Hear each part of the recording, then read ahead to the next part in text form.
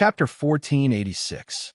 Qin Yaowang saw how arrogant Gu Nianji was. She looked up at her and said calmly, "Don't waste time needlessly. According to the rules, you should have had this surgery as soon as you came back. You're already too late." She looked at her watch and continued, "You're already 38 hours late. I'll give you another 20 hours for Jichu's sake. You have to have the surgery tomorrow morning." Gu Nianji raised an eyebrow. "You mean, regardless of whether Professor He comes back tomorrow morning or not, I have to have the surgery?" "You can say that." Qin Yaowang nodded and shifted her gaze to He Changjian. She urged him again, "Let's go and let Nianji rest." Gu Nianji wouldn't give up until she achieved her goal. She immediately stopped Qin Yaowang and asked, "Miss Qin, I heard that this surgery is very powerful. It can remove any memory you want, right?" "Of course." Qin Yaowang smiled, and her voice softened. "This surgery was passed down by my grandfather. It has been through many clinical trials so far. You don't have to worry about any side effects." Gu Nianji made an exaggerated expression and spread her hands. "Oh my God, is it really that powerful? That's too scary." After saying that, she quickly focused her gaze on He Changjian, who had been silent all this time. "General He, with all due respect, this kind of surgery should be strictly restricted. Not only should the person undergoing the surgery be carefully tested, but the person who can perform this kind of surgery should also be strictly controlled. He can't be allowed to do as he pleases, lest they become serious criminals who endanger social justice and violate national laws." "What do you mean?" When Shui frowned, her expression was very uneasy. "Aren't you being too alarmist?" "How is this alarmist?" Gu Nianji stared at He Changjian and looked at his shimmering almond-shaped eyes. They were even deeper than He Jichu's eyes, and the deep lines at the corners of his eyes made him look even more unfathomable. Gu Nianji knew that the only person she could rope in now was this General He. She could only take a gamble. "General He, I'd like to ask who the confidentiality regulations that Ms. Qin and Miss Wen just mentioned were made for?" He Changjian slowly said, "For the people who are undergoing the surgery." Gu Nianji clasped her palms together. "I understand now. In other words, your confidentiality regulations only stipulate who must undergo surgery. There are no restrictions on the person performing the surgery, right?" He Changjian's expression became serious. "As far as I know, no. This is the greater danger I'm talking about." Gu Nianji shifted her gaze to Qin Yaowang. She had a stubborn expression on her face. She had always gone forward with what she had set her mind on. According to the law, a person's memory can be used as evidence in court. In other words, it's a witness. If there is a technology that can remove a person's memory at will, then from a legal point of view, all witnesses will no longer be accurate. In court, there will be a serious lack of witnesses. What are the consequences of doing so? The foundation of the entire social existence has been shaken. When Shui was flabbergasted by Gu Nianji's explanation. "Aren't you being too dramatic? How is this an exaggeration?" Gu Nianji put her hands in her trouser pockets. She was tall and looked down at Wen Shui's round baby face. She continued, "Because a person's memory is a person's experience, and it is also the foundation of human society. When there is a technology that can remove a portion of a person's memory, it is excavating the foundation of social stability. General He, have you really never thought about this serious problem?" Gu Nianji's words were very provocative and strategic. She questioned this kind of surgery from a political and legal perspective. Not only did it fundamentally shake the legality of this kind of surgery, but it also cleverly removed herself from it. As expected, He Changjian looked hesitant. Qin Yaowang's heart tightened, but on the surface she said calmly, "I can guarantee that this surgery is foolproof. We have strict confidentiality regulations. We are sure that only people who have been there will undergo this kind of surgery. We will never abuse it. Don't worry too much." Gu Nianji sneered and shook her head. "How funny. Is there anything foolproof in this world?" "No. International law also prohibits the use of weapons of mass destruction. But can it stop those countries from using weapons of mass destruction in foreign wars?" "No. Everyone can use it however they want. As long as they can win the war, it's fine." "Why?" Because international law doesn't have any mandatory restrictions on national behavior. It can only rely on self-awareness. What does this mean? This means that any unrestricted technology will be abused, as long as it's profitable, as long as it's beneficial to you. So you think that this kind of surgery won't be abused and it won't cause chaos to social order. It's completely wishful thinking. Even when there are laws, there are people who take advantage of loopholes. What's more, it's an unrestricted high-precision technology. When Shui just didn't want Gu Nianji to undergo this surgery, but she didn't want to completely ban or greatly restrict this kind of surgery. She didn't expect Gu Nianji to be so strong. She was a little apprehensive and quickly said, I believe in Annie Qin. She has an excellent character and has devoted herself to medical technology. She would never do such a thing. Gu Nianji chuckled and looked between Wen Shui and Qin Yaowang. She said with a smile, I also believe that Ms. Qin's medical skills are superb, but I don't believe that this kind of technology has no side effects at all. I also don't believe that it has never been abused.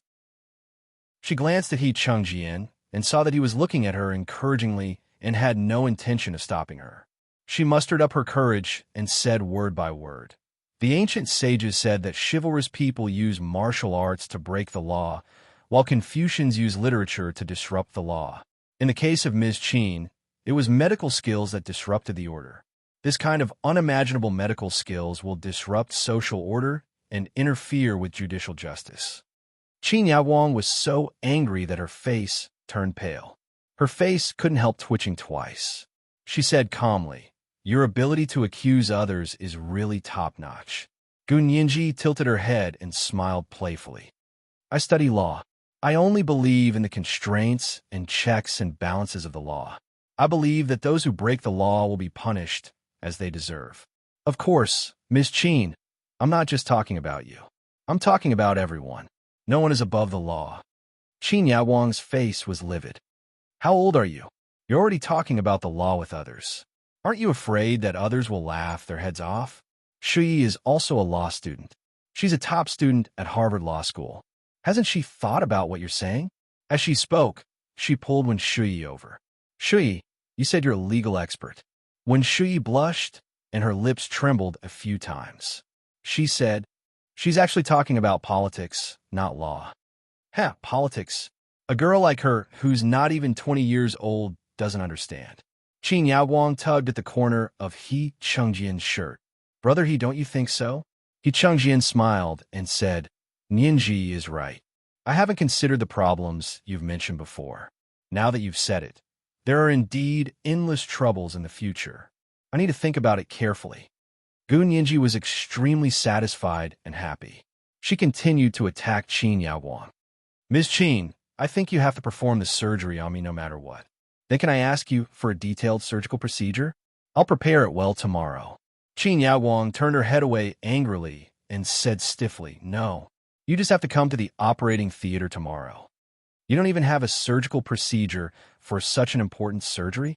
Gu Nianji crossed her arms over her chest, her face as dark as water.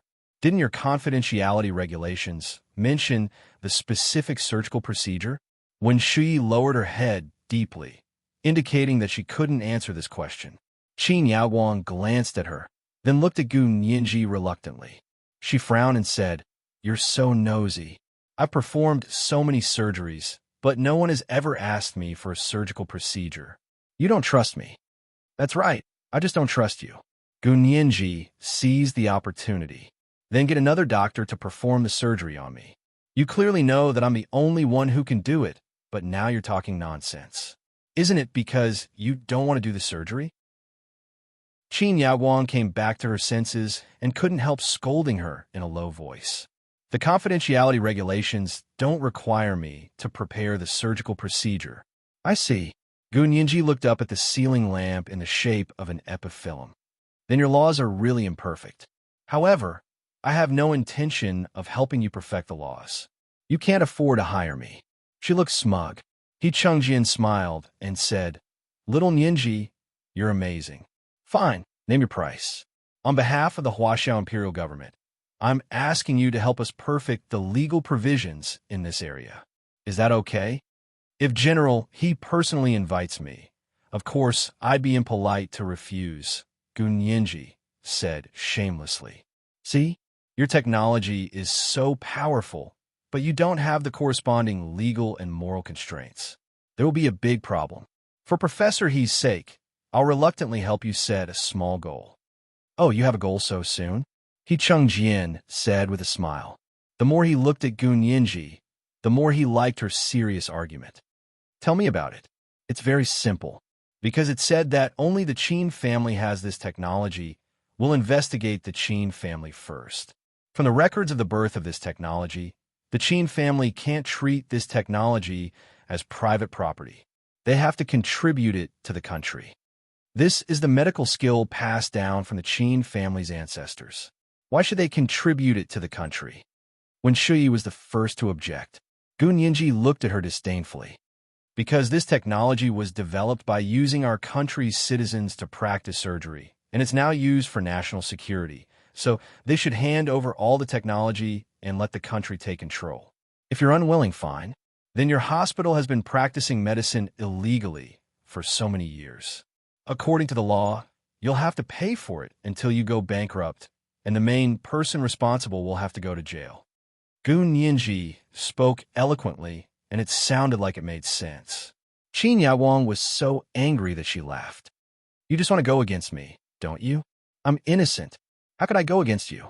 I was clearly using my sense of ownership to help your country be great again. Gunyenji mischievously used the campaign slogan of the new president of the United States. Sense of ownership? You really think so highly of yourself. You didn't admit that you were on our side just now. Qin Yawang immediately stabbed her. Gunyenji spread her hands and said awkwardly, See, I just said that I'm not on your side, and you still force me to be on your side. Now you're not admitting it. So shouldn't you think about the cause and effect when you speak? Don't contradict yourself and slap yourself in the mouth, okay? I'm very polite, and I usually don't slap people in the face. How is this not slapping people in the face? This was slapping people in the face until their faces were swollen, okay? He Chengjian lowered his eyes and nodded approvingly. Nianji is very reasonable. I'll ask my personal secretary to have a meeting with Speaker Long and Prime Minister Xie when I get back to discuss the ownership of this technology of the Qin family. Nianji, rest for a few days. We'll talk about it when you're better. This was the first update of the day. Chapter 1475, Taking the Route. It was the end of the month, so I'm asking for monthly votes and recommendation votes. The second update at 8 o'clock p.m. would continue to be updated for last year's Fish G Leader. Moi. Chapter 1487.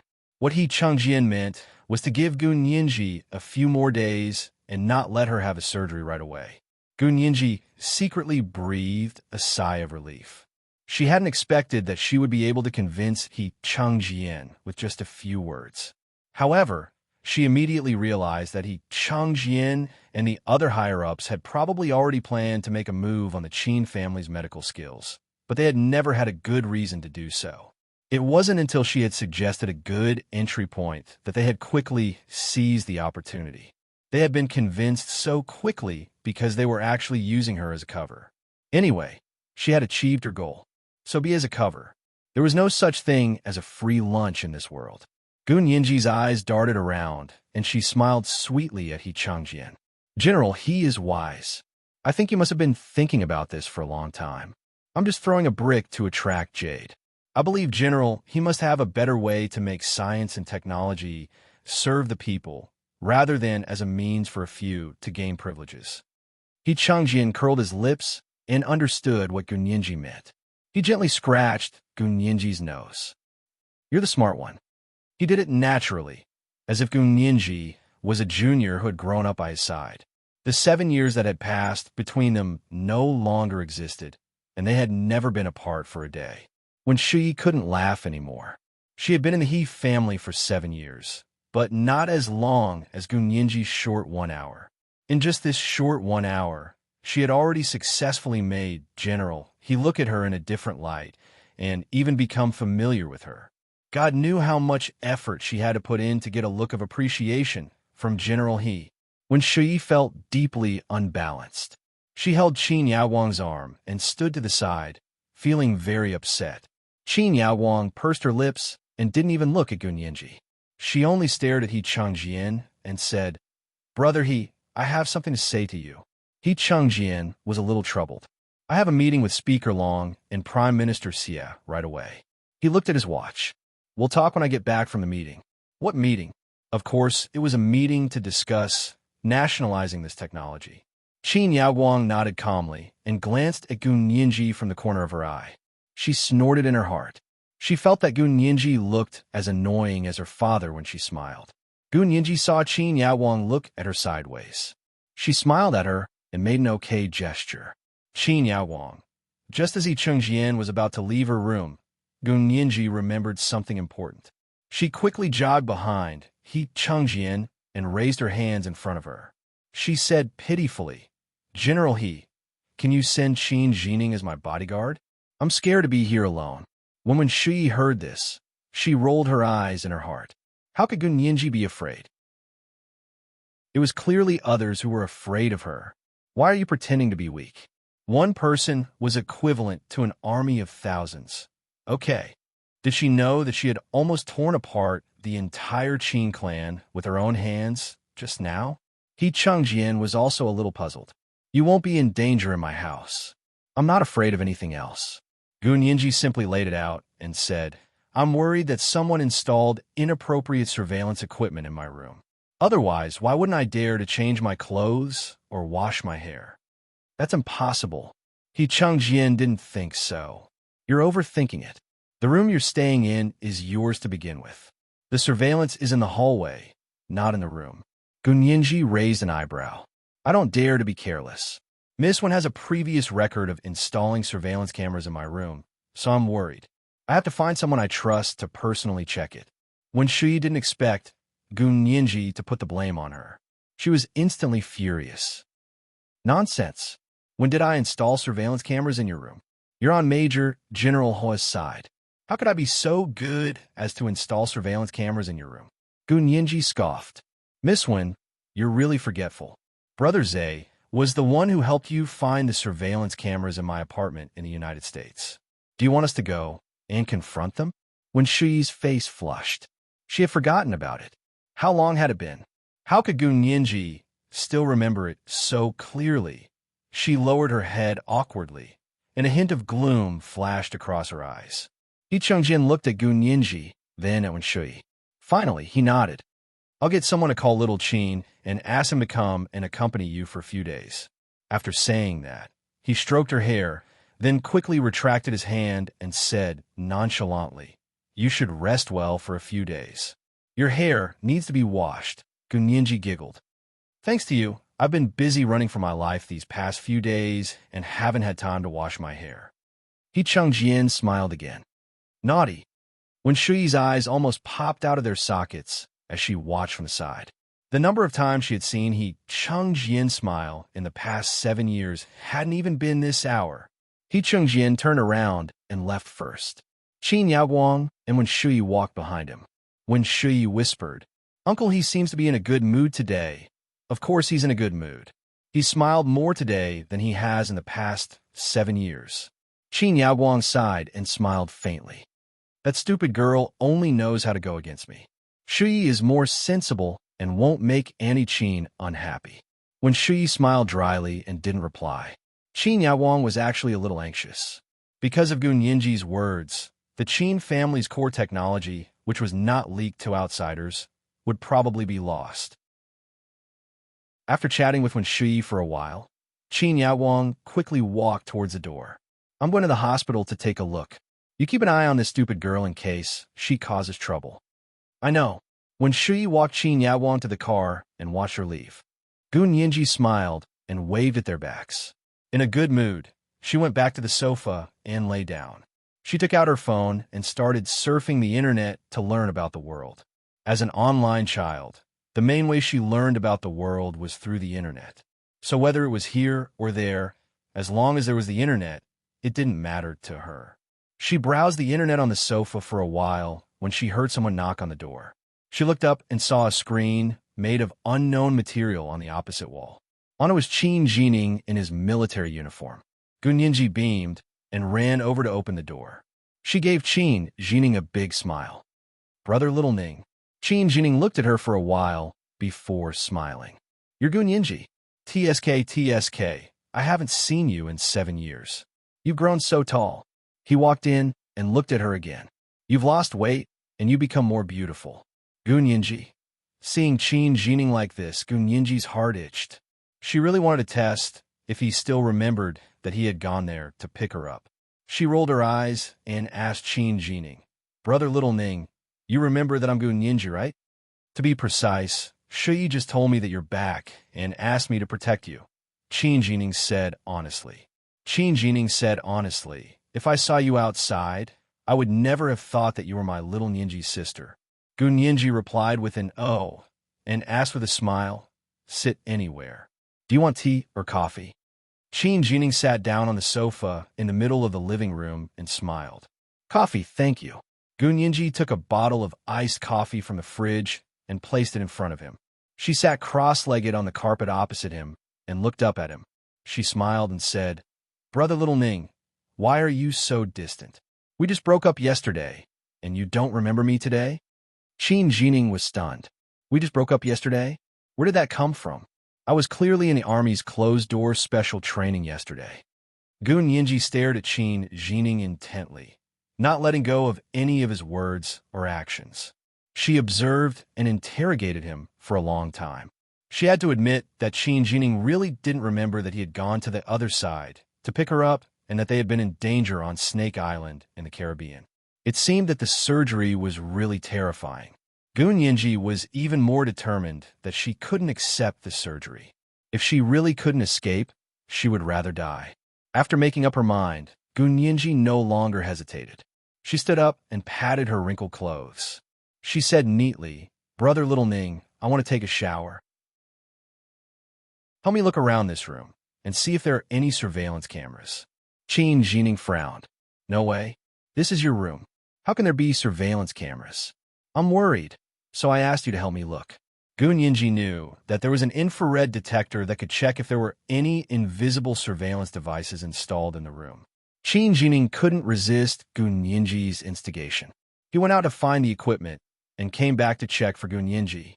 She was surprised to meet Wen Shuyi at the staircase. "What are you doing with this?"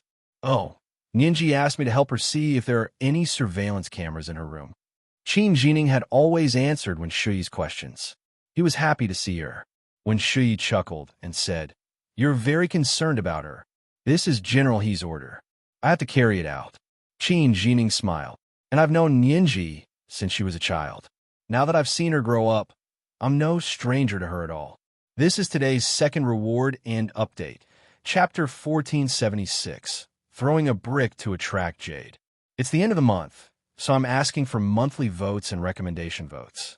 P.S. 50,000 Chidian dollars reward and update for the Fish G Alliance leader last September has arrived. Moi. Chapter 1488. Of course, but she's different from when she was young, Wen Shuyi said with a smile, intentionally or unintentionally straightening Qin Jining's collar. Qin Jining's entire body was itchy, and he couldn't even walk steadily. He walked back to Gunyanji's room as if he was walking on clouds.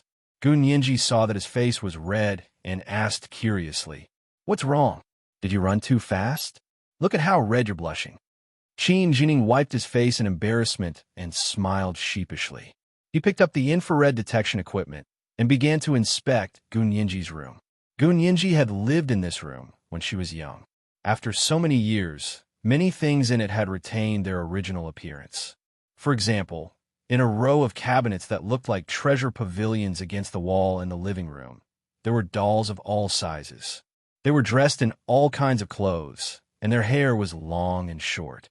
The sofa wasn't big, but it wasn't small either. The workmanship was very meticulous.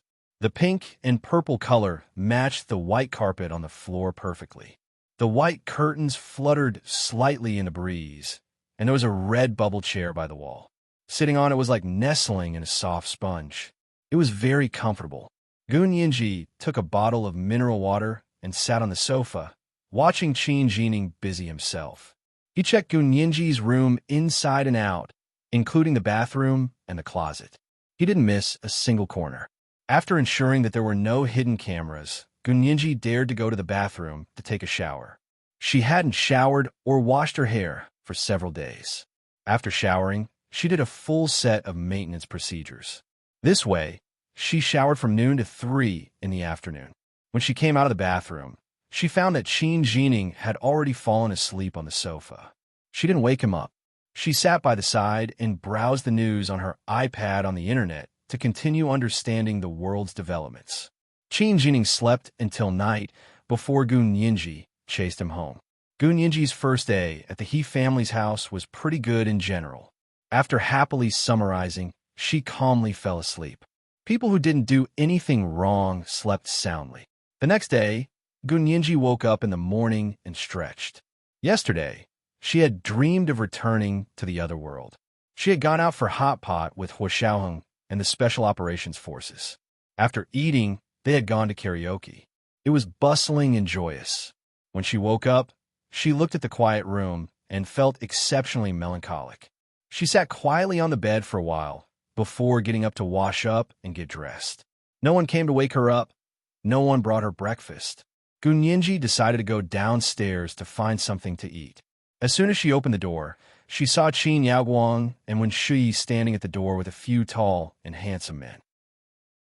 Gun Yinji held the door with her hand and nodded with a smile. "Good morning, Mrs. Qin.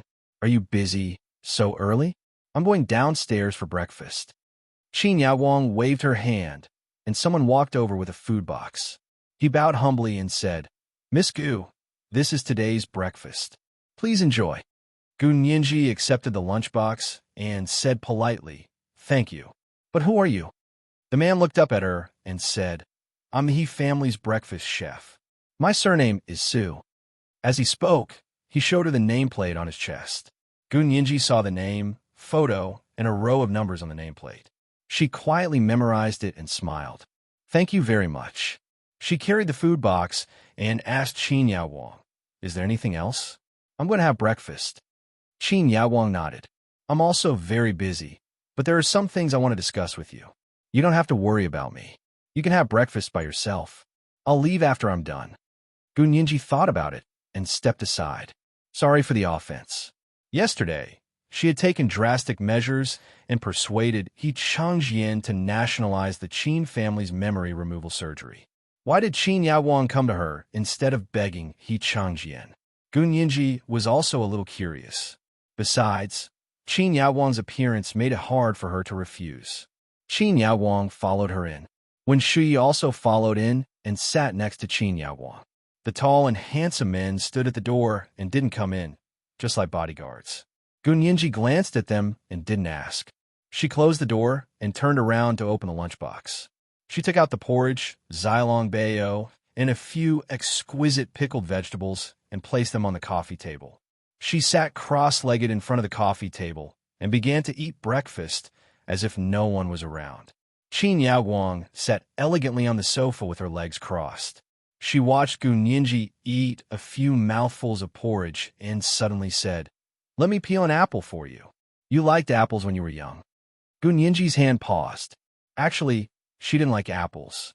Or rather, she didn't like apples much when she was by Huo Xiaoheng's side. However, when Qin Yaoguang said she wanted to peel an apple for her, she found that she couldn't refuse. There was a void in the depths of her heart that she longed to be filled. She didn't look up, but she nodded slightly. Qin Yaoguang smiled and reached out to the side. "Give me a fruit knife." When she got up and searched the room for a while before she found a sharp fruit knife in the cupboard next to the refrigerator in the storage room. She took it out. Qin Yaoguang took the fruit knife and began to peel an apple for Gun Yinji. She peeled it patiently and carefully. The apple skin fell off the apple evenly. It was a long line, and it didn't break at all. After peeling the apple, Gun Yinji finished her breakfast. She put the bowls and chopsticks in the food box and watched Qin Yaoguang place the apple on the small plate in front of her. The sharp fruit knife was next to it. Gun Yinji didn't eat it. She wiped her mouth with a tissue and asked, "Where's General He? Is he back?" Qin Yaowang smiled and said, "He's back. He only came back early this morning. He had a meeting for more than 10 hours, and he still hasn't woken up." Hearing that Chengjian was also at home, Gunyinji felt a little more at ease. She looked up at Qin Yaowang, and her tone was much gentler. "Miss Qin, you didn't come to me to peel an apple for me, did you? Not just to peel an apple for you." Qin Yaowang waved at her. "Come, Ninji, sit next to me." There was something else in her smile. It was that little bit of different expression that made Gunyinji get up as if she was possessed and obediently sit next to her. When Shui had already stood up and sat across from them, she didn't say anything and looked at the two of them silently. Qin Yaowang pushed Gunyinji's hair behind her ear and touched her face. Her fingers paused at her lips. She retracted her hand, and her smile faded. She said softly, "Ninji, be obedient and do the surgery. Don't make things difficult for General He." Gunyinji felt as if a bucket of cold water had been poured over her head. She instantly woke up from Qin Yaowang's warmth. But on the surface, she still maintained her well-behaved appearance and said with a smile, "Then, Madam Qin, can you tell me roughly how you did it? I'm a little scared." Qin Yaowang smiled and nodded. "Okay, then I'll explain it briefly." She picked up an apple in one hand and a fruit knife in the other. She gestured at the apple. "Actually, the surgery is very simple. It's just to use a gamma knife to remove the hippocampus in your brain, which is in charge of certain memories. It's only a very small part of it, so it definitely won't damage your brain. You won't feel much. At most, it'll be like cutting your finger when you cut a fruit." Gunyinji was furious when she heard this. How could removing a part of the hippocampus in the brain be compared to cutting a finger with a fruit knife? Using this method as an analogy was either stupid or vicious. Gunyinji suppressed the anger in her heart, and the smile on her face widened. She pretended to be innocent and stupid, and asked curiously with her big, bright eyes, "Really? There won't be any other side effects?" "Don't worry, I'll definitely perform the surgery on you properly. There won't be any risks." Gunyinji had already spat at her several times in her heart. Who dared to say that there wouldn't be any risks in the brain surgery? When Shui interrupted, "There definitely won't be any side effects. Even if you don't trust others, you have to trust Annie Qin.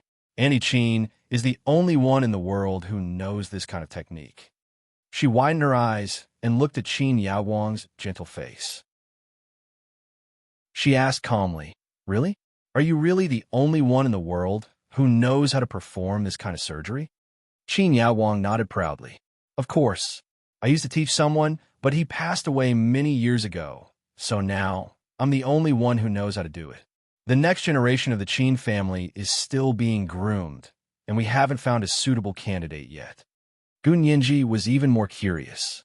"Who is that person who passed away many years ago? Is he a member of the Qin family?" Qin Yaowang didn't want to talk about this person, so she said lightly, "He's not considered a member of the Qin family, so he didn't learn some of the core techniques. Besides, he's already dead, so there's no point in talking about him." Gunyinji replied with an "oh," and didn't continue asking. Qin Yaowang waited for a long time, but seeing that Gunyinji still didn't speak, she had no choice but to speak herself. "Ninji, I know you're very resistant to this surgery, and I understand how you feel. But I promise you, as long as you agree to do this surgery, I'll teach you all of this technique when you recover and let you be the only heir of the Qin family. Okay?" This temptation was too great, and Qin Yaowang was sure that no one could refuse this temptation. Many people would do anything to surround her just to learn a little bit of her skills. Gunyinji was very surprised and said, "But I'm not a medical student. How can I learn your technique?" This technique doesn't require too much medical foundation. You just need to know how to operate the gamma knife and how to select the hippocampus, Qin Yaowang said enthusiastically. "And you're young. Even if you don't know anything, I'll start teaching you now. In less than 5 years, you'll become a medical master second to none, especially in brain surgery." It was common knowledge that brain surgeries require the most precision when performing surgeries. Every brain surgeon had a pair of invaluable hands. Gunyinji chuckled and tilted her head to think for a while. She said, "Why? We've never met before. Why are you teaching me such an important thing. Qin Yaowang looked away and looked at the dolls on the treasure pavilion by the wall. She said lightly, "Maybe we're fated. Besides, as long as you agree to learn this technique, I guarantee that brother he won't nationalize it." So after all that said, she still wanted to make a final struggle and didn't want to nationalize this technique. Gunyinji understood why Qin Yaowang had come. She was disappointed, sad, and a little disdainful. Her hands involuntarily clenched into fists, and she said lightly, "Your offer is indeed very tempting, but the risk is too great, so please forgive me for not agreeing." Too great a risk? How could that be? Qin Yaowang patiently persuaded her. The key content of our Qin family's medical technique is completely taught by hand and has never been written in writing. So as long as I teach you, you'll definitely be able to learn it. There's no risk at all. Gunyinji slowly leaned against the back of the sofa and moved a little further away from Qin Yaowang. "I'm not talking about this risk. You want me to receive this surgery before you teach me how to do it. But if this memory-stripping surgery removes all my memories and you go back on your word, who am I going to cry to?" Qin Yaowang seemed very impatient when she heard this. She crossed her arms in front of her chest, and her expression turned cold. "Gunyinji, don't be so shameless. I'll give you one last chance. Do you agree to the surgery or not?" "Of course not." Gunyinji was also angry. "Mrs. Qin, if you're here to beg me, you'd better soften your attitude. Is this how you negotiate with people?" "I never negotiate with people. I'm just here to inform you." Qin Yaowang stood up. Her voice was light and airy, mixed with the wind and snow. It was bone-chilling. "Since you refuse to repent and refuse to do things the hard way, then I won't hold back." She clapped her hands, and Gunyinji's door was suddenly pushed open. The tall and handsome men barged in aggressively. "Give her anesthetic." One of the men had already raised the anesthetic gun in his hand.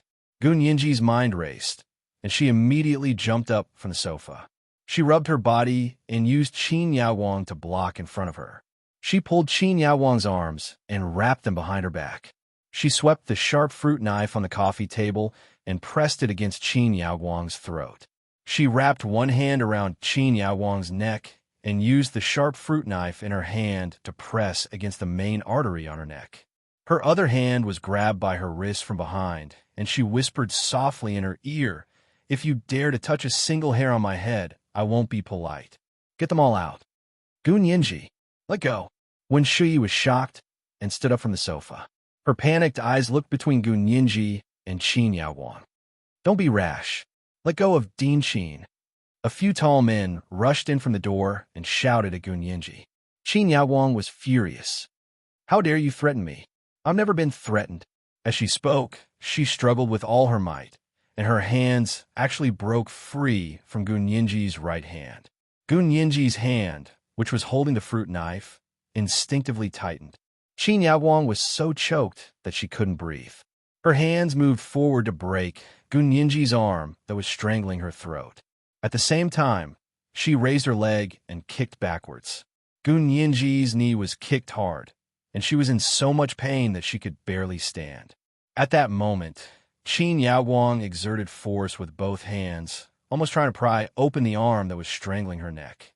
Gunyinji knew that she couldn't let go now. Once she let go, she would fall into Qin Yaowang's hands. At that time, she would really be doomed. She used all her strength to pull her arm back. At that moment, Qin Yaowang's hand slipped and actually grabbed the edge of the fruit knife. As Gunyinji exerted force again, the fruit knife in her hand slashed at Qin Yaowang's hands and cut Qin Yaowang's hands. Blood immediately spurted out like arrows. "Ah!" Qin Yaowang let out a heart-wrenching scream. Her wrists and fingers were dripping with blood, and the pain was excruciating. She fainted and fell in front of Gunyinji. Wen Shuyi suddenly saw Qin Yaowang's hands dangling in front of her, dripping with blood. They looked like they were crippled. Her eyes were also red. Without hesitation, she pounced on Gunyinji and hugged her tightly from behind. She shouted in her ear, "Are you crazy? She's your biological mother. You killed your biological mother." Gunyinji froze. The words biological mother echoed in her mind like a curse.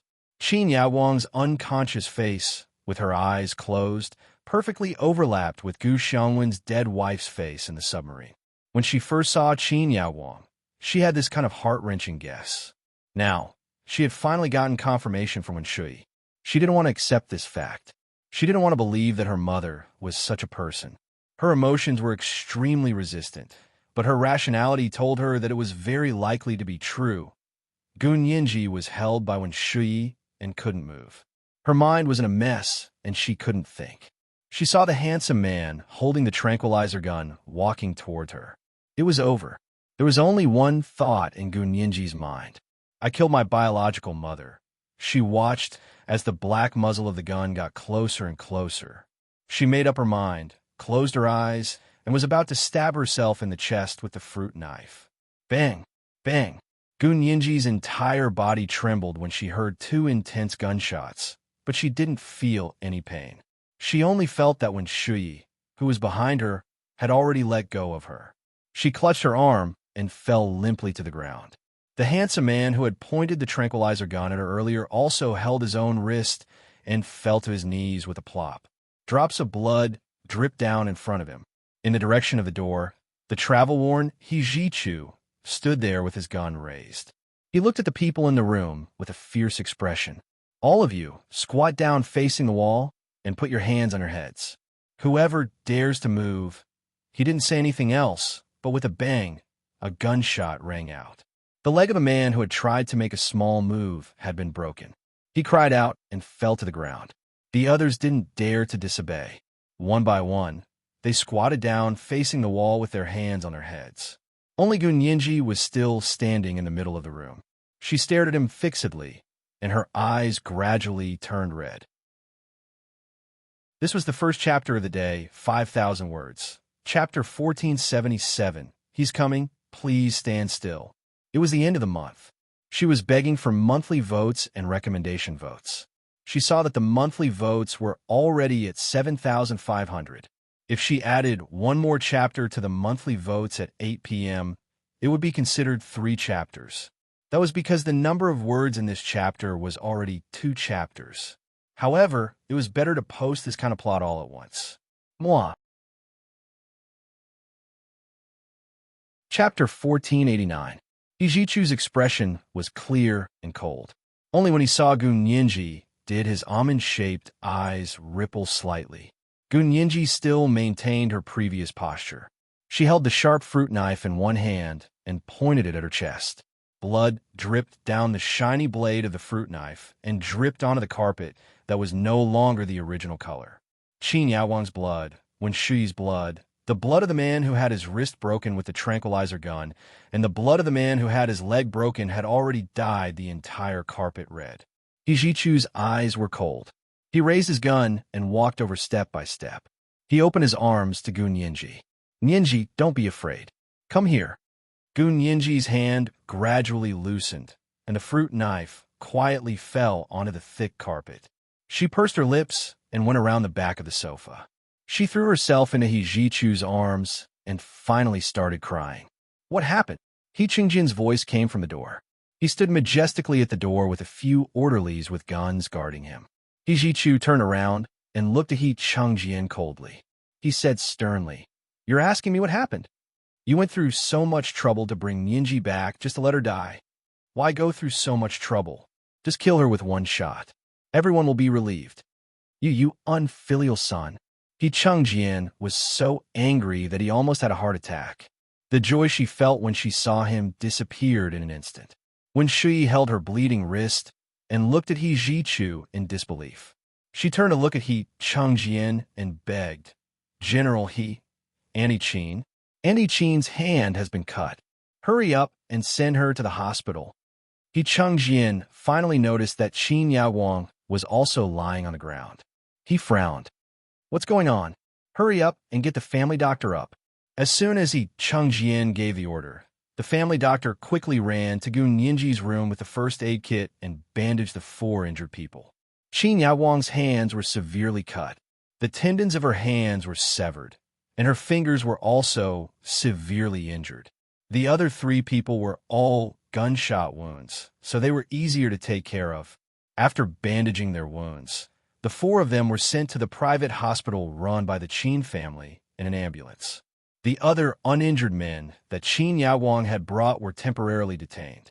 He Chengjian's personal secretary would interrogate them to see what had happened. Gu Nianji had been staring blankly since He Jichu came in. She hadn't said a word. He Jichu saw that the clothes she was wearing were the ones she had brought over from the other side. They were wrinkled and hadn't been changed for several days, so he immediately called the tailor and said, "Prepare a few sets of clothes for Miss Gu. Also, prepare all kinds of dresses in advance." The tailor only took one look at Gu Nianji to know her measurements. He smiled and said, "Miss Gu is quite tall. I still have a few sets of clothes made by Miss Wen. The trousers might not be long enough, but they can be altered." He Jichu splashed a glass of water on the tailor's face and said coldly, "Get lost. You don't know how to make clothes. There are plenty of people who do." The tailor had been in the He family for more than 30 years and was even older than He Jichu. He was scared to death when he threatened to chase him away. He quickly said, "I saw that young master. He was in a hurry. We will definitely cut and make Miss Gu's clothes very carefully. We will definitely not do it half-heartedly. But Miss Gu is about to change. No matter how fast we are, we won't be able to make a set in an hour." He Jichu frowned. He saw that Gu Nianji was still the same. She had her head lowered, her hands together, and her eyes were staring straight at the ground. He felt a little bitter in his heart, but his heart ached for her. He didn't want to argue with the tailor anymore and waved his hand. "Hurry up and do it. Also call the big brands you're familiar with and ask them to send ready-made clothes for Miss Gu to choose from." "Yes, young master." The tailor quickly agreed and tried his best to atone for his mistake. He finally understood Gu Nianji's position in the He family. After 7 years, he didn't expect that she would still be the one who was pampered when she came back.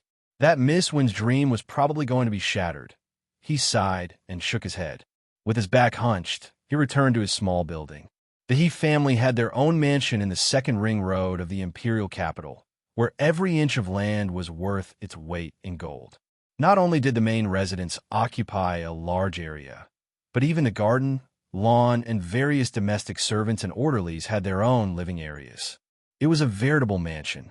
The tailor's craftsmanship was impeccable. Many of the top designers in Europe and the United States had learned from him. He didn't like working and living in a foreigner's place. He had always lived in the He family and served the He family. He was already satisfied. He returned to his small building and quickly called the brand managers of a few top international brands. He asked them to send ready-made clothes to the He family's mansion to try on the clothes. The He family's phone call made these big-name brand managers rush to the He family's mansion. Not long after, luxury cars arrived one after another with their ready-made clothes. Gu Nianji was in a bad mood. There were so many beautiful clothes, but she only glanced at them casually. She picked out a few very low-key and comfortable sets of clothes and shoes and kept them for her usual wear. He Jichu wasn't very satisfied. He picked out a lot of dresses and suits for her, as well as all the Hermes scarves of the season, as well as the Hermes platinum bag she was used to using. He also asked for 2 Kelly bags, one black and one blue, to match her clothes. After these people left, Gu Nianji went in and changed into a casual Chanel dress. When she came out, she was still depressed and extremely depressed. He Jichu saw this and called the He family's beauty consultant. He instructed, "Nianji just got home. Give her some skincare and see what kind of skincare products and cosmetics are suitable for her. Pick them all for her." "Okay, young master He." A few beauty consultants were very attentive to He Jichu and were very warm and considerate to Gu Nianji. They took Gu Nianji to do fragrance therapy and a full set of beauty treatments. He Jichu had just returned home when he encountered such a thing, so he was in a bad mood. He forced himself to take good care of Gu Nianji before going to the bathroom to take a shower. He changed into his casual clothes and came out to see He Changjian already sitting in his living room. He Jichu didn't sit down. He said coldly, "What's going on today? Someone in your General He's house is holding hostages at gunpoint. The security is already useless, isn't it?" He Chengjian already knew what had happened. He sighed and said, Nianji was indeed in the wrong today. Yao Wang said that she wanted to pass on her medical skills to her and tell her to do the surgery obediently. She refused and pulled out a knife at a disagreement. He then rolled his eyes and glanced at He Jichu. Gu Nianji had only injured Qin Yao Wang, but He Jichu had injured 3 people, including Wen Shui. Speaking of which, He Jichu's responsibility was greater, but He Chengjian didn't mention it. He Jichu's brows froze as he said coldly, How can you blame Nianji for this? She was defending herself. Don't put the blame on her. I won't accept it. Okay. It was defending herself. He Chengjian actually doted on his son. Whatever you say. He Jichu pursed his lips and said, The other 3 people will be detained for investigation after they recover from their injuries. We can't let go of anyone who hurt Nianji. Okay. We won't let go of any of them. He Chengjian was like an old man who doted on his children. He obeyed everything He Jichu said. He Jichu rubbed his eyebrows and sat down on the sofa. He was still filled with anger. Achu, I'm very happy that you're back. He Chengjian looked up at him and smiled. My health isn't very good anymore. I can live with you for the rest of my days. I can die without regrets. He Jichu's anger was blocked by He Chengjian's words. He looked up at him and asked calmly, Why did you do this? He was talking about He Chengjian taking action and bringing Gu Nianji back. Why? He Chengjian stood up and sneered. Because I want you to be happy. You're my son, and my only wish is for my only son to be happy. And I know that the only way for you to be happy is to be with Gu Nianji. So I won't stop you from going over there to look for her. It doesn't even matter if you stay there and don't come back. As long as you can live happily with her, I don't care which side you're on. He Chengjian paused, and his voice became low. But I can't tolerate it. You abandoned everything for her and risked your life to look for her. But she's not with you. The veins on He Jichu's forehead popped out. He was so angry that his chest heaved up and down. He said coldly, This is between me and her. You don't have to interfere. I don't have to interfere. If I don't interfere, she'll marry someone else. He Chengjian was exasperated. In order to pursue the woman I love, I can't do anything. Is this how you chase after a woman? He Jichu couldn't help but poke fun at him. So you got engaged to Annie Qin first, then found out that you fell in love with my mother. So you broke off the engagement with Annie Qin and turned to pursue my mother? Yes, so what? He Chengjian wasn't ashamed at all. At least I'm loyal to my feelings. When I got engaged to Yao Guang, I thought that I would never meet someone I liked in my life. So I listened to my family's arrangements and got engaged to the eldest daughter of the Qin family. I didn't know Su Wen at that time. When I got to know Su Wen and realized my feelings for her, I immediately broke off the engagement with Yao Guang and then went after Su Wen. I wasn't wavering and two-timing. I don't have any family background. Yao Guang is the eldest daughter of the Qin family. Her family background is top-notch. Your mother, Su Wen, was just an orphan supported by the Qin orphanage. I chased after her for 3 years before she agreed to marry me. Yes, you're so charming. He Jichu turned his head away mockingly. A silly woman like Annie Qin waited for you for more than 30 years. She didn't get married for me. And for you, she gave birth to Nianji. Achu, I won't allow you to say that about her. He Chengjian's tone became serious. Although I don't love her, I'm grateful to her. When your mother was alive, I was grateful to her as well. This is today's second monthly ticket, 7,500 plus updates. Chapter 1478, The Girl in the Palm of Your Hand. It's the end of the month. Please ask for monthly tickets and recommendation tickets. Today's word count could be said to be very spectacular. Rounding it up, it could be considered 3 updates. Good night, sweethearts. Chapter 1490. You'll marry her just because you're grateful to her? He Jichu's view of relationships was different from He Chengjian's, but he didn't mean to judge. He just expressed that he didn't understand. He Chengjian turned his head away and did not speak for a long time. He wouldn't tell He Jichu that he had married Qin Yaoguang partly because he pitted this woman for wasting half of her life, but mostly because of He Jichu. He Jichu's illness was cured by Qin Yaoguang. It was said that he had recovered, but He Changjian was still worried. As a father, he couldn't help but worry. If he really recovered, of course, he would be more than happy. However, as a parent, he couldn't be too worried about his child's health. Even if Gunyinji was by He Jichu's side, Gunyinji wouldn't know how to treat him if he relapsed. He knew that this was selfish, but to him, ever since Suwen passed away, he only had this son in his life. This was his and Su Wen's son. No matter what price he had to pay, he wanted him to live well. He Changjian didn't want He Jichu to know about this. He frowned and said in a low voice, "This is between me and your Aunt Qin. I don't need to explain it to you. Then you don't have to worry about me and Nianji in the future." He Jichu narrowed his eyes, his expression very cold. "You've gone too far this time. Have you thought about the consequences if someone with ulterior motives uses you?" He Changjian waved his hand disapprovingly. "No, not just anyone can go there.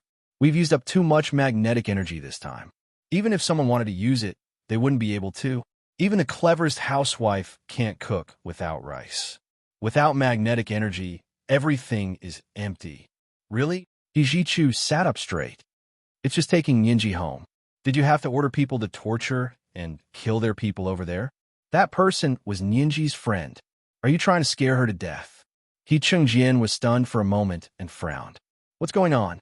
What the hell happened?" Ninji said the same thing. "What did she say?"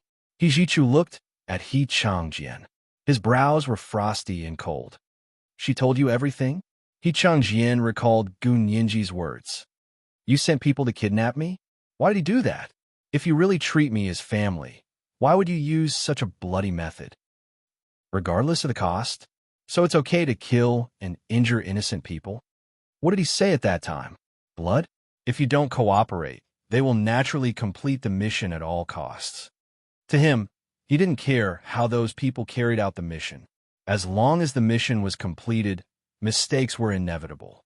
When a general is out in the field, he cannot accept military orders. As a soldier, he naturally understood this point. However, that didn't mean that he would allow some people to go against him in secret. He didn't ask about Gunyinji's words because it wasn't that he didn't care, but He Jichu's words forced him to think deeply. Could it be that there were really problems during the mission? He Chengjian stood up and walked around the living room with his hands behind his back. He said in a low voice. Nianji didn't go into detail. She only mentioned bloody methods. He looked up at He Jichu. "What bloody methods? You know about it?" He Jichu had been asked by Hua Xiaoheng to assist in the investigation. He furrowed his brows and said angrily, "Your people shot Nianji's best friend 10 times in front of her and broke her limbs. Do you think it's bloody?" "They shot." He Chengjian was also shocked. "Do we need to shoot to deal with the people over there?" The orders he gave weren't so brutal and bloody. Moreover, he didn't want to attract the other party's attention at all, so the quieter it was, the better. How could this be? He Chengjian's face was livid. Just as he was about to call the 5 people on the mission over for questioning, he suddenly remembered that they had already undergone the memory-stripping surgery.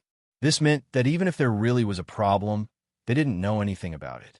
Whether it was because it had happened so suddenly that they had no choice but to resort to extreme and bloody methods, or because someone had instructed them to go against them in secret, they couldn't find any evidence. This was the first time He Changjian was deeply aware of the drawbacks of this kind of surgery. Seeing that He Chengjian's face was livid, He Jichu continued to ask, "Also, what about today? What's going on today? Don't say that it was Nianji's fault today. I saw that man point a gun at Gunyinji with my own eyes. When Shuyi restrained her from behind, and she was ready to commit suicide with a knife." He Changjian didn't even look up as he said impatiently, "Didn't I tell you this morning? It's just that Yao Guang wants to talk to her and pass on her medical skills to her as long as she has the memory-stripping surgery." "Nonsense." He Jichu slammed his fist on the coffee table, his expression contorted with anger. "She no longer has any memories before she was 12 years old. Are you going to remove all her memories from there? You're not giving her a way out. No wonder she was so disheartened that she tried to pull out a knife and commit suicide." He Chengjian was stunned for a moment. "But this is in your favor. She forgets the people over there, and you can start over with her. Nianji is a human being. She's not a doll that you guys control like a puppet. He Jichu gritted his teeth. He approached He Changjian and said word by word, "Do you know when I really fell in love with her?" "When?" He Changjian was confused. "Haven't you always liked her?" "No, that's different." He Jichu closed his eyes and calmed himself down. He placed one hand on the armrest of the sofa and crossed his legs. He took a deep breath and said, "I really fell in love with her over there. The person I loved was the 18-year-old Gunyenji. That 18-year-old girl was so smart that it made his heart palpitate, and so cute that it made his heart ache. That was where his feelings for her had unknowingly changed from doting to love. The love between a man and a woman. If you remove her memories from the other side, you'll kill the Gunyenji I love." Hijichu's voice was completely cold, bone-chilling. "Think about it, Mr. General He. If someone wanted to remove your mother's memories, would you be willing?" "Of course not." He Changjian subconsciously objected. "That's her everything. How could I let someone do that to her?" "Yes, me too. So there's no need to talk about removing Nianji's memories anymore." Hijichu relaxed and said coldly, "Whoever wants to perform this surgery on her, I'll give them a taste of their own medicine. Letting the person undergoing the surgery have a taste of what it's like to have their memories removed will help them improve their medical skills." He Chengjian frowned and thought about it for a long time. He muttered, "It seems that Nianji was right. This kind of surgery definitely has a lot of drawbacks. There's a possibility of abuse." He Jichu's heart skipped a beat, and the corners of his mouth twitched. What did Nianji do this time? She's only been back for 2 days, right? Why does it seem like she's already done a lot of things? He Chengjian came back to his senses and smiled. He said admiringly, "This little girl is very interesting. Needless to say, she's smart. At least she inherited more than half of that lunatic's IQ. She's amazing.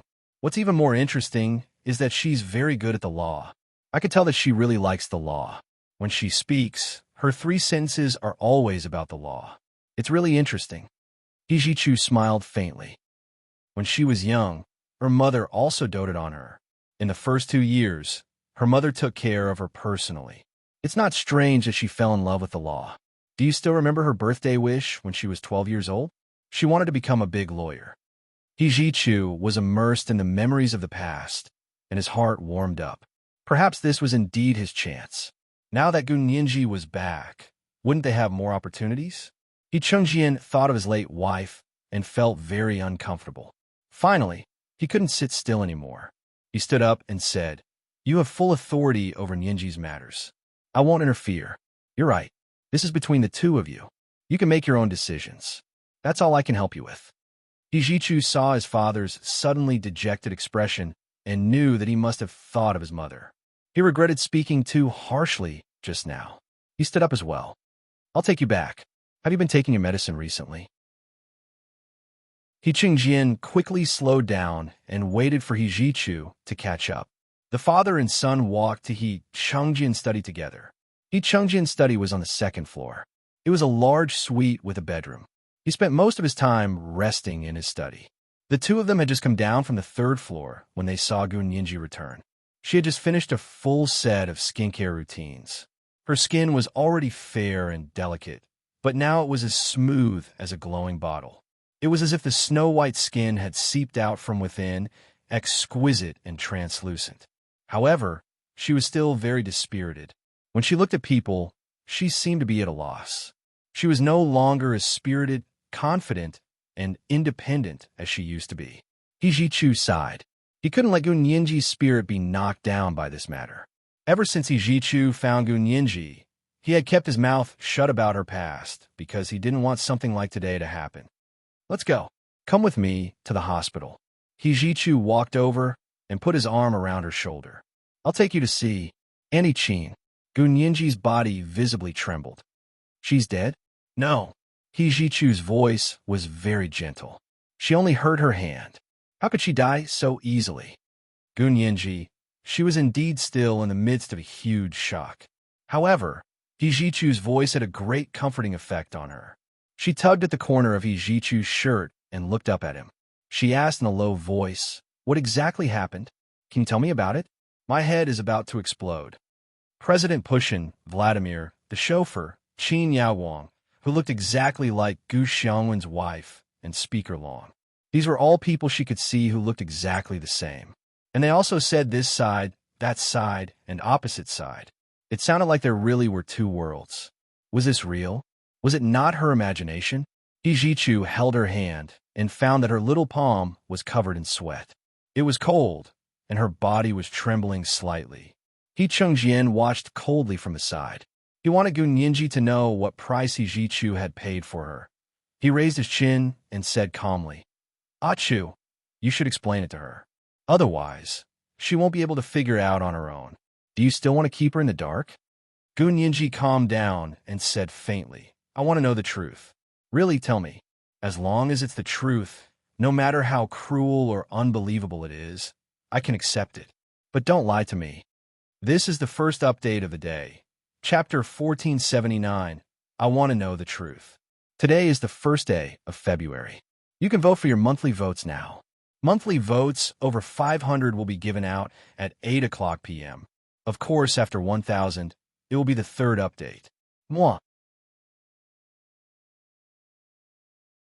Chapter 1491. Gu Yinji mustered up her courage to look at He Jichu. Her large, bright eyes were filled with trust and hope for him. He Jichu's heart softened, and he nodded. "Come with me." They went to He Chengjian's study together. There was a secret room in He Chengjian's study. It was originally used for emergency high-level government meetings. The security measures in this secret room were comparable to those in the Special Operations Forces Central Control Room. The house was very big. There were no windows, and the walls had several layers. There was a rectangular conference table against the north wall. Gu Yinji walked in and sat next to He Jichu. He Chengjian sat opposite them. He Chengjian nodded at He Jichu. "Jichu, have you thought about the consequences if you tell her about this but don't erase her memories about it? According to our current laws, it's illegal." He Jichu rested one hand on the back of Gu Yinji's chair and placed the other on the conference table. He said coldly, "As long as her security clearance is high enough, everything will be fine." "Yes, but she doesn't have a security clearance right now." He Chengjian smiled and reminded him, "She doesn't have a public office, and she's not a direct relative of a public official." He Jichu turned to look at Gu Yinji and said quietly, "She's still my fiancée. We haven't broken off our engagement." As He Jichu's fiancée, Gu Yinji could have a security clearance. Although it wasn't top-notch, it could protect her from having her memory erased within the scope of the law. Gu Yinji lowered her eyes. Her emotions were very complicated. She was a married woman. In that case, was she planning bigamy? Or was it a passive cheating? But if she refused, would General he not tell her the truth? Or rather, if she refused and still found out the truth, then according to the law, her memory would be erased? Then why did he want to know the truth? He Jichu saw the change in her expression and understood what she was thinking. His heart felt like it was being pricked by needles.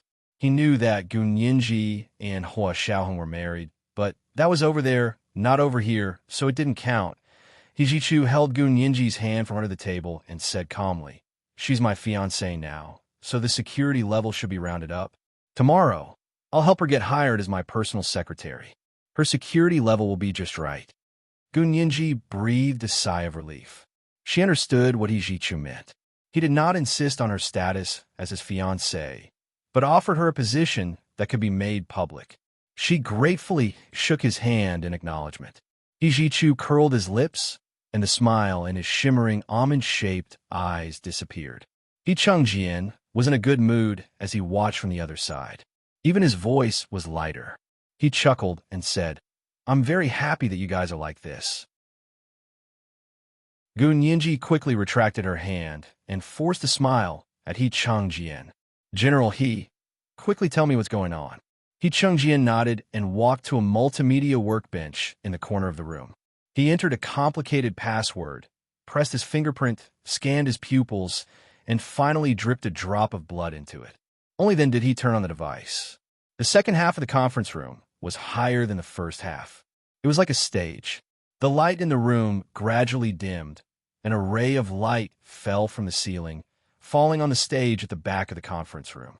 He Changjian coughed and said, "If you want to know what's going on, let me show you a video first." He picked up the remote control and returned to the conference table. This time, he sat next to Gu Nianji and pressed play. On the stage in front of them, a three-dimensional image of the planet appeared. From far to near, it first looked at the blue planet from outer space. Then, the field of view zoomed in and the resolution increased. She saw the mountains, rivers, seas, and countries on the planet. Finally, it stopped in the sky above the Huaxiao Empire. The video was shot at night. From here, the entire country could be seen. The scene was extremely spectacular. On the pitch-black land, the lights were as bright as the stars, illuminating the border. The shape of the country here was exactly the same as the shape of the country that Gu Nianji remembered. It was a huge map that she often saw in Hua Xiaoying's office.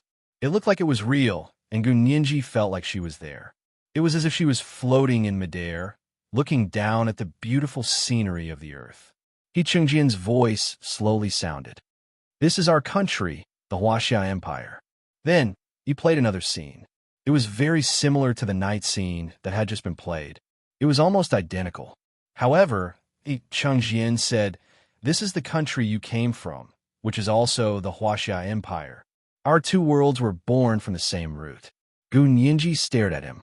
He Chengjian turned his chair around and looked at Gu Nianji's confused eyes. He suddenly asked, "Do you know quantum theory?" Gu Nianji continued to stare at him. He Jichu said lightly, "Just say it. I don't believe you really understand quantum theory." He Chengjian laughed loudly and said, "Yes, I don't understand it, but someone does." He stopped smiling as if he was immersed in his memories. After a while, his expression was very conflicted. He said resentfully, "The so-called geniuses are all lunatics." Gu Nianji couldn't help raising her eyebrows. "Please don't make personal attacks on geniuses." He Chengjian pursed his lips and said reluctantly, "Okay, I take back my words. There's a genius who's a complete lunatic." He Jichu coughed. "Get to the point."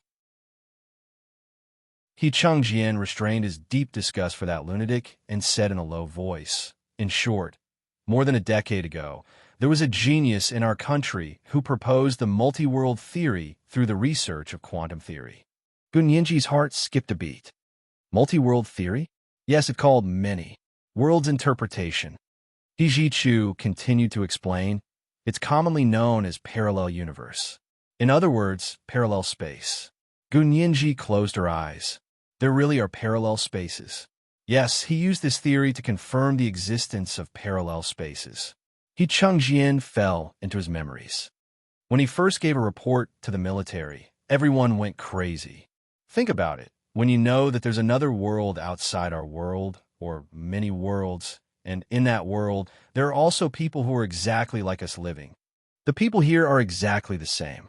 Not only do they look the same, but even their DNA and life experiences are exactly the same. Don't you think your worldview is shattered? Gu Nianji, you have worldview too? Of course I do. He Chengjian glared at her and pretended to be angry. Gu Nianji smiled and thought to herself that she finally understood why there was an identical Pushin, the second in command of the KGB, Vladimir, the chauffeur, Ivan, and Speaker Long here. Moreover, there was also a Gu Xiangwen here. He was a genius and a lunatic. The Gu Xiangwen in the other world was completely different from the gentle and kind Gu Xiangwen who sacrificed himself for the country. The kind and generous Gu Xiangwen wasn't her father. At that moment, Gu Nianji thought of what Gu Yanran had said. She called her a fake and said that she was taking over the nest because there was another Gu Nianji there, right? That was why she thought she was a fake. The person who had grown up with Gu Yanran and then disappeared at the age of 12 should be Gu Nianji there. However, why would Gu Yanran insist that she was a fake when they were both missing? Gu Nianji studied law, so she was used to thinking from a legal perspective. She suddenly understood. Gu Nianji on the other side must have been killed by Gu Yanran when she was 12 years old. That little Nianji hadn't disappeared at all. That was why Gu Yanran insisted that she was a fake. Because only the murderer would know where the victim had gone. Gu Nianji clenched her fists. She thought to herself that if she ever went back, she would definitely send Gu Yanran to court again and sentence her to death again. He Qingjian saw that she was absent-minded and snorted. He continued, if he only proved it in theory, it wouldn't be a problem. It would be like reading an unbelievable novel. Everyone would still eat and sleep as usual. It wouldn't affect our lives in the slightest. But the problem is that he then found a way to verify the existence of parallel spaces and successfully invented a quantum communicator that can directly communicate with people in the opposite space. Gunyinji suddenly looked up. Quantum communicator? There's a quantum communicator here. Can it really be used? Of course it can be used. He Chengjian laughed. I'm sure you've already remembered.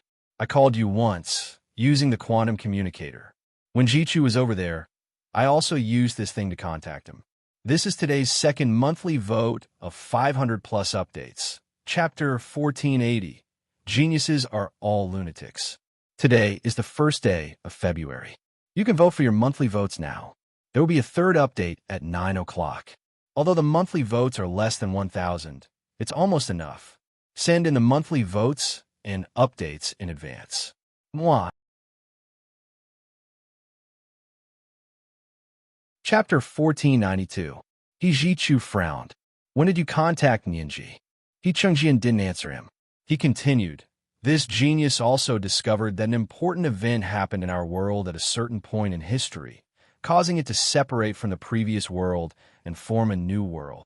From then on, we became two worlds that were both the same and different. In other words, parallel universes appeared. What important event? Gunyinji asked instinctively. She actually didn't want to know what important event it was, but as a top student, she instinctively tried to figure out what she didn't understand. He Chengjian shrugged. I don't know the exact event, and neither does the genius.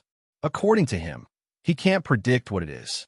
One of the most important features of quantum mechanics was the principle of uncertainty. Therefore, no one could be sure what important event had caused the world line to diverge. Gunyinji focused and memorized every word he Chengjian said. She planned to tell Song Jining when she returned to the other dimension. She would definitely understand the principle behind it. He Chengjian pressed play again, and another piece of content appeared. What appeared in front of them was a three-dimensional image of a lush, primeval forest. The mountains rose and fell, and the blue sky was reflected. The huge shadow gradually revealed its huge body. Gunyinji couldn't help reaching out to touch the seemingly real birch forest. She said in surprise, "This is Russia's Siberian Tunguska sinkhole." He Chengjian smiled at her and corrected her. "This is our Soviet Union Siberian Tunguska sinkhole. Russia is over there." Gunyinji, not only did this genius invent the quantum communicator, but he also designed a device using the high-energy magnetic field left behind in the Siberian Tunguska region. He Chengjian pressed the pause button, and the three-dimensional image stopped on a square cube. This is the device. It can use a high-energy magnetic field to form a high-intensity magnetic field resonance. When the frequency of the magnetic field it forms is consistent with the frequency of the magnetic field in the opposite space, the node connecting the two spaces is opened. The people and things in the two spaces can instantly communicate. That's how you were sent over and brought back. He Chengjian looked at her pitifully. Nianji, you are the cause of all the problems. If it weren't for you, we wouldn't have known that the lunatic had found a way to not only communicate with the other side of the dimension, but also teleport people over. Gunyinji raised a brow. No way. General He, you're really taking advantage of us for granted. I'm the victim. How can you blame me? And I was only 12 years old at that time, a minor, an age where I don't even have to bear criminal responsibility for committing a crime. You're saying that I'm the cause of all the problems? Excuse me. He Chengjian lowered his eyes and fiddled with the remote control in his hand. He smiled faintly and admitted his mistake. Okay, I said something wrong. You're not the cause of the problem. You're a lucky star. Because of you, not only did Jichu survive, but we also mastered advanced technology that surpassed the era. That's more like it. Gunyinji rested her chin on her hand and leaned against the conference table. It was better to be a blessing than the cause of the problem. She shifted in her seat and continued to watch He Changjian release a new three-dimensional image. The scene that appeared was a luxurious hall. The crystal lights glowed brightly, and the guests were full of guests. They were dressed in fragrant clothes and were laughing happily. A chubby little girl wearing a pink diamond crown and a pink gauze dress, with a chubby little round face and meaty little hands, grabbed the hem of He Jichu's shirt and said proudly, "Brother, I want to be a lawyer when I grow up." Gu Nianji's tears fell. This was the 12-year-old her. "Brother He." In the previous image, He Jichu calmly corrected her. This was the 22-year-old He Jichu. He was even colder than he was now. But when he looked at Gu Nianji, there was a hint of warmth in his sparkling almond-shaped eyes. "Brother He, I want to be a lawyer when I grow up. I want to be as prestigious as Brother He's mother." The 12-year-old Gu Nianji loudly proclaimed her dream. "Yes, when you graduate from college, you can go to law school and become a lawyer." He Jichu stood beside her and bowed to push a birthday cake in front of her. He looked at her with a smile. "My little princess, blow out the candles. Blow out the candles. Blow out the candles." The guests cheered in unison. "I still have to wait until I graduate from college. I can't wait. I want to be a lawyer tomorrow." The 12-year-old Gu Nianji announced her birthday wish. At the same time, she puffed up her chubby little face and blew out all the candles in one breath. The crystal lights in the living room suddenly went out, and the room suddenly became very dark. It was so dark that she couldn't see her fingers in front of her. When the lights came on again, everyone in the room was still in place, except for Gu Nianji. He Jichu stood alone next to the cake, and Gu Nianji, who was beside him, had disappeared. A pink diamond crown had fallen to the ground, emitting a dazzling rainbow-shaped halo under the crystal lights. The image froze on the pink diamond crown. Gu Nianji wiped away her tears with the back of her hand. He Changjian said calmly, "This is a video from 7 years ago, on your 12th birthday. You suddenly disappeared from the banquet. We used all means to track you down, but in the end, we found out that it was that lunatic who was behind all this. He actually sent you to the other dimension." He Changjian's voice had a hint of mockery. "At the time, we thought that both you and he had died in that car accident." Gu Nianji's heart tightened, and she quickly asked, "That genius, who exactly is he?" She looked at He Changjian so nervously, as if all her hopes were pinned on him. This expression secretly moved him.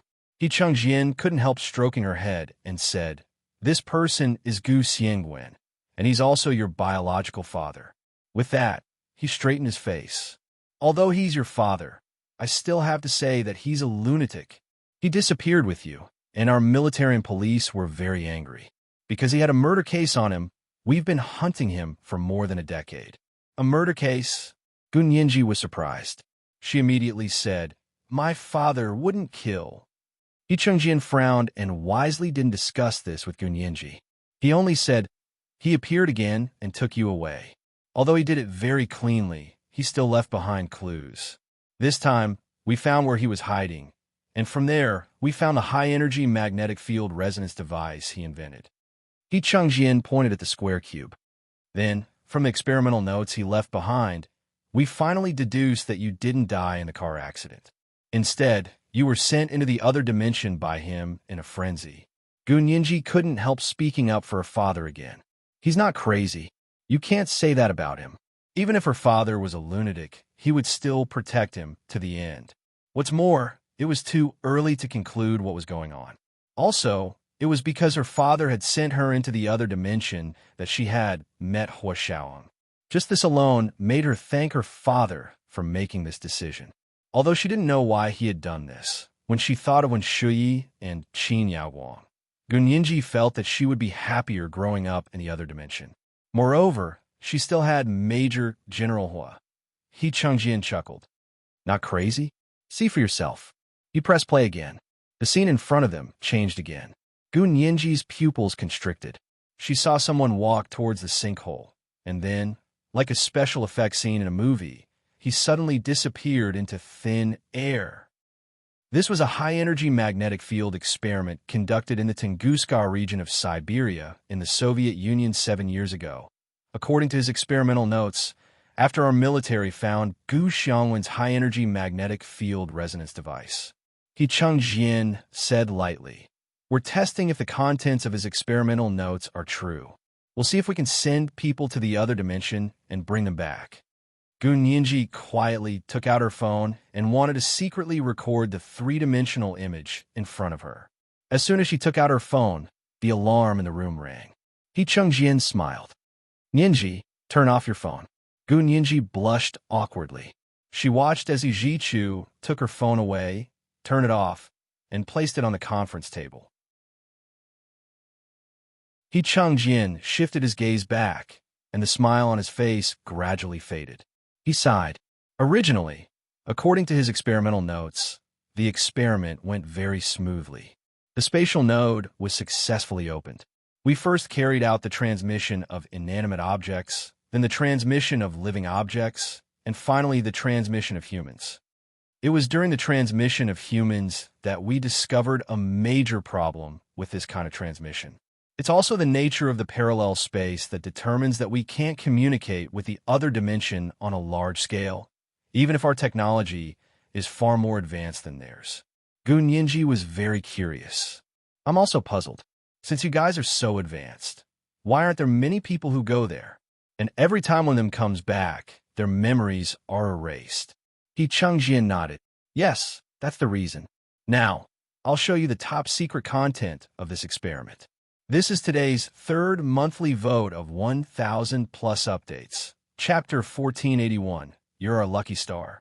Today is the first day of February. You can vote for your monthly votes now. The monthly votes are less than 1,000, but it's almost there. I'll give you the third update in advance.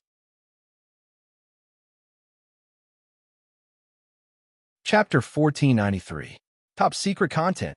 Gu Nianji's heart was pounding. She perked up and focused more on the 3D image in front of her. He Jichu felt a little uncomfortable. He shifted in his seat and said expressionlessly, I'm going out for a while. He stood up in a hurry and walked outside. He Chengjian looked at his back and knew that he was embarrassed. His heart ached for him. Gu Nianji didn't know what was going on, so she quickly said, should we wait for Professor He to come back before we continue playing it? He Chengjian smiled and shook his head. No need. He's our major general in the military. He already knows about these things. Gu Nianji didn't say anything. He Chengjian continued to play the video. He said in a low voice, our people risked their lives to record this content. The entire process took 2 years. This is only the most important excerpt. Gu Nianji quickly nodded and said seriously, I know. I won't tell anyone else. However, in her heart, Xiaoheng wasn't an outsider, but He Chengjian didn't need to know that. Gu Nianji couldn't take her eyes off him. The only light on the ceiling in the room dimmed, and only the 3D image in front of her was extremely clear. The colors were so bright and lifelike, as if it was happening right next to her. He Chengjian sighed. His voice was desolate and bleak. It said that when the two parallel universes first separated, the two sides were exactly the same. Every person, every animal, every plant, and even non-living things like mountains and rivers had their own counterparts in the other dimension. But since they were divided into 2 universes, they became 2 independent individuals. The development of the 2 sides can't be exactly the same. So, some people died here, but their counterparts are still alive on the other side. Some people are seriously ill over there, but their corresponding point is extremely healthy over here. Therefore, the historical development of the 2 sides is very different. He Chengjian finished speaking and began to play the first excerpt. This is the image we brought back from the first time we transmitted a living person. At that moment, Gu Nianji saw 4 people appear on the stage in front of her. It should be summer because they were all wearing very ordinary t-shirts and shorts. They walked towards the edge of the sinkhole. Among the 4 of them, one of them happened to be one of the kidnappers who had kidnapped her. The corners of Gu Nianji's eyes twitched. Then, the 3D image in front of him suddenly rippled, as if he was underwater. However, this slight ripple and indistinct jump only lasted for a very short period of time, and the scene quickly became clear. He Chengjian explained, we're already in the opposite world, next to the Tunguska sinkhole in Siberia. However, as soon as they arrived, something unforeseen happened. Out of the 4 people who went with him, 3 of them suddenly fell down without a sound. There were no shadows of swords or sabers, no sudden gunshots, and no bleeding wounds. The 3 of them were like clockwork, suddenly reaching the end of their lives, falling to the ground just like that. Of the 4 who had gone with him, only one stood there in a state of consternation. This person was one of the kidnappers that Gunyinji recognized. He thought he had been ambushed. After recovering from his shock, he threw himself to the ground, pulled out his pistol, and rolled into the grass with his hands over his head. He had been lying in ambush and observing for a long time, but he didn't see anyone discover them, let alone launch a sneak attack. After a while, he carefully walked out of the grass and returned to the place where the 4 of them had been. The 3 companions were still lying motionless on the ground. Only then did he quickly go to check on their condition. As he checked the breathing, pulse, and heartbeat of the 3 companions, he whispered into the recording equipment on his body. Breathing has stopped, pulse has stopped, heartbeat has stopped. It's confirmed that they're dead. It was too strange that 3 people had died as soon as they arrived without making a sound. He didn't dare to continue the experiment, so he stayed by the bodies of the 3 people. Not long after, the other party contacted him using the quantum communicator and knew that something had happened here. He Chengjian said, "At that time, we didn't know the reason, so we immediately sent 4 more people over." Then, the 3D image in front of them changed again. He Chengjian began to play the second excerpt. Gunyinji saw 4 more people appear on the image in front of her. Among the 4 people, 3 of them were kidnappers that Gunyinji recognized. She sneered and thought to herself, "I've finally gathered all the kidnappers." Then it was the same situation as before. After a series of ripples and a slight blur, the 4 of them entered the opposite space. This time, it was stronger than the last time. Only one person fell, and the other 3 were fine. In other words, the 3 kidnappers. As expected, the scourge lived for 1,000 years. Gunyinji thought coldly. The 3 of them moved quickly. After contacting their colleague who was still alive the first time, they immediately brought back the 4 corpses. How did they die? Gunyinji was puzzled. No one attacked them over there? Yes, they weren't attacked to death. He Chengjian said slowly, "Continue watching," because something had happened twice in a row. After these people came back to report, He Chengjian and the others had a serious discussion and decided to try again. They sent the 4 soldiers who had been there once and were fine again. If there was another unexplained death this time, they would stop the experiment. Then for the 3rd experiment, the 4 of them were indeed fine after they went over. They followed the plan and entered the opposite world. They mingled in the crowd and searched for the cause of the first 2 accidents. Next was the video they had taken in the opposite space, which was the world Gunyinji had been to. The first video was in a small town. The 4 of them found a family and asked them with a photo, "We are friends of this person. Do you know where he is?" They were holding a photo of one of their comrades who had died in the previous 2 times. This was also one of the purposes of their experiment. They wanted to come to this world and find a counterpart with the same name and surname to see if there was any difference between the 2 sides. In the end, the people on this side told them that the person they were looking for had suddenly died in bed a while ago. He had been very healthy and had no diseases. Seeing this, Gunyinji seemed to understand something. She lowered her eyes thoughtfully, and her heart beat even faster. Then there was the second video.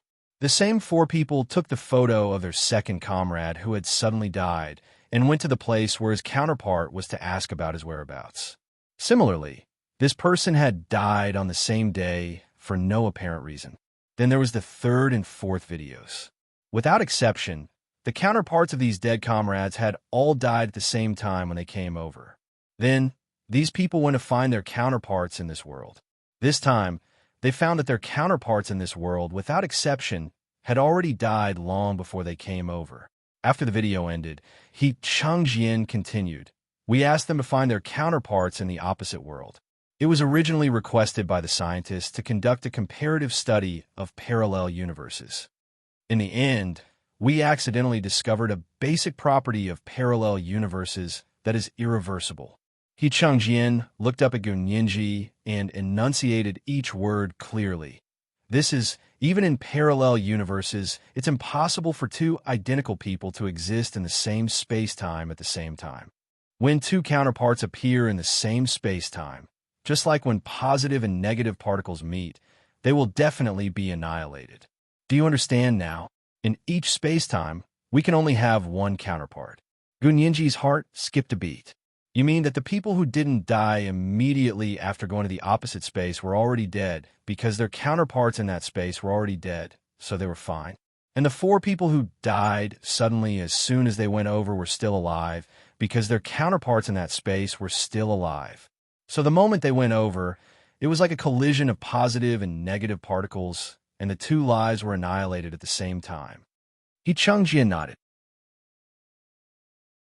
If there was another Gunyinji in the opposite space, and she was still alive when you went over, then if Gu Xiangwen rashly sent you over, the two of you would die together. Even if you weren't in the same place as a counterpart, your body's magnetic fields were naturally connected. This is an irreversible law of physics. No one can escape the laws of physics. Do you think that Gu Xiangwen has lost his mind? Gunyinji, He Chengjian's eyes were deep as he said unhurriedly, I said he's crazy because even a vicious tiger wouldn't eat its cubs. However, he risked your immediate death to send you into the opposite space. Gunyinji subconsciously said, but I'm still alive, which means that my counterpart on the other side was already dead before I went over. Besides, my father might not have known about this characteristic at the time. He Chengjian looked at her deeply. You can't use the results to prove the correctness of the methods. Moreover, even our scientists can discover this problem. Gu Xiangwen is a physicist who is much better than them. Do you think he wouldn't know? Also, at the beginning of my son's life, he couldn't let go of your disappearance. After confirming that you hadn't been burned to death and had gone to the opposite world, he decided to go over to find you. Gunyinji came back to her senses and said nervously, why didn't you try your best to stop him? What if Professor He's counterpart was still alive? Yes, what if he was still alive? He Chengjian seemed to have aged 10 years in an instant. Do you know how I felt at the time? I really thought that he would die there as soon as he went, but he still insisted on going. I couldn't persuade him. So in the end, I agreed because I knew that if he didn't go, he would be no different from a dead person for the rest of his life. Since that was the case, he might as well take a gamble so that he wouldn't live the rest of his life like a walking corpse. When Shui took the initiative to go with him, she also risked her life. He Chengjian looked away. Look, isn't Gu Xiangwen a lunatic? How many of us have died because of his stubbornness? For the missions that followed, the people that were sent out were also taking risks as if they were rolling dice. This time, in order to bring Gunyinji back, they sent the 4 people who had been confirmed to be fine to be on the safe side. That was why Gunyinji recognized them at a glance. There was also Qin Jining, who had risked his life to go over. He Chengjian had specially requested him to go over because he was worried about leaving Gunyinji in someone else's hands. Because of this, we rarely come into contact with the space on the other side. Unless it's absolutely necessary, we won't open the magnetic resonance channel. He Chengjian continued, every time we open the magnetic resonance channel, it takes a lot of energy. Although we are much stronger than the other side, the magnetic field energy has been almost depleted over the years. We won't be able to restore the magnetic resonance channel in the short term. Gunyinji's heart sank again. Didn't that mean that she couldn't even think of a way to go back by herself? Also, even if the world on the other side suddenly developed technology and could open the magnetic resonance channel, when they sent people over, would they also? Gunyinji asked nervously. What if the people on the other side can come over? Will there be a situation where the corresponding bodies die at the same time? Of course, He Chengjian said casually. The laws of physics themselves are not bound by space. As long as it's a parallel universe, it has to abide by this law of physics. As he spoke, he warned Gunyinji calmly, don't have unrealistic fantasies. The only person who can risk his life to save you is my son, He Jichu. Other people wouldn't do that. Gunyinji pursed her lips. She wanted to retort that Major General Hua might, but she didn't have much confidence. Hua Xiaoheng might be sad and upset that she was gone, but based on Gu Nianji's understanding of him, he wouldn't be like He Ji-chu and come looking for her at all costs. It wasn't that he was afraid of death, but that his responsibility and burden didn't allow him to do so. He wasn't the kind of person who couldn't live without feelings either. When she understood this, Gu Nianji suddenly felt very sad. It was as if someone had cut out the most important thing in her heart, and her chest was empty. She touched her heart. It was still beating, but she felt like she had become a hollow person. He Chengjian looked at Gu Nianji's eyes that had suddenly dimmed. He stood up and said very sincerely, "Nianji, as a father, I'm begging you to give my son a chance. He loves you. He really loves you." Gu Nianji's entire body trembled as she tried her best to control her emotions that were on the verge of collapse. She stood up without a word and pushed the chair behind her away. She staggered back 2 steps, turned around, and ran out. She opened the door and saw He Ji-chu standing at the staircase, smoking with an indifferent expression. Nianji, he saw that her expression wasn't right, so he quickly threw away the cigarette butt and came up to her. Gu Nianji's eyes were red. She pushed him away and rushed downstairs to the door. The He family's orderly surrounded her and said, "Miss Gu, you're not allowed to run and make noise here." However, Gu Nianji ignored them and continued to run towards the door. He Ji-chu followed behind and quickly ordered the orderlies, "Don't touch her. Let her out." He also ran very fast and quickly caught up to Gu Nianji. He grabbed her arm and said, "Where are you going? I'll send you." Gu Nianji's face was confused and her eyes were blank. "I want to go to the Special Operations Forces. I want to find Major General Hua." He Ji-chu was slightly taken aback. He wanted to say that he didn't know where Major General Hua was, but when he saw her expression, he knew that she wasn't in a good state of mind. He changed his words. "Okay, I'll take you there." He drove his car out and let Gu Nianji get in. He took her for a ride. The bulletproof car with a special license plate drove smoothly on the Imperial Capital Highway. Soon, they arrived near a flat and beautiful square. The corresponding place here was the Special Operations Forces in the other world. Of course, there was no Special Operations Forces here. It was just a wide square. Gu Nianji got out of the car and stared blankly at the familiar place and the different environment. The sky was clear and the breeze was blowing. Tall lampposts stood around the square, and the magnolia bud-shaped lamp tops were simple and elegant. The square was bustling with noise and excitement, and there was a small amusement park not far away. She walked over and into the crowd. The merry-go-round spun around her, and the children on the merry-go-round were laughing happily. Some people ran past her, laughing so hard that they couldn't breathe. There were also couples flying kites affectionately in the square. She was in the busiest downtown area of the imperial capital, but she felt like she was in the wilderness. She only felt lonely and miserable. She held it in for a long time. Finally, she hugged her knees and squatted down. She sobbed softly, "Hua Xiaoheng, I miss you. I really, really miss you." This is the first update of the day for 1,500 words. Chapter 1482, Top Secret Content. I've already added 1,000 monthly votes in advance yesterday. I'll continue to reward and update at 8 p.m. If the monthly votes are over 1,500 a day, there will be a third update. If not, I'll come back tomorrow. P.S. Thank you to Momo Moshi, the leader of the Alliance, for the 100,000 Chidian coins yesterday. Thank you to Emum1313, PPL, and Meow Little Meow for the 10,000 Chidian coins each yesterday. P.S. If you're still reading, click on the author's link and join the Hanwu Alliance team. You just need to join. Mwah. Chapter 1494. He Ji-chu was still sitting in the car. He looked at Gu Nianji quietly from a distance and accompanied her. Amidst the bustling crowd, her lonely figure was particularly eye-catching. A chubby little boy ran over with a big marshmallow and handed it to Gu Nianji. He said in a childish voice, "Sister, don't cry. I'll give you some candy." Gu Nianji looked up with tears streaming down her face. She saw a little boy of about 4 or 5 years old looking at her with concern and holding a big marshmallow in front of her.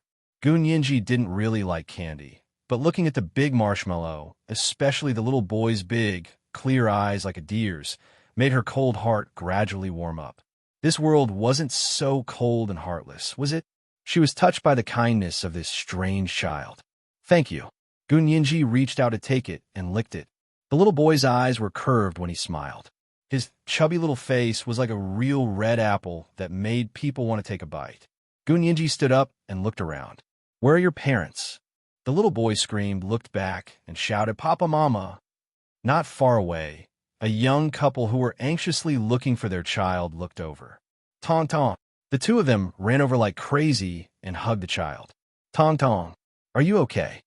The little boy giggled and shook his head. I'm fine. I gave her some marshmallow, and she cried. She was very sad. After eating the marshmallow, she wasn't sad anymore. Gunyinji wiped away her tears in embarrassment and said to the frightened couple, Thank you, Tong Tong. He's a good child. The young couple saw that Gunyinji was shockingly beautiful and her clothes were neat and tidy. Although the style was ordinary, the quality was very good. They could tell at a glance that she was from a good family. They breathed a sigh of relief and said with a smile, Tong Tong is just naughty. He said he wanted to buy a balloon, but he disappeared in the blink of an eye. The little boy, Tong Tong, remembered the balloon he wanted. He pouted and said unhappily, I want a big balloon that I can sit in and fly in the sky. Tong Tong, don't mess around.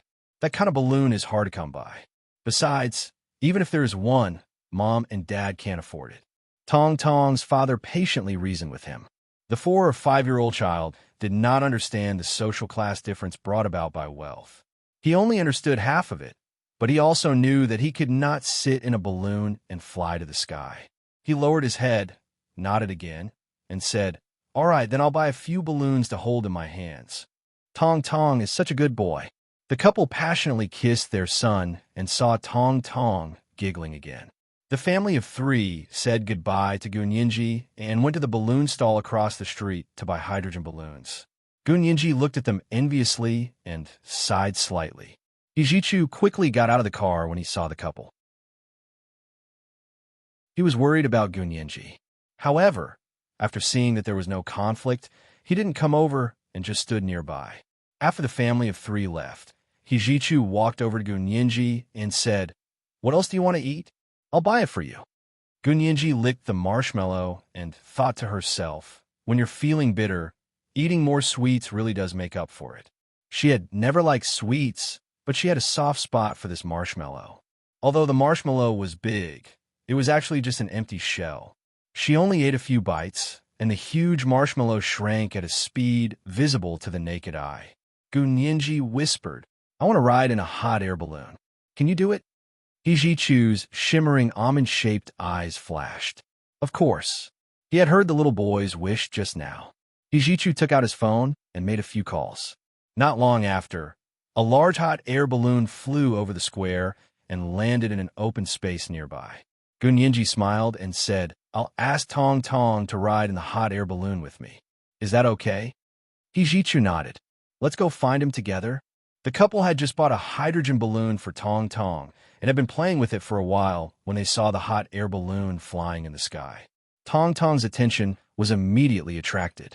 This was the balloon he wanted to ride in, so he shouted and rushed towards the hot air balloon with the other children. The staff in charge of maintaining order in the square pulled a rope and separated the hot air balloon from the crowd. Gunyinji walked over and found Tong Tong. She said, Tong Tong, do you want to ride in a hot air balloon? I can ride with you. Really? That's great. Thank you, sister. Tong Tong jumped up happily. Tong Tong's parents also rushed over and were extremely grateful to Gunyinji. They said, Miss, you're too kind. There's no need. Gunyinji smiled and said, If you're worried about safety, then forget it. I don't have any other intentions. Tong Tong gave me a marshmallow, so I'm returning the favor. The couple looked at each other, then looked down at their son's eager little face. They almost agreed, but they still had a shred of rationality.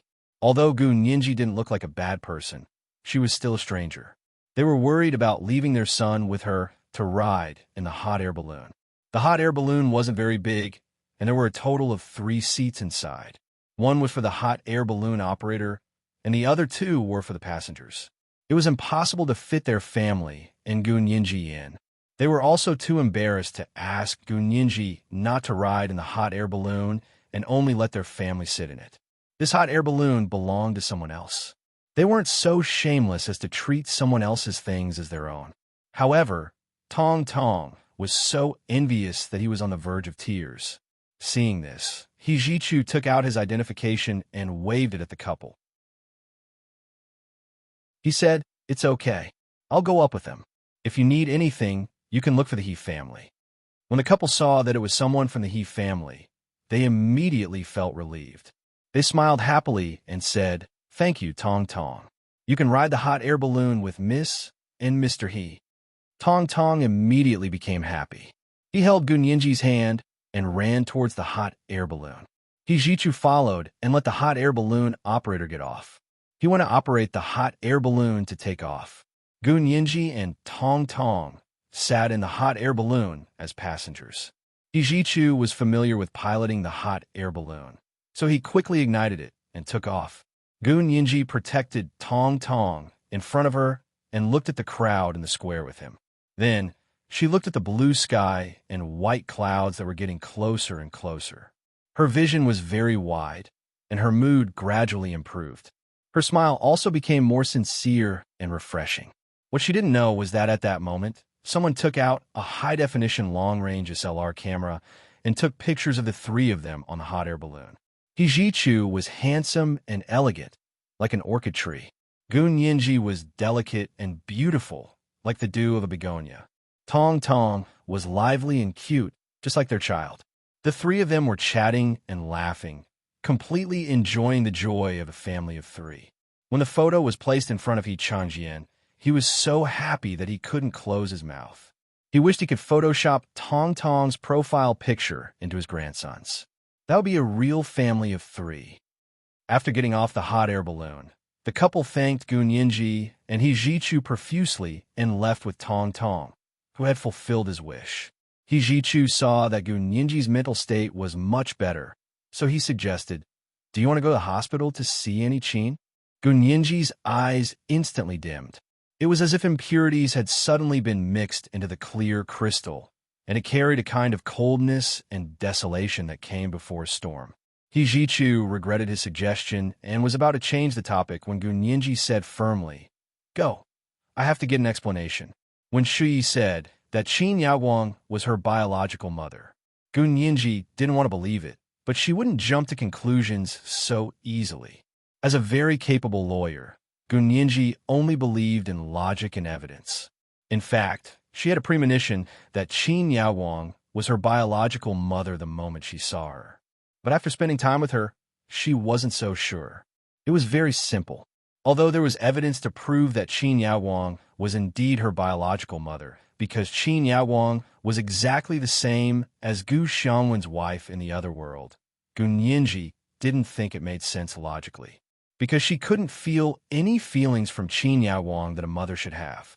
Whether it was love or hate, Qin Yaowang was very indifferent. Qin Yaowang's attitude towards her was like the 2 of them were strangers who had nothing to do with each other. This was indeed a little abnormal. Since she had questions, she had to choose to face them. Gunyinji never avoided questions. Pretending to be an ostrich wasn't suitable for someone like her who liked to get to the bottom of everything. Hijichu couldn't have asked for more when he saw that Gunyinji was willing to go to the hospital. He knew that Gunyinji had a knot in her heart, and he didn't want Gunyinji to be depressed because of it. "Let's go. I'll take you to the Qin Corporation's private hospital." Hijichu got into the car with Gunyinji. Gunyinji sat in the front passenger seat. Only now did she have the energy to look at the street view of the imperial capital. Along the way, Gunyinji couldn't help sighing. The gap between the rich and the poor was many times greater here than over there. The Qin Corporation's private hospital was the most high-end and luxurious private hospital in the entire Huaxia Empire. It had its own branch offices all over the country. Their headquarters used to be in Z City, but they moved to the imperial capital after Qin Yaowang got engaged to He Changjian. As soon as they arrived, they occupied a very good location in the imperial capital. The hospital was built in a grand manner and was full of postmodern colors. One look, and it was obvious that they were extremely wealthy. Gun Yinji got out of the car and narrowed her eyes at the two large words, Qin Corporation, on the exquisite carved iron door in front of her. She said, "The Qin family is that rich?" Of course. He Jichu also got out of the car and stood behind her. Decades ago, the imperial government decided to build a special zone in Z City. When a special zone was designated, 1/3 of the land belonged to the Qin family. How many times has the land price there increased by now? It's already an astronomical figure. This was the second update of the day. Chapter 1483, Confession Balloon. The update for Meow, Little Meow, which had been promoted to the leader of the alliance last September, had arrived. I'm begging for monthly votes. Good night, dear ones.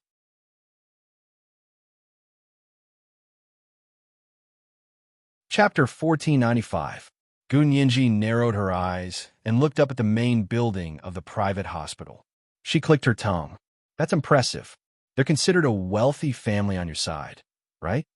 The main building was too distinctive. The entire shape was like a huge, shiny, long knife that rose from the ground.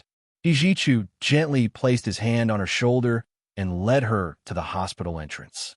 He said nonchalantly, "Although they're rich, they don't have a deep foundation. They've only been around for a few decades. They can't compare to other families." Really? Then they also relied on your family to gain a foothold in the imperial capital, right? Gun Yinji gently stepped aside and quietly moved away from Hijichu's hand. Hijichu understood what she meant and didn't insist. He simply put his hands in his trouser pockets and walked leisurely. He said casually, "The Qin family's roots are in the south. The Qin family in the Z City Special Economic Zone can shake the Special Economic Zone if they stomp their feet. But in the imperial capital, there's still not enough. Money alone is useless here." The two of them chatted along the way to the hospital entrance. There were security guards standing guard here, and everyone had a register to enter and exit. Gun Yinji looked around curiously and said, "Why are there so many security guards at the entrance of the hospital? It's so heavily guarded. It's like a prison." Hijichu registered at the guard booth at the entrance and signed his name. Without looking up, he said, "To prevent medical disturbances." Gun Yinji, "There are medical disturbances here?" She was very surprised. In the world she came from, medical disturbances were already a historical term. They had once been aggressive, but later, after strict legislation to protect the legitimate rights and interests of doctors and patients, especially the strengthening of strict law enforcement, those professional medical disturbances had disappeared. Hijichu's hand paused. He put down his pen and turned to look at Gun Yinji. His shimmering almond-shaped eyes flashed. "Yinji, this place is different from the one you've been to." "It's different." Gun Yinji was almost counting on her fingers. "Look, the biggest and best hospitals in your area are private hospitals, such as this famous Qin Corporation private hospital. On our side, the best hospitals are public hospitals. The prices are fair, and the doctors are of high quality. It's better than yours." Hijichu scoffed. "What do you mean by yours? You're clearly from this side. Don't get it wrong." As the two of them talked, they followed the head nurse who came to greet them. The head nurse was in her 40s and was very enthusiastic about Hijichu. She smiled and said, "Young Master He, are you here to see Dean Qin?" Hijichu nodded. "How is Auntie Qin? Are your injuries better?" The head nurse nodded, then shook her head. The smile on her face faded. "How should I put it? His life isn't in danger, but his hands are crippled. It's a huge blow to both the Qin Corporation and Director Qin." She clasped her hands behind her back and rubbed her fingers uncomfortably. She asked quietly, "She can't be the only doctor in your hospital who can perform surgery, right? Is there only one neurosurgeon? But she is the face of our Qin's hospital. If she is disabled, it will be a great loss to our hospital." The matron only realized that it was the woman next to Hijichu who had spoken. She asked curiously, This is, He Jichu put his hand on Gu Nianji's shoulder again and said in an unusually intimate and familiar manner, "She's Gu Nianji." Huh. The head nurse was shocked and stuttered, "Gu Nianji? Is it really that Nianji? Director Qin's biological daughter. Didn't she go missing?" The head nurse almost said the word burned to death, but she changed her words. Because He Jichu hadn't introduced Gu Nianji just now, the head nurse thought that Gu Nianji was just a woman He Jichu brought with him, so she didn't take her seriously. Now that she heard He Jichu say that she was Gu Nianji, who had gone missing 7 years ago, she wanted to kneel down and worship her. This girl had a powerful background. She didn't know who had come to the hospital in recent years, but this head nurse had been in the hospital for almost her entire life. She had been an intern at the Qin Corporation's hospital since she first became a nurse. She knew a lot of things. Gu Nianji was not only Qin Yaoguang and Gu Xiangwen's biological daughter, but she was also He Jichu's fiancée and the apple of the He family's eye. She looked Gu Nianji up and down and sighed. "I didn't expect you to be so beautiful after growing up. You look so much like Director Qin, especially that cute little mouth." Gu Nianji smiled and began to get information out of her. "Oh, you saw me when I was a child? I didn't just see you when you were a child." The head nurse made a gesture with emotion. "I also saw you when you were born." She smiled and gestured. "When Director Qin gave birth, I was there to help with the delivery. I saw you give birth with my own eyes. You were red like a little monkey. According to the old saying, if a newborn child is red, he or she will definitely grow especially white in the future. See, the old saying is right? You are so white as a pile of snow." Gu Nianji's heart sank, and she couldn't even keep the smile on her face. "Haha, is that so? You saw me born with your own eyes?" "I was really born, too, Mrs. Qin?" Gu Nianji asked tentatively. "Was it in this hospital?" "Yes.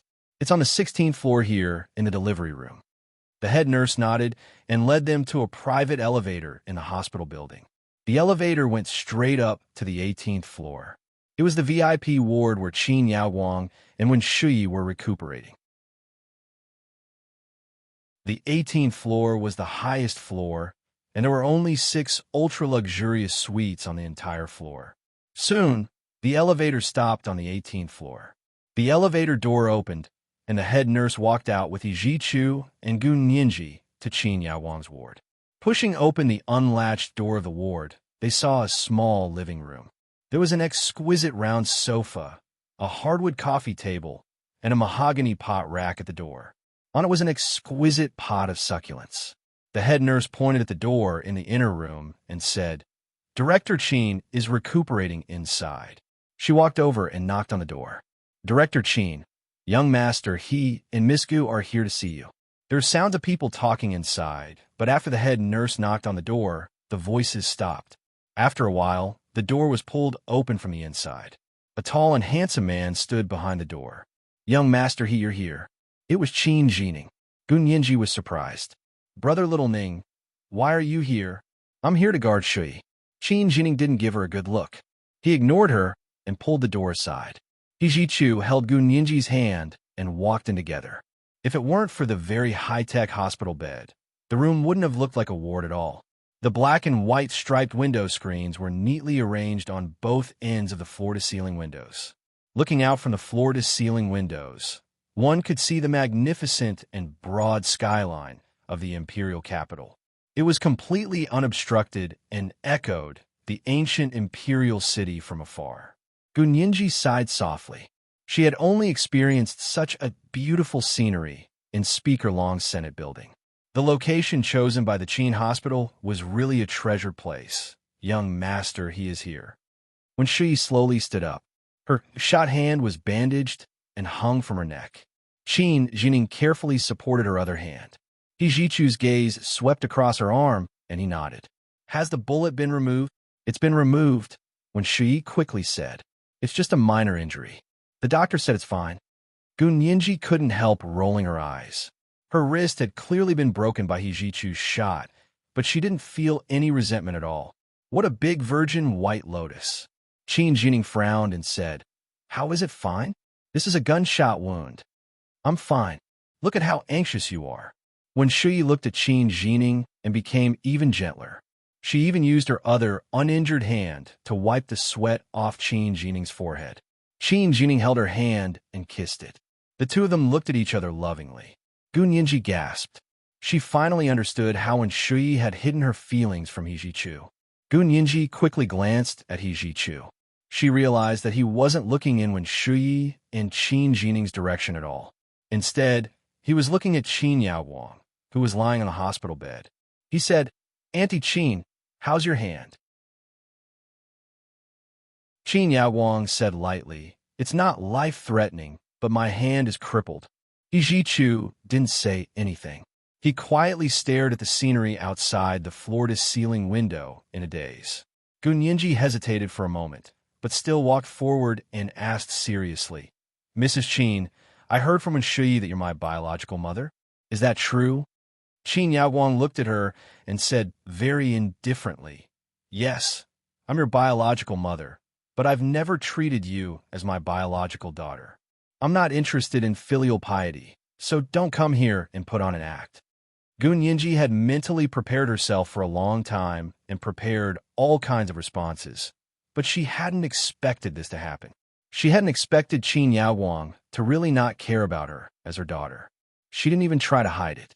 Gu Nianji pursed her lips. She was disappointed, angry, and a little sad, but she didn't show it. She still said calmly, "Really? Although you're not interested in filial piety, don't make it sound like I'm very interested." Qin Yaowang raised an eyebrow. "Then what are you doing here?" Gu Nianji shrugged. "I don't want to be casually acknowledged as my mother, so I have to investigate and prove that my mother is my mother." "What nonsense are you talking about?" Qin Yaowang was finally moved. "You mean you don't believe that I'm your biological mother?" Gu Nianji looked at her, her expression even more indifferent than hers. "How can you prove that you're my mother?" "Of course, empty promises won't work." Qin Yaowang shook her head. "I didn't expect you to be so stubborn. You're really as stubborn as your father." "Auntie Qin, don't be angry. Nianji just can't accept it for a while." When Shuyi walked over with Qin Jining's arm and comforted Qin Yaowang obediently. Her words aren't pleasant to hear, but she's actually very kind-hearted and doesn't mean any harm. When Shuyi casually pressed the button on the hospital bed, the head of the hospital bed slowly rose, and Qin Yaowang went from lying to sitting. "Thank you, Shuyi." Qin Yaowang nodded at her, then said to Gu Nianji, "It's understandable that you're suspicious. I happen to have some evidence here. A paternity test, a maternity certificate, a pregnancy video, and a delivery video. I was going to use it in a guardianship lawsuit with your father, Gu Xiangwen. Later, he became a wanted criminal, so I didn't need it anymore. If you want to see it, I'll show it to you." "Guardianship lawsuit?" Gu Nianji was slightly stunned. "What guardianship lawsuit?" "For you, of course." Qin Yaowang looked at her with a fake smile. "You were in high demand when you were young. Your crazy father tried everything he could to take you away. He couldn't succeed through legal channels, so he could only use underhanded methods. This was the first update of the day. Chapter 1484, The Apple of Your Eye. I'll continue to reward and update at 8 p.m. PS. Thank you to the PPL leader for the 100,000 Chidian coins yesterday.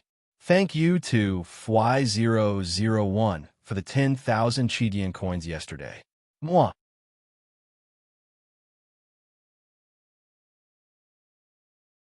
Chapter 1496. When Qin Yaowang talked about Gu Xiangwen, she couldn't hide the contempt and mockery in her tone. Gu Nianji was very disgusted by this and couldn't help interrupting her. "No matter what my father did later, he was still your ex-husband and someone you used to love. How can you say that about him? Don't you think you're lowering your own status? How good could she be if she slandered her ex-husband like this?" Unexpectedly, Qin Yaowang laughed so hard that tears almost came out her eyes. "What? You're saying that Gu Xiangwen is my ex-husband? Or someone I used to love? Oh my God, I haven't laughed so hard in a long time." When Shuyi was also laughing so hard that she almost couldn't straighten her back. "Am I wrong?" Gu Nianji was confused by their laughter. He Jichu sighed and walked over to put his arm around Gu Nianji's shoulder without saying a word. Qin Yaowang stopped smiling and said seriously, I've only loved one person in my life, and that's General He Changjian. I've never married anyone else. Gun Yinji, don't flatter your father. I gave birth to you purely to treat young Master He's illness. Gun Yinji, since you've never treated me as your own daughter and have no feelings for me, why are you still fighting for custody of me? Why don't you give me to my father? Qin Yaowang said expressionlessly, Of course not. I went through so much trouble to give birth to you, and you're of great use. Gu Xiangwen wants to pluck the peaches, so how can I let him get away with it? Her gaze was emotionless as she looked at Gun Yinji calmly, as if she was looking at a commodity waiting to be sold. She didn't treat her like a human at all. Gun Yinji was completely infuriated by Qin Yaowang's attitude. She no longer cared if this woman was her biological mother or not. In her opinion, no one had the right to look at others like that, not even her biological mother. Children weren't accessories to their parents. A crime committed by a parent against a child was still a crime. The law couldn't be lenient just because it was their biological child who was hurt. Gun Yinji was so angry that she calmed down. She sat down on the armchair in front of Qin Yaowang's bed and said calmly, Really? But unfortunately, I'm already an adult. You don't have to fight the guardian lawsuit anymore. Yes. Qin Yaowang nodded. There's indeed no need, but no matter how old you are, you're still my daughter. I was pregnant for 10 months and gave birth to you by C-section. Our mother-daughter relationship is protected by the law. It's useless even if you don't admit it. Gun Yinji chuckled. She crossed her arms and leaned back on the sofa. She found a very comfortable position and casually said, Is that so? Are you sure you want to talk about mother-daughter relations with me? Do you want me to give you an example? How many ways are there in the law to divorce a mother and daughter? Qin Yaowang. All right, cut the crap. Show me your so-called evidence. Gun Yinji suppressed Qin Yaowang and immediately entered lawyer mode. Qin Yaowang came back to her senses and pursed her lips. She said to Wen Shui, Call my secretary and ask her to send over the flash drive in my desk. Not long after the call, a woman in her 30s came with a flash drive. Qin Yaowang pointed at the computer in the ward. Go take a look for yourself. Gun Yinji took the flash drive, inserted it into the laptop, and began to look through it. The paternity test report, prenatal records, birth certificate, as well as the pregnancy and childbirth videos. Although they weren't long, the beautiful woman with long black hair on them was Qin Yaowang.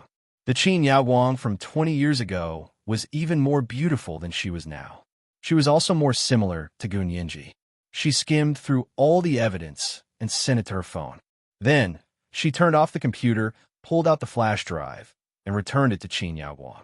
Even if the evidence was true, Gun Yinji didn't care. No one could force her to acknowledge her relatives if she didn't want to. When Shui sat down by Qin Yaowang's bed and said with a smile, Actually, Annie Qin still cares about you. Look at how badly you hurt Annie Qin's hand. She didn't even think of suing you in court. You have to know that Annie Qin's hands are insured at a sky-high price. Gun Yinji turned to look at Wen Shui. Sky-high price insurance? Yes. Wen Shui adjusted the bandage on her injured hand and said softly, Annie Qin is one of the top 3 neurosurgeons in the world. Of course her hand can afford the sky-high price of compensation. Gun Yinji smiled. That's not bad. At least it's not considered a loss of money. Wen Shui frowned. Gun Yinji, how can you say that? Annie Qin has been extremely kind to you. You haven't been here all these years. Annie Qin hasn't said it, but she still misses you very much. Gun Yinji reached out and made a pause gesture. Stop. Doesn't your conscience hurt by saying these words? She then pointed at Qin Yaowang, who was lying on the hospital bed. Which part of her shows that she misses me very much? All these years I've been there. She clearly knew, but she didn't care about me. As soon as I came back, she couldn't wait to get rid of my memories. After I took drastic measures, she used a self-directed, self-inflicted injury trick to create the illusion that I cut her hand. Gun Yinji's words were very sharp. I'm warning you, don't do anything to me. Otherwise, I'll make sure you all suffer the consequences. Qin Yaowang raised her crippled hands and said unhappily, I'm a brain surgeon. No matter how self-directed and self-acted I am, I won't joke around with my hands. That's not necessarily true.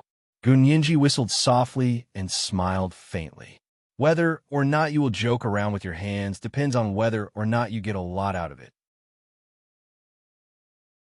Anichin can no longer perform surgeries. What good is there for a doctor? When Shui shifted on the hospital bed, a little further away from Gunyinji's long legs. Gunyinji sat on the single-seater sofa, her long, straight legs almost stretched out in front of them. Qin Jining felt that Gunyinji was arrogant. He walked over and sat next to Shui. He frowned and said, "Ninji, how can you talk to your biological mother like that? You weren't like this when you were young." Gunyinji thought that Qin Jining had no intention of harming her, so she held back from rebuking him. However, she still gave Qin Jining a warning look and said, "Brother Little Ning, as a man, don't interrupt a woman when she's talking." Qin Jining was dumbfounded. That made so much sense that he was speechless. Gunyinji looked at Qin Yaowang. In the blink of an eye, she had found several benefits for Qin Yaowang to have her hands crippled. She counted with her fingers. There are many benefits. First of all, if your hands are injured, your Qin family's strange memory-stripping surgery won't be able to teach by example. Naturally, it won't be nationalized. Qin Yaowang shook her head in amusement and denied it softly. You really measure a gentleman's heart by your own standards. I've long decided to hand this technology over to the state. I've even chosen the trainers. Even if my hands are injured, my mouth isn't injured. I can still teach them. Gunyinji nodded. That's for the best, but you've injured your hands, so what you can teach has been greatly reduced. So only the heavens, the earth, you, and your Qin family's ancestors know whether or not you're hiding this technology. Gunyinji, why do you have to think so badly of people? When Shui had an incredulous expression on her face. She looked at Qin Jining and leaned her head on his shoulder with a wry smile. Gunyinji looked coldly at Qin Jining's stupid expression of ecstasy. She pursed her lips and continued, "It's not that I want to think so badly of people, but someone is so bad that it's beyond my imagination. So I can only make a normal inference about you within the bounds of the law." She looked at Qin Yaowang and extended a second finger. "Secondly, you plotted to force me to make a move because you wanted to show the He family that I'm not worthy of you treating me as a daughter. Just think about it. A person who wouldn't hesitate to draw a knife on her own mother. How can anyone believe that she's innocent in such a deformed mother-daughter relationship?" Qin Yaowang closed her eyes and said calmly, "Whatever you say." Gunyinji extended a third finger. "Thirdly, if Professor he hadn't rushed back in time, I would have been anesthetized and had a memory-stripping surgery performed on me. My mind would have been blank like an idiot, and I would have become your possession again." She thought of her heaven-defying physique and paused. She looked at Qin Yaowang with a half-smile and thought to herself, was she also doing this for her physique? Qin Yaowang opened her eyes and looked at her. She said very calmly, "Yes, you were born to save young Master Yi's life. You're his medicine. Your existence is only for him to survive. So don't think too highly of yourself. You're just a medicine. The He family raised you only to treat young Master Yi's illness." He Jichu turned his head and said calmly, "I've recovered from my illness, and Ninji is my savior, not a medicine to me. Auntie Qin, don't be so harsh with your words." Qin Yaowang looked at He Jichu, and her tone softened. "Achu, you're spoiling her too much. If you spoil her, you're harming her. Look at how presumptuous she is now. She's not polite at all." Gunyinji suppressed the churning emotions in her heart and said with a smile, "Many people have donated bone marrow to save lives. No one thinks that they're just a medicine, so they're inferior to others. Mrs. Qin, don't you think your thinking is weird? You really don't sound like a normal person. As a kind-hearted passerby, I suggest you see a psychiatrist. It might have a miraculous effect." Qin Yaowang sneered. "Psychiatrist? Just because I don't have any mother-daughter feelings for you. You're slandering your own mother like this? Why do you say that, Mrs. Qin?" Gunyinji pretended to be very surprised. "You have to take medicine when you're sick. It's not good to hide your illness for fear of treatment. You're also a doctor. How can you not even see this clearly? Could it be that it's really difficult for a doctor to treat himself?" TSK, actually it doesn't matter. You're a brain surgeon, not a psychiatrist, right? Gu Nianji was full of mockery. Even someone as strong-willed as Qin Yaowang was almost unable to withstand it. Her expression gradually turned cold. She looked away and said, "That's ridiculous. It's not up to you to say whether I have a psychological problem or not. Of course it's not up to me. I'm not a psychiatrist." Gu Nianji wrinkled her little nose in amusement. "Actually, I was just making a suggestion. Your reaction was so big that I could easily think of it as you're trying to hide it here. But the second Wong next door didn't steal it. You're really unforgiving." When Shui spoke up for Qin Yaowang, "You're the one who said all the good and bad things. How can that be? You think too highly of me." Gu Nianji pretended to be modest. "Actually, there's a fourth point.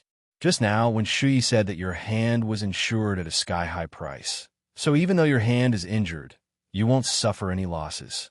The ones who will suffer losses are the insurance company." She leaned over with a smile and said mysteriously, "Can you tell me which insurance company you're from? What are you doing?" Qin Yaowang was wary. "Don't do anything rash." "Why would I do anything rash?" Gu Nianji spread her hands. "I just want to make a small fortune." "Make a fortune? You bought insurance too?" When Shui asked curiously. "I didn't buy insurance, but I want to short sell the shares of that insurance company," Gu Nianji said confidently. "Mrs. Qin's hand will receive sky-high compensation. So even if that insurance company doesn't go bankrupt, it will still lose a layer of skin, and its profits will drop drastically. If it's a listed company, its stock will definitely plummet at the end of the quarter. If we don't short sell it now, are we going to keep it for the new year?" Qin Yaowang's eyes flashed, but she quickly turned her head away and said expressionlessly, "Your thinking is really jumpy. It's just SOSO. You flatter me." Gu Nianji cupped her hands and looked at Qin Yaowang and when Shui's subtle expressions. She clapped her hands and smiled. "Oh my, I really underestimated you guys. You're already short-selling that stock company's shares, aren't you? Tis TSK. On the one hand, you don't have to hand over the technology because you injured your hand. On the other hand, you asked the insurance company for sky-high compensation, and on the other hand, you're short-selling that insurance company's shares. Ms. Qin, are you really a brain surgeon who devotes all his time to medical technology? I think you're more like a speculator who won't get up early if there's no profit," Gu Nianji said tentatively. She had seen what people who really focused on scientific research were like, such as Hua Xiaohing's mother, Ms. Song Jining. Compared to her, Qin Yaowang's scientific research attitude was not even worthy of carrying her shoes. At this point, Gu Nianji smiled slightly. Her dark, jade-like eyes curved like crescent moons. "Then in order not to go bankrupt, that insurance company will definitely take you to court. Mrs. Qin, as your daughter, Lawyer Gu, let me give you a reminder. Quickly stop short-selling in the stock market, and, at the same time, don't ask for too much compensation. Otherwise, you'll have to wait for the court subpoena, and the insurance company will sue you for insurance fraud." She smiled as she looked at Qin Yaowang, and when Shui's suddenly pale faces and drawled slowly, "Hurry up and beg me. Otherwise, I'll testify for the insurance company and say that you have the subjective motive and objective behavior of insurance fraud. I'm the person who injured your hand." "Ha! You want to use her to kill 3 birds with 1 stone and reach the pinnacle of your life? Lawyer Gu will make you lose both your money and your life in minutes." This was today's second update, a 4,000-word chapter with additional updates. Chapter 1485, You Are His Medicine. The 4,000-word chapter was sent to I Am Master Rashi for the spiritual pet fate rewarded by I Am Master Rashi in September. Good night, dear ones.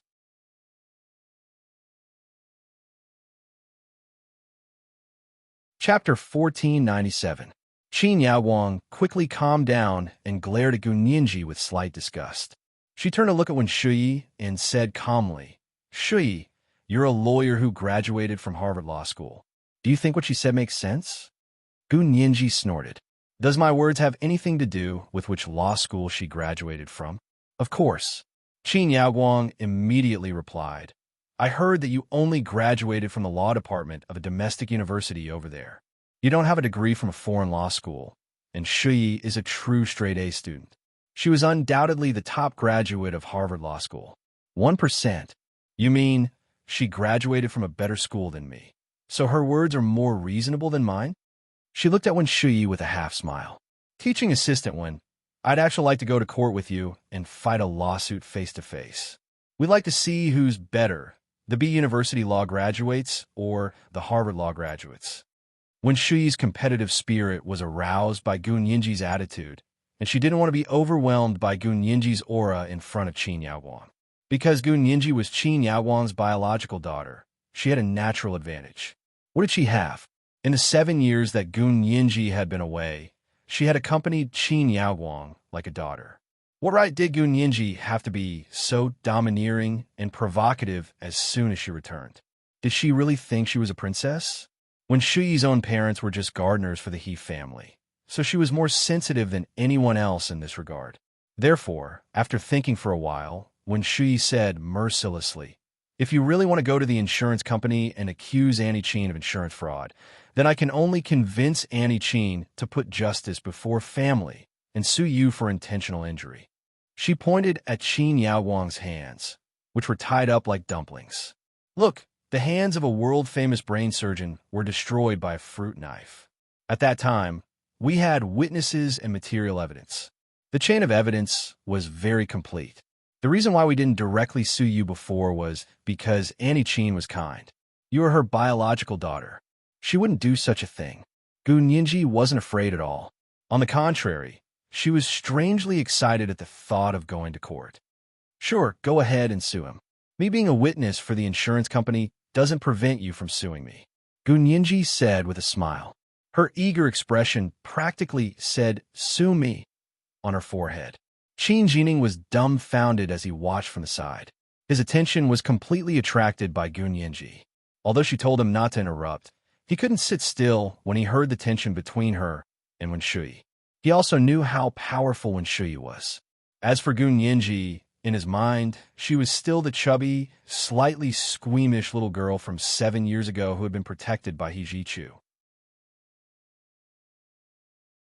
She was no match for Wen Shuyi. Qin Jining liked Wen Shuyi, but that didn't mean he had to watch Wen Shuyi lead Gun Yinji into a trap. This young lady had called him Brother Xiaoning for 6 years. He couldn't just stand by and watch her die. Qin Jining coughed and tried to smooth things over.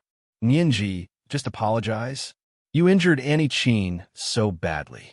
Even if it was self-defense, it's still a little too much. Besides, she's your biological mother. Without waiting for Gun Yinji to glare at him, he said to Wen Shuyi, "Shuyi, you too. You're so much older than her. How can you be so calculative with her? You're not that kind of person. I know you're the most generous and kindest girl. Don't scare her." Wen Shuyi was still smiling when she heard Qin Jining's first words. She didn't expect Qin Jining's next words to hit her before the smile even reached her eyes. She was so angry that she was trembling. What did he mean by so much older than her? She was only 6 years older than her. Besides, she was just talking about the matter. How could she be calculative? However, she had always been very steady and magnanimous in front of Qin Jining. She had never acted like Gun Yinji, who was acting coquettishly at such a young age. After Qin Jining's words, she was even embarrassed to act coquettishly. Gun Yinji saw that Wen Shuyi's face was flushed from Qin Jining's last words. She was about to have a cerebral hemorrhage. She immediately laughed. She nodded her head. Brother Little Ning really amazes the world with a single brilliant feat. What you said today was really good. Yes, I was defending myself, but I didn't hurt Mrs. Qin. The injury on Mrs. Qin's hand was a result of her misjudgment, and she grabbed the blade of the knife. But she's my biological mother, so let's just say I was wrong. I apologize to you, and I promise I won't hold a fruit knife in the future. Although you asked Wen Shuyi to take out that fruit knife and put it by my hand. Qin Yaowang looked at her coldly and said aloofly, "I don't dare. I told you, I don't treat you as my biological daughter, and don't treat me as your biological mother. This responsibility is too heavy for me to bear." Gun Yinji shrugged. "Fine, then don't say that I didn't apologize. You're the one who doesn't accept it. It's just as well that we won't interfere with each other's business in the future. Don't say that you're my biological mother, and I'll never say that I'm your daughter. Lawyer he and lawyer one are both here. Let's sign a consent form to disassociate ourselves from mother and daughter immediately. Qin Yaowang scolded coldly. Haven't you had enough? What are you doing here today? She quickly glanced at He Jichu. He Jichu put his hands in his trouser pockets and stood quietly beside Gunyinji without saying a word. It was impossible to tell what he was thinking. Qin Yaowang had no choice but to lower her eyes and sigh. She rubbed her forehead and said, I know you're complaining that I shouldn't have brought people to perform the surgery on you, but according to the security regulations, you really have to undergo this surgery. I can't perform this surgery myself now, but after I recover, I'll train a group of people and guide them in performing the surgery. In other words, Gunyinji had to undergo the surgery even if she didn't want to. She didn't even hesitate to use the law to pressure her. This sentence was the last straw that broke the camel's back. In Gunyinji's heart, her biological mother was already a dead person. She would never acknowledge her as her mother. She didn't remember anything about her childhood at all, but even if she did, she wouldn't be able to make the decision for herself. She could probably only toy with this woman. But now that she was an adult, if she was still manipulated by this woman using the word biological mother, then she would have wasted the 7 years she had spent growing up in the Special Operations Forces. To put it bluntly, she had 10,000 ways to make this woman regret giving birth to her. Gunyinji didn't know who her personality was like. In any case, if someone treated her a little better, she would want to repay them with a spring. But if someone treated her badly, whether it was her biological father or mother, then don't blame me for being unjust. She really didn't have the idea that she had to be absolutely obedient and filial to her parents. Her patience was very limited. The words, revenge for the smallest grievance, could be engraved on her epitaph. Gunyinji's fingers were a little itchy. She rubbed them a few times and looked at Qin Yaowang with a smile. Aren't you going to give up on performing the surgery on me? Just as she was about to speak again, He Jichu spoke up. Mrs. Qin, Ninji doesn't need to undergo the surgery. Qin Yaowang's pupils shrank imperceptibly. He Jichu actually didn't call her Annie Qin. Instead, he called her Mrs. Qin. Like Gunyinji, she paused for a moment and quickly said, Chu, you can't break the rules for her. According to the security regulations. He Jichu's shimmering almond-shaped eyes scanned Gunyinji. He said coldly, Mrs. Qin is indeed praiseworthy for not being biased and demanding to be impartial.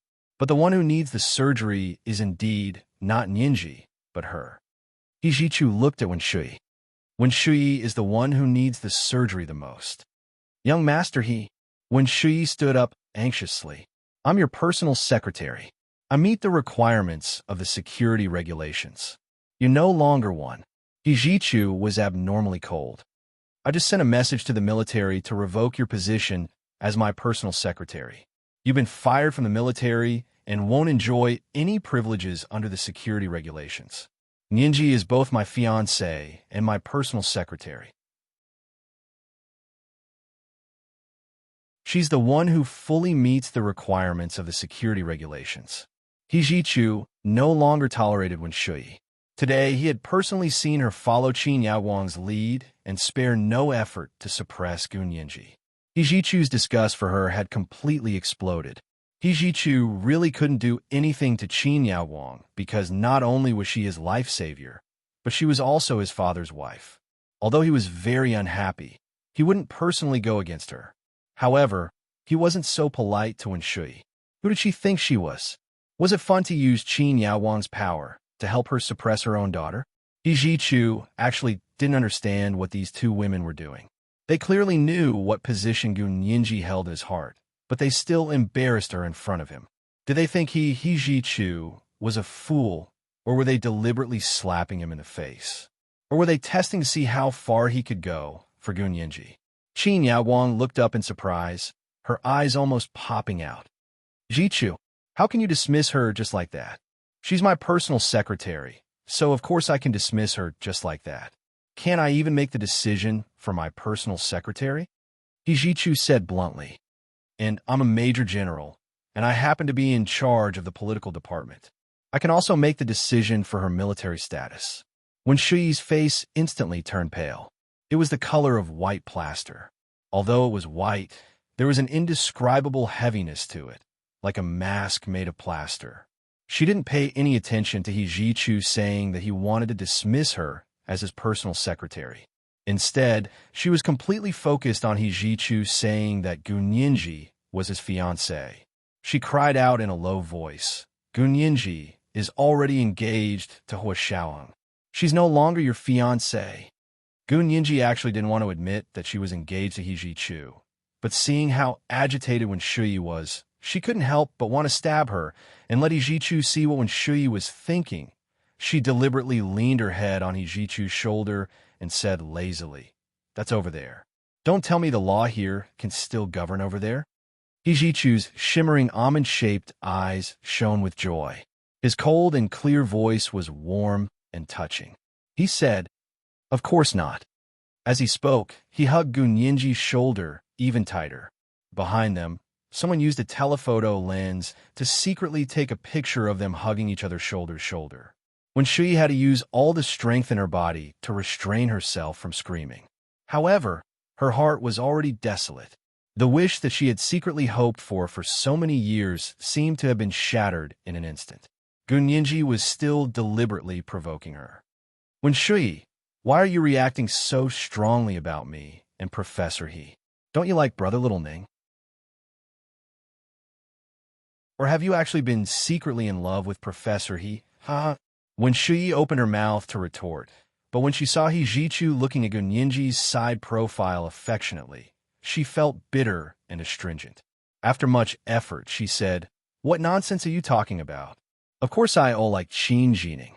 Qin Jining was also anxious and quickly said, "Young master He, what do you mean? Why are you leaving just like that?" He Jichu was much more sensitive than Qin Jining.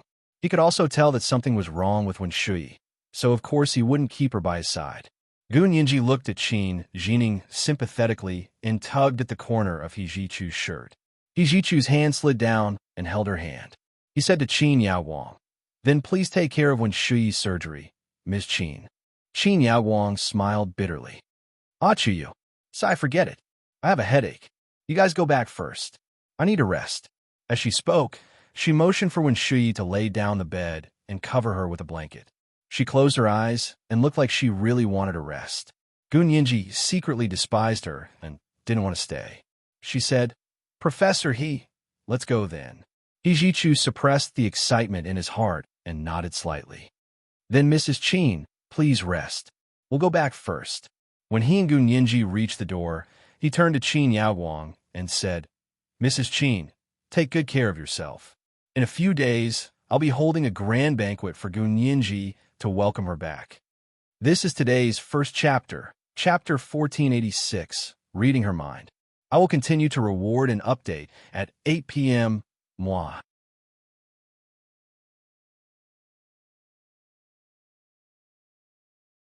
Chapter 1498. After He Jichu left with Gunyinji, Wen Shuyi said to Qin Jining, "You can go back first. Annie Qin is too tired, and so am I."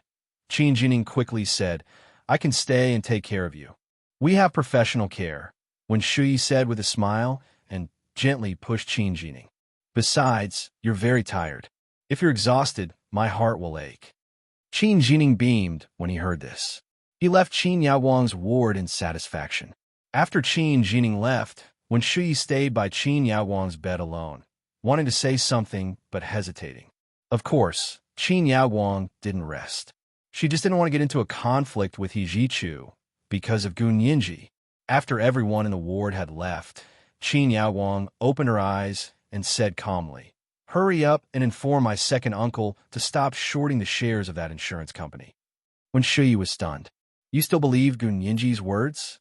Gunyinji had said that if they shorted the shares of that insurance company, the other party would face astronomical compensation and an avalanche of stock prices.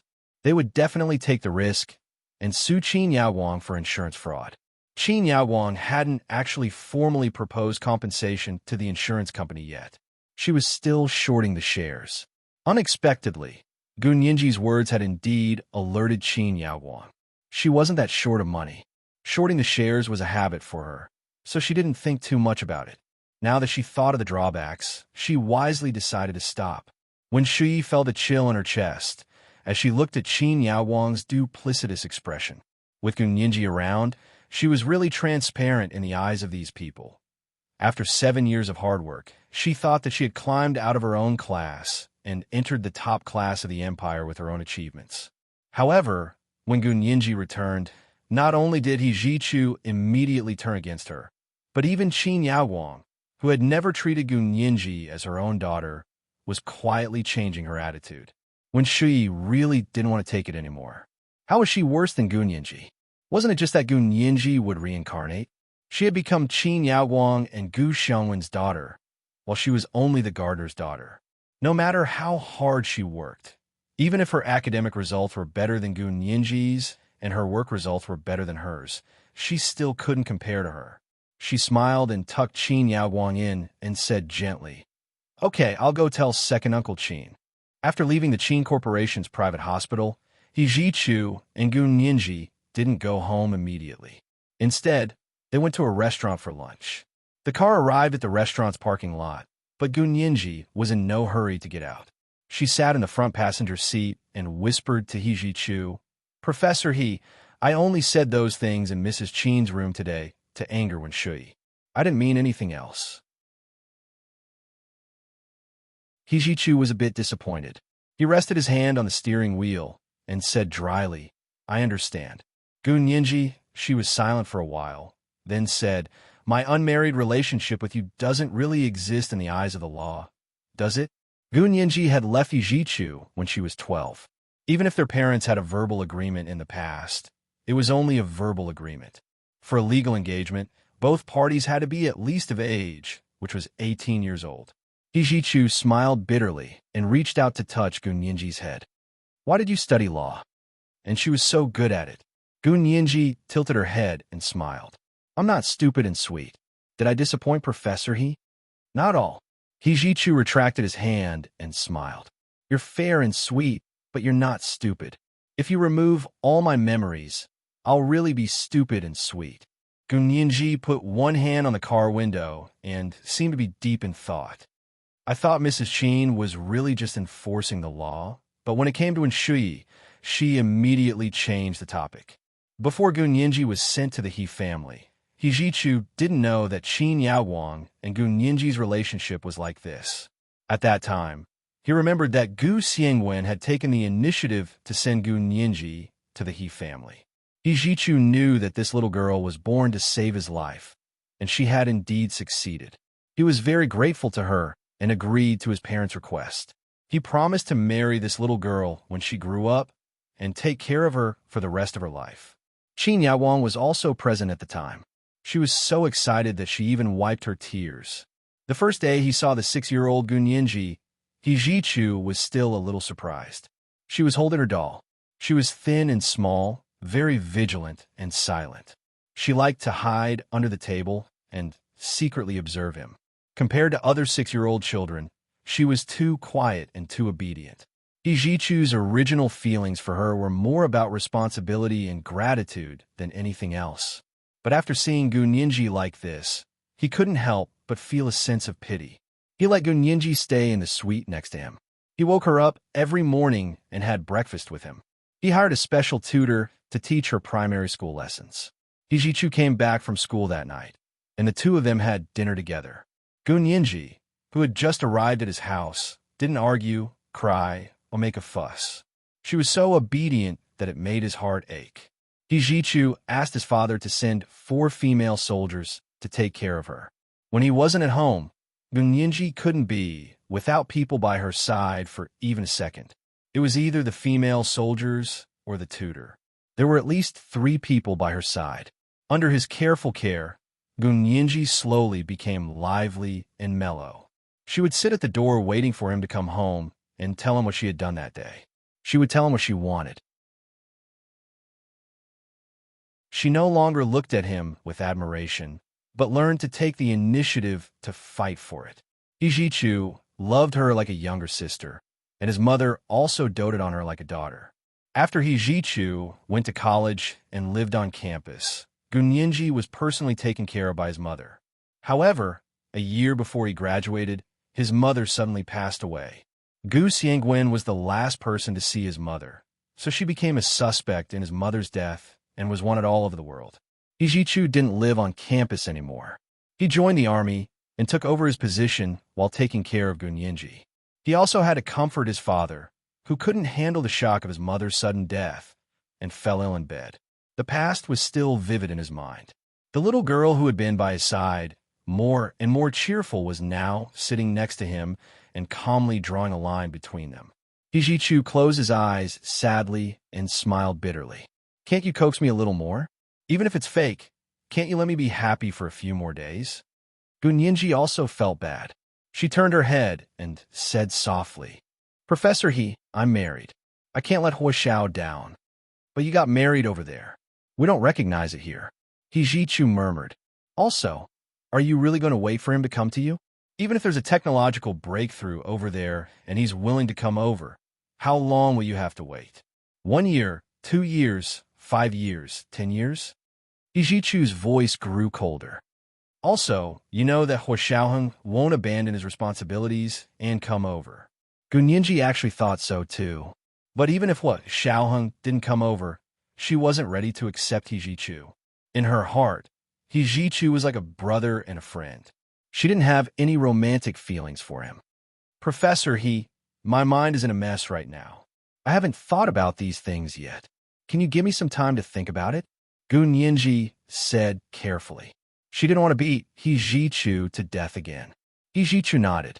I'll give you as much time as you want. Then can you not mention our unmarried relationship at your banquet?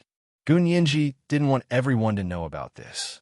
It wouldn't be good if it became a fait accompli. Hijichu understood what she meant. Although he was reluctant, he still nodded and agreed. Therefore, the He family's banquet this time would only say that they welcomed Gunyinji's return and nothing else. It could also be considered as restoring her identity.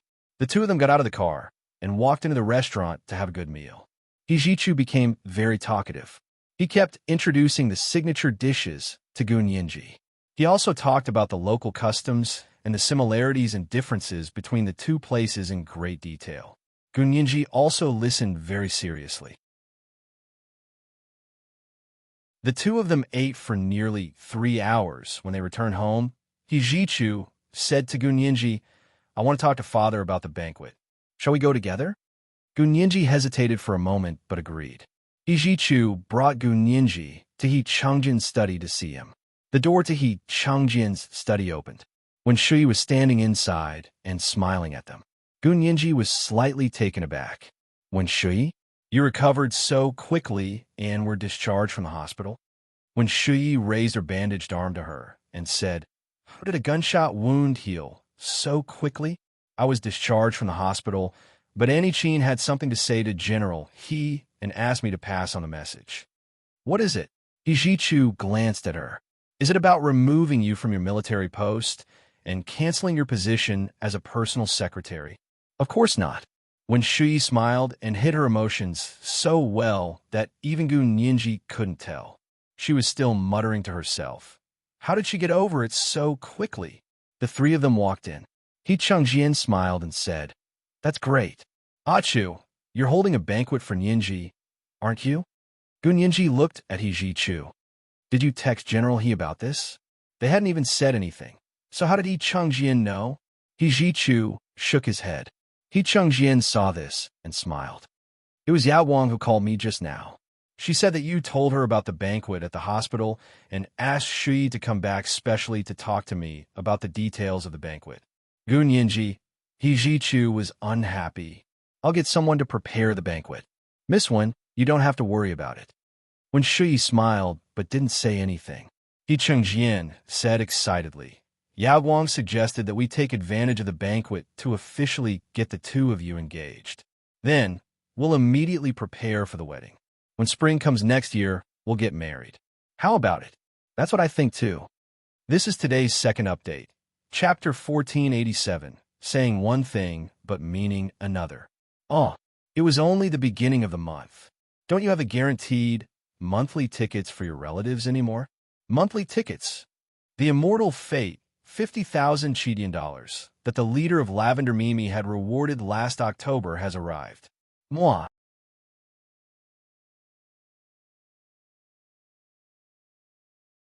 Chapter 1499. As soon as He Chengjian finished speaking, He Ji-Chu quickly asked, when Shui no longer has any security privileges, how did she enter this study? With both hands in his trouser pockets, he stood elegantly beside Wen Shui. His shimmering almond-shaped eyes were cold and indifferent as he stared at Wen Shui without a trace of emotion. Wen Shui froze, then blushed. She pretended to be calm and said, "General, he let me in." He Chengjian waved his hand and said nonchalantly, "Yao Guang asked her to come and talk to me about something else. It's easier to talk in the study. It's fine. I let her in." Since He Chengjian had agreed, He Ji-Chu no longer hesitated and said calmly, "I was the one who suggested this banquet to welcome Ningji back. As for the engagement and marriage, they had to be solemn ceremonies. There was no need to rush to bring them up at the welcoming banquet. This is too disrespectful to Ningji. A reception was a reception, and an engagement was an engagement. Although it wasn't a big deal to have two functions in one banquet, for people of their social class, it wasn't prudent enough. It was obvious that the man didn't value the woman enough, so he conveniently announced his engagement at the reception banquet. He Chengjian thought about it, and felt that what He Ji-Chu said made sense. However, what he was most concerned about wasn't whether this matter was important or not, but that he could only be at ease if Gu Ningji married He Ji-Chu immediately. He narrowed his eyes at Gu Ningji, wondering if her heart had already returned to He Ji-Chu. Wen Shui smiled and nodded at Gu Ningji. "Did you see that? The He family did treat you wholeheartedly. Although Annie Qin has always said that she doesn't treat you as her biological daughter, she doesn't mean it. She has always had you in her heart. She has never neglected your happiness. It's your good fortune to be able to marry young master, He, and marry into the He family. All the single girls in Huaxia are scrambling for this opportunity. Of course, it will only be left for their biological daughters." Her words not only complimented He Chengjian, but also helped Qin Yaoguang smooth things over. Even He Ji-Chu had to admit that Qin Yaoguang's suggestion was a little motherly. Otherwise, He Ji-Chu would have a terrible impression of her based on her behavior in the ward at the Qin hospital. In He Chengjian's heart, of course, his son was the best. There were only people his son didn't want, and there was no girl who didn't want his son. Even if he did, he would only be temporarily blind. After a long time, he would know how good his son was. He had spent so much effort to get Gu Ningji back so that she could be with He Ji-Chu. Qin Yaoguang's suggestion was indeed very favorable to He Chengjian. He Chengjian was elated when he heard that. "Shui, you're exaggerating. Actually, I'm old. As long as you juniors can be happy together, I'll die without regrets." When Shui quickly smiled and said, "General He, don't say that. You're still young. You still have to watch young master. He and Miss Gu have children. You have grandchildren." "Ah, grandchildren?" He Chengjian's eyes lit up, and his gaze swept between He Ji-Chu and Gu Ningji. Gu Ningji watched as when Shui drew a bigger and bigger picture for He Chengjian. Her eyes darkened, and she had no choice but to say, "Miss Wen, what do you mean by that?" "In the ward today, Mrs. Qin and I already made it clear. She doesn't treat me as her biological daughter, and I don't treat her as my biological mother. We almost signed a mother-daughter relationship. May I ask where she and you got the nerve to turn around and interfere with my personal marriage?" "Huh, you're still blaming Annie Qin?" When Shui pretended to be enlightened. "But in the ward today, Annie Qin was too impatient. You were also like little chili pepper. You were at odds with each other. Didn't you start quarreling?" She then clicked her tongue. "Actually, after seeing you talk in the ward today, no one doesn't believe that you're not mother and daughter. You're both equally stubborn." He Chengjian understood that Gu Ningji had gone to see Qin Yaoguang today and seemed to have caused a scene. He quickly said, "Ningji, your mother is indeed a straightforward person. She says what's on her mind. Although her words may not be pleasant, she doesn't hold a grudge against others. She forgets after saying it. She's all about medicine and doesn't know much about the ways of the world. Gunyinji blinked and thought to herself. So Mrs. Qin Yawang was using the persona of a straightforward scientist who didn't understand the ways of the world. In front of General He, this persona was indeed quite interesting. If she offended you, it was because she didn't understand the ways of the world. And if she said the wrong thing, it was because she was straightforward. She was in an invincible position. But it didn't matter. She, Gunyinji, also knew how to set up a persona.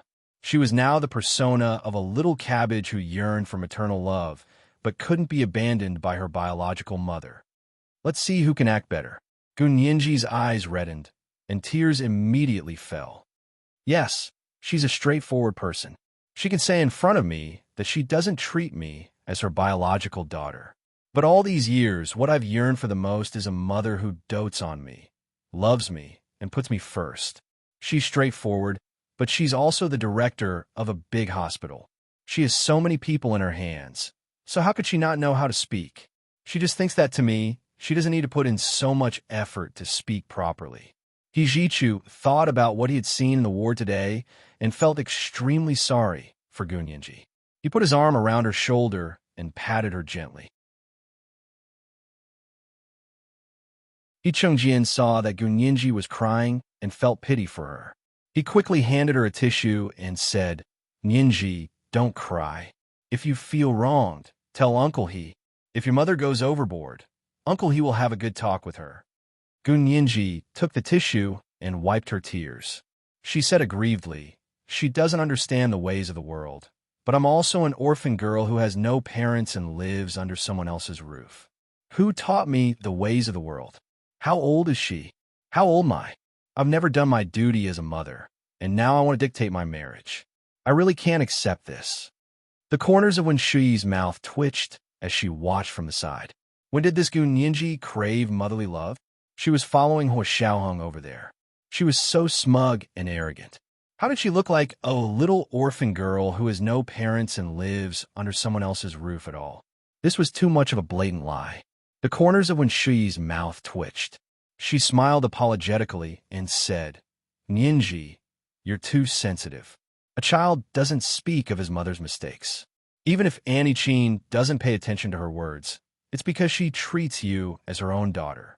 Do you have to choose your words carefully when speaking to your own daughter? Don't you think that's too distant?" Gunyinji stopped crying and said seriously, "I don't think so. Even if we're as close as father and son and mother and daughter, basic courtesy is still needed. Besides, she's already said that she doesn't treat me as her own daughter, so your premise isn't valid. Since your premise isn't valid, then your conclusion isn't valid either. So don't bite the bullet and clear her name." When Shuyi's face turned red from her rebuke, she said embarrassedly, This isn't a court. Do you still need to make logical deductions? Miss Wen, you're also a lawyer. I thought it was a lawyer's occupational disease to speak logically." Gunyinji's tears quickly welled up again. "Besides, do you really think her proposal is to treat me as her own daughter? You're too naive." When Shuyi had always been known for being steady and magnanimous. No one had ever called her naive. She couldn't take it anymore. She subconsciously asked, "Why doesn't she treat you as her own daughter? She chose such a good marriage for you, and you're still not satisfied? How many people can't get it even if they beg for it?" Gunyinji turned her head away and said with a sulky expression, "If she really treats me as her own daughter, she should be concerned about what kind of person I like and whether I'm willing to marry. She shouldn't be so eager to suck up to him and sell me off like a commodity." He Chengjian frowned and said unhappily, "Ya Wang knows what's good for you. She knows that Jichu loves you the most. So what's wrong with suggesting that you get engaged and married immediately? Of course there's something wrong." Gunyinji even refuted He Chengjian's words. "Who is the most important person to you, Uncle He?" "Of course it's Jichu," He Chengjian said without hesitation. "That's right. Then what are you thinking about when you were considering a marriage partner for Professor He?" "Of course I was thinking about who the girl he loves the most is. My greatest wish is for him to marry the girl he loves the most." Gunyinji sighed and said enviously, "Professor, he is really lucky to have a father like you." To He Jichu, being a father was the best he could be. But For Ms. Qin, has she considered my feelings? Does she know who I love the most? No. To her, the most important thing is to please you, Uncle He, and make your son happy. Not to consider the wishes of my biological daughter. If someone didn't know better heard this, they would think she was Professor He's biological mother. Did she ask me who I like? Did she ask me who I want to marry? She didn't ask anything. Now, she's even saying she's her biological mother. How disgusting. Gun Yinji glanced at He Jichu as she spoke. He Jichu noticed Gun Yinji's gaze and understood what she meant. He felt indescribably uncomfortable. However, he had promised Gun Yinji, so he couldn't go back on his word. Gun Yinji still had feelings for Hua Xiaoyang, so she still refused to accept him. If he didn't say something to express his stance, this little lady would probably fall out with him on the spot. However, before He Jichu could speak, He Chungjin's expression had already changed. He asked sternly, "You've said so much. Are you still unwilling to be with Jichu?" Gun Yinji didn't beat around the bush and simply told him the truth. "You also know that I'm already engaged to someone else. The matter between me and your son was actually just a verbal agreement between the two families when we were young. It has no legal effect. If you insist on going your own way against my wishes, then try it. I'll show you what it means to force a melon not to be sweet." This was the first update of the day, Chapter 1488, A Melon Not to Be Sweet. Today was Monday, and recommendation votes were especially important. Continue to reward and update at 8 p.m. moi.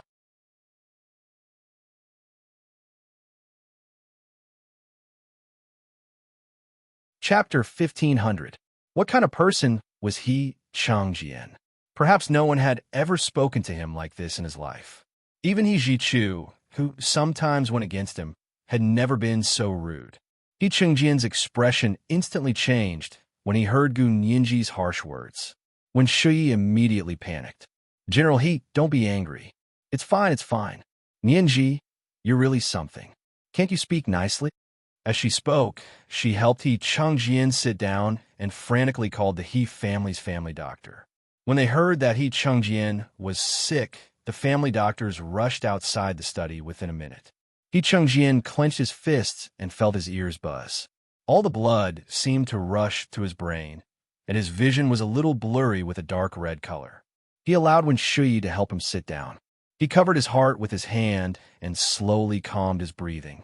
He Jichu was also shocked. He turned around and opened the study door to call in a family doctor. This person was the head of the family doctors. He came in with a medicine box on his back and walked straight to He Changjian. Seeing his expression, he immediately said, "This is angina.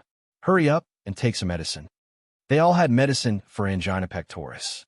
He Jichu poured a glass of water and personally took the medicine from the doctor's hand. He gave it to He Changjian.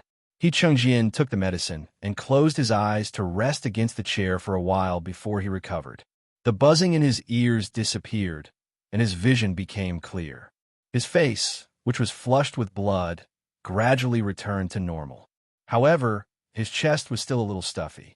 Gun Yinji felt a little regretful when she saw how angry He Changjian was. Wasn't she going too far? He Jichu looked at He Changjian intently and poured him another glass of warm water. "Drink some more." He Changjian drank the water with his hand. He glanced at the family doctor in the room and said, "Jichu, help me send the doctor off and get me a few more bottles of medicine. I don't have much medicine left." He Jichu nodded and followed the doctor out. After He Jichu left, He Changjian sat for a while before glancing at Gun Yinji. Gun Yinji moved closer to his desk and said embarrassedly, "General He, I'm sorry. If anything really happened to He Changjian because of her words, she would be in deep trouble." He Changjian looked at her with a dark gaze. After a while, he said, "Yinji, you're not young anymore. You're already 19, right? You're turning 20 in October? In less than a month's time." Gun Yinji nodded, and her mood immediately sank. Her 20th birthday was coming up, but Hua Xiaoheng could no longer celebrate it for her. She really didn't want to celebrate her birthday anymore. He Changjian looked at her absent-minded look and thought of his son's calmness. His hands secretly clenched into fists. Was 7 years really that irresistible? What was so bad about her son? When Shuyi didn't seem to notice the undercurrent between them, she chuckled and said, Nianji, don't be too willful. With such good conditions, why are you still struggling? As for your engagement with Hua Xiao, that's something from another world. Just treat it as a dream. Since it's a dream, there's no need to take it seriously. He Chengjian observed Gu Nianji carefully and saw that the corners of her eyes and brows were filled with disapproval. It was probably because of what she had said just now that he was so angry that he almost had a seizure, so he didn't continue arguing with Wen Shui. It seemed that getting her to be with He Zhichu wasn't something that could be accomplished overnight. Gu Nianji looked up and said calmly, No, that's not a dream. You and I both know that it's a real space-time. So what if it exists? You can't even go over now, Wen Shui said lightly. And their science and technology are too far behind ours. They won't be able to come over in a short time. I estimate that in 50 or 100 years, their technology might advance by leaps and bounds. Gu Nianji raised an eyebrow. That's none of your business. He Qingjian also said, in the past few years, Shuyi and I have been using magnetic field transmissions a lot. The magnetic field energy has already been consumed a lot. This time, in order to bring you back, something went wrong midway. The magnetic field device went out of control.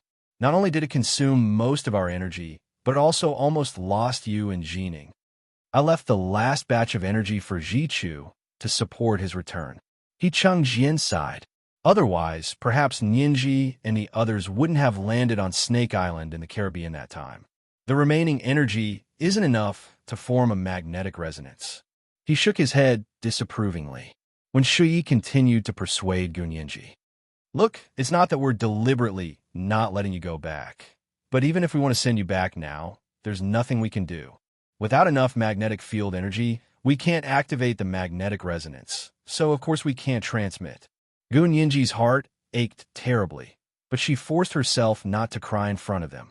She could cry when she was acting, but when it came to expressing her true emotions, she didn't want to cry. When she was really sad, she would hide and cry alone. Those were the tears that truly belonged to her. The tears shed in front of others didn't count. Everyone knew that they were all 1,000-year-old foxes, and they were acting like strange tales from a Chinese studio. So stop fooling around. When the banquet is held, tell him about your engagement with young Master He. When Shuyi brought this up again, you have to take a step back in order to advance, but you have to know your limits. How can you take your marriage as a joke? Gu Nianji was extremely annoyed. Her face darkened when Shuyi and she said coldly, I've always been a man of my word. I've never taken a step back in order to advance. Don't judge others by your own standards. Use your own thoughts to figure others out. Yes, you're the most noble. When Shuyi picked up her Hermes platinum bag from the sofa and hung it on her arm, she didn't stand on ceremony anymore. I've already talked until my mouth is dry, but you still refuse to let go. What I want to remind you is that without the He family, you're nothing. Why are you putting on an act? I'm putting on an act. Gu Nianji was so angry that she laughed. I've been talking for so long. Do you think I'm deliberately trying to sell myself? I didn't say that. When Shui had a good temper. As she walked towards the door, she said, Actually, you just get things too easily. You don't cherish things that you get too easily. Unlike people like us, our families are too poor. My parents are only gardeners, so I have to work harder than you to sit in the same position as you. Gu Nianji finally understood when Shuyi's intentions. Wasn't she just mocking her and saying that she was relying on the He family to raise her status? She put her hands in her trouser pockets and took 2 steps forward. She said to Wen Shuyi's back, I never meant to look down on your background. You can't choose your background, just like I can't choose my parents, but you can choose what path you take. When Shuyi paused in her steps and turned to look at her, she said with a half smile, You're already standing at the top, even though you're relying on the He family. So it's easy for you to say that. Unlike her, although she had already entered the He family's door, she could be kicked out at any time. Gu Nianji scoffed and said calmly, You're quite concerned about the He family. Don't tell me that I'm nothing if I leave the He family. To be honest, You're really nothing if you leave the he family. When Shuyi didn't stand on ceremony anymore, there was a faint excitement in her eyes, like a hunter who had finally seen her prey walk towards the trap she had set. He Chengjian's eyes narrowed slightly as he looked at Gunyinji. He thought to himself, though in Shuyi's words made sense. If Gunyinji were to go out and experience the life of a real, ordinary person, she would have to work hard every day. Her greatest wish in life was to get a loan to buy a small house and spend the rest of her life in a small house. She should be able to understand how good Ijichu was if she suffered a little. Gunyinji played right into his hands and said, "Okay, I'll leave the he family and live on my own. Do you think I'm nothing if I leave the he family?" "Sure." When Shuyi immediately applauded. "I'll wait and see." Gunyinji turned to He Changjian and said, "General He, do you agree? If you agree, I can leave the he family immediately and rely on my own abilities to make a living." He Changjian looked at her meaningfully and said, "Do you really want to leave the he family and rely on your own abilities to make a living?" Of course, what's not to believe? Gunyinji was very confident in her own abilities. Moreover, being able to leave the he family and not have to see when Shuyi and Qin Yawang again was more beneficial than harmful to her. When Shuyi continued to tease her, "Okay, since you said you'll rely on yourself, you have to leave the family with nothing. You can't take anything from the he family with you, nor can you use any of the he family's resources. You can't even tell others that you know anyone from the he family." Pursing her lips, when Shuyi added, "You can't tell others that your mother is Annie Qin, Dean Qin. Only then would Gunyinji be on the same starting line as her." She wanted to see how Gunyinji, who had nothing and didn't even have a diploma, could do so well here. Gunyinji didn't fall for her trap. She crossed her arms and snorted. "Are you stupid? I'm not cheating on you. Why would I leave the family with nothing? Is there a connection? I'm just saying that you can't take a single needle from the he family," when Shuyi said with a smile. "General He, do you make sense?" He Changjian looked at Gunyinji and couldn't bear it. Although he wanted Gunyinji to experience the life of an ordinary person in society, he didn't want her to live too hard. She just needed to experience the suffering of the people and suffer a little. If she suffered too much, not only would Ijichu be unhappy, but even he, as her uncle, couldn't stand it anymore. However, he wanted to see how Gunyinji would react, so he didn't reply. He smiled but didn't say anything. Gunyinji saw that He Changjian didn't say anything and looked at her calmly like an old fox. She scoffed and said, "Of course I won't take a single needle from the he family, but I still want what belongs to me. There's something here that belongs to you?" When Shuyi stretched out her arms and casually walked around the room. "Why didn't I know? How do you know?" Gunyinji retorted bluntly. "Are you the he family's nanny or housekeeper? Do you know what the he family has?" Of course, when Shuyi wasn't a nanny or a housekeeper. She was a Law JD graduate with first-class honors from Harvard Law School. She was also the director of the military's legal department. No, she had been the director of the legal department. When Shuyi straightened her back when she thought about how He Jichu had removed her military record. She didn't want anyone to see her dissatisfaction and anger. She said lightly, "This is based on common sense. You've been away from here for 7 years, and the things here have long changed." Gunyinji chuckled and said, "I understand what you mean. Don't worry, I won't take a single cent from the he family. What I want is indeed what belongs to me." As she spoke, Gunyinji looked at He Changjian. "General He, I'm new here. You have to get me a legal identity document, including an ID card, a passport, and an official education certificate." He Changjian laughed. "You want me to open the back door for you? What happened to not relying on the he family?" Gunyinji didn't blush at all. She said plausibly, "How is this opening the back door? I'm alive and well in the other world. I have my own identity, my own job, my own degree certificate, and my law license. You were the one who forcefully brought me here against my will. So, based on the principle of reciprocity, shouldn't you provide me with the same identity document and education certificate?"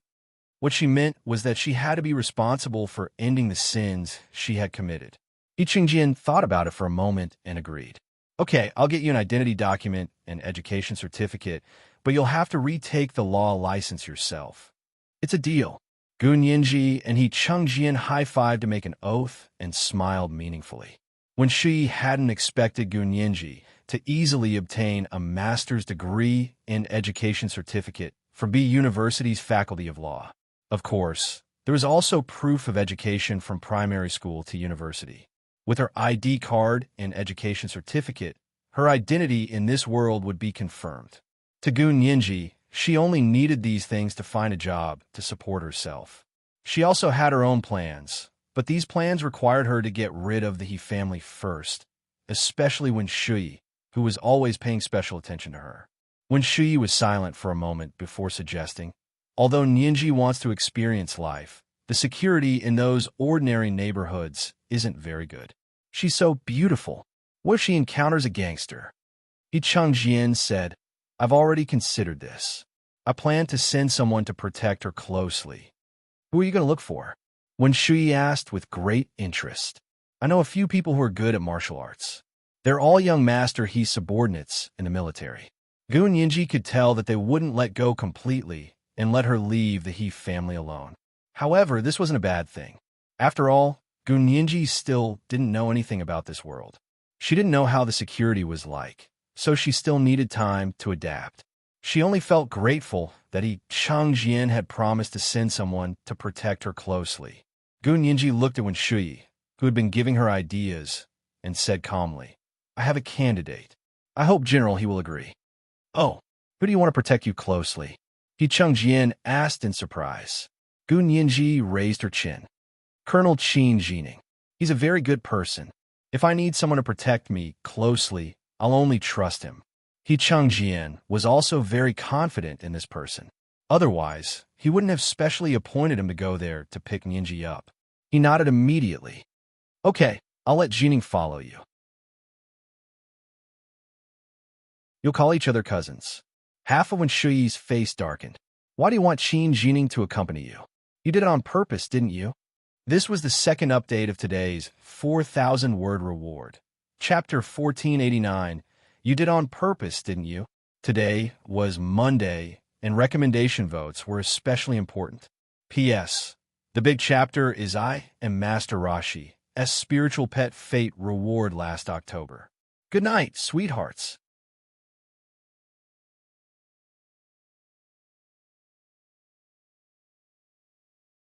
Chapter 1501. Gun Yinji thought to herself, I did it on purpose, but why would I tell you? In the face of Wen Shui's sudden aggressiveness, she immediately chose to panic. She took 2 steps back to He Chengjian's side and deliberately expressed her question cutely. Uncle He, why can't I choose Brother Little Ning? Didn't you agree? Miss Wen is so scary like this. Even Uncle He's words don't work. I thought she was the one in charge of the He family. She was already pretty and sharp-tongued. When she acted cute, even Hua Xiaoheng couldn't handle it, let alone He Chengjian. He almost regretted asking her to move out. He quickly patted her back and coaxed her. Don't be afraid, don't be afraid. Uncle He will make the decision for you. As he spoke, his gaze turned to Wen Shui and he smiled. Shui, do you have a problem with me asking Jining to protect Yinji? Wen Shui's heart skipped a beat when she saw He Chengjian's unfriendly expression. She quickly said, General He, that's not what I meant. I mean, what do you mean? Gun Yinji pretended to be a fox exploiting the tiger's might and became arrogant. Don't you mean that I can't do something you don't agree to? Even if Uncle He agrees to it? Of course not. Wen Shui quickly explained. What I mean is, there's so many talents in the military. Why do you want Qin Jining?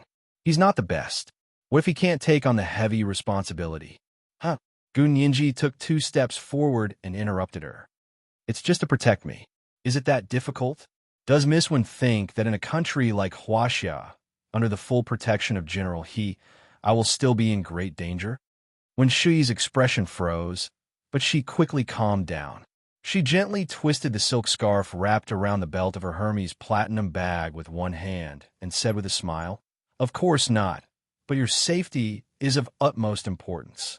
Gun Yinji interrupted her again and shook her head. I'm just an ordinary person. Brother Little Ning can definitely deal with ordinary thieves. If there's a villain that even Brother Little Ning can't deal with, then someone is deliberately targeting me. She took another step forward, forcing Wen Shui to take a step back. Miss Wen is so clear about this. It seems that my safety actually falls on Miss Wen. Gun Yinji raised her eyebrows and said meaningfully, "What does it have to do with me?" Wen Shui quickly glanced at He Changjian. He Changjian still maintained a smile. It was so natural that she couldn't tell what he was thinking at all. Gun Yinji folded her hands behind her back and moved closer to Wen Shui. She whispered in her ear, "Of course it matters. If I'm really being pursued by an unknown person, it can only be Miss Wen's instigation." She turned around and pointed at Wen Shui with one hand. She looked at He Changjian and smiled softly. "Uncle He, remember this. If anything happens to me in the future, the real culprit will definitely be this Miss Wen. Whatever alibi she has, you can't believe it. She'll definitely confess everything under the three woods." Gun Yinji, Wen Shui was scared out of her wits. Her face turned pale.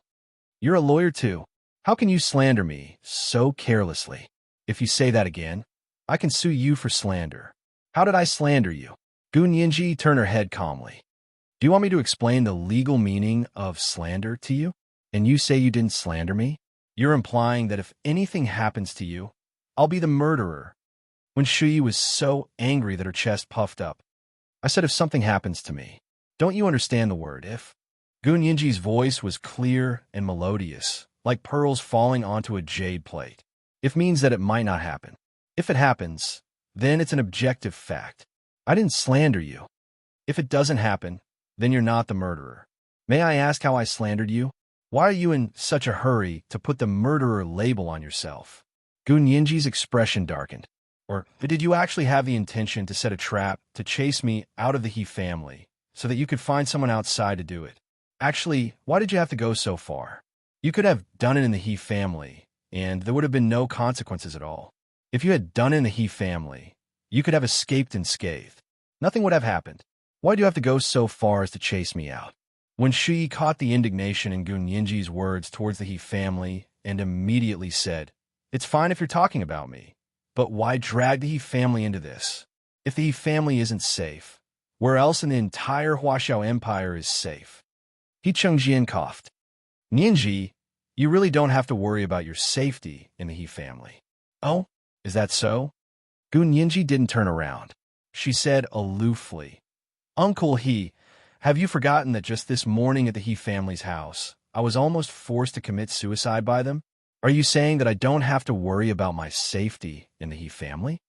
He Chengjian was rendered speechless by her. But how could he have imagined that Yao Guang would go against his own daughter? Now that the mother and daughter were like fire and water, He Chengjian also felt a headache coming on. He shut his mouth in embarrassment. Wen Shui was indignant. "Even if something happened to you, why am I the murderer? You still say you're not slandering me." Gun Yinji crossed her arms over her chest and said calmly, "I'll tell you why if something happens to me, you're the murderer. Because if something happens to me, you'll be the one who benefits the most. The general inference in murder cases is that most murderers want to obtain some kind of benefit from the deceased. Whoever reaped the most benefits would be the most suspicious. Do you still need me to teach you that?" Wen Shui's face turned red and white. She clenched and unclenched her fists. After a while, she said agitatedly, "Nonsense. If something happens to you, what benefit can I get? Don't slander me." "Yes, what benefit can you get? Let me think." Gun Yinji walked around her. "How did you get to Professor He's side? You don't need me to remind you, do you? 7 years ago, because Professor He mistakenly thought that I had died in a car accident, you came to Professor He's side as a replacement. So as my replacement, don't you hate me the most? Because I didn't die, everything you once had slipped away from your hands. What people are most afraid of is not having what they have, but losing what they have." The more Gun Yinji spoke, the more excited she became. Although she actually didn't have any evidence, her words were almost like nonsense. Wen Shui's palms gradually became sweaty, but she still asked Gun Yinji very calmly, "Are you serious?" Gun Yinji tilted her head. Yes, I'm serious. Unless you can swear that if I'm no longer in this world, you won't be with Professor He, I'll believe that you're not the possible murderer. When Shi flew into a rage. Why would I make such an oath? You've gone too far. Haha. Are you saying that you've actually been coveting Professor He? Then why are you holding on to Brother Little Ning? Gun Yinji glanced at He Chengjian and gave him a you-know look. He Chengjian's eyes darkened, but the corners of his lips curled up at her teasing. When he smiled, the deep wrinkles at the corners of his eyes curled up. His pair of peach blossom eyes looked even more charming than He Jichu's. Gun Yinji looked away and thought to herself, no wonder her cheap mother had waited for this man for more than 20 years. Ordinary people wouldn't be able to resist such a fine specimen. Only Major General Hua could compare to him. Gun Yinji thought of Hua Xiaoheng, and her eyes softened. The smile on her face was as sweet as honey. He Jichu happened to push open the door and come in. He saw Gun Yinji's sweet smile and big, watery eyes. His heart skipped a beat, and he almost couldn't breathe. He held the door handle and stood for a while before asking, "What were you talking about just now?" When Shuyi's face was flushed red, she was completely too embarrassed to stay any longer. She hurriedly said, "I'm going back. Annie Qin is still waiting for my reply. General He, I'm leaving first." She turned around in a panic, opened the study door, and quickly ran out. Gun Yinji didn't want to stay here any longer. She bowed slightly to He Chengjian. "Uncle He, please inform Brother Little Ning that I'm going to pack my luggage now and move out of the He family immediately." "What's going on?" He Jichu immediately grabbed Gun Yinji's arm and asked nervously, "Why are you moving out of the He family?" Gun Yinji gently pushed his hand away and said with a smile, "Professor He, ask Uncle He. I'll be leaving first. You father and son have a good chat." Although she wasn't very strong, her actions were very firm. She pushed He Jichu's fingers away one by one and resolutely left. The door to the study slammed shut again. There were only He Jichu and He Chengjian in the room. He Jichu glared at He Chengjian angrily. His almond-shaped eyes were almost on fire. "You'd better explain it to me. What's going on?" He Chengjian felt a little sorry for his son. In order not to bear He Jichu's anger, he covered his chest with his hand and cried out again. "My chest hurts. Do you have any more medicine?" He Jichu hurriedly walked over and took out the medicine. He then picked up the landline phone. "Why are you not feeling well again? I'd better call the doctor quickly."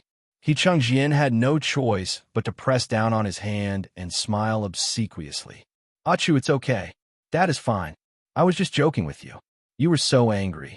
Dad was scared. He Jichu couldn't vent his anger when he saw his father, who was extremely dignified in front of others, lowering his head and begging for mercy in front of him.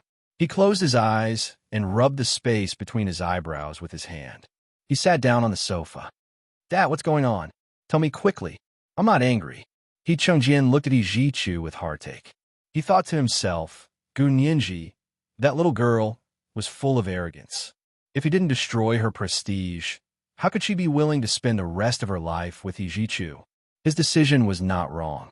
After hesitating for a while, He Chengjian still picked out the important parts of the situation and said, "Yinji was the one who suggested it.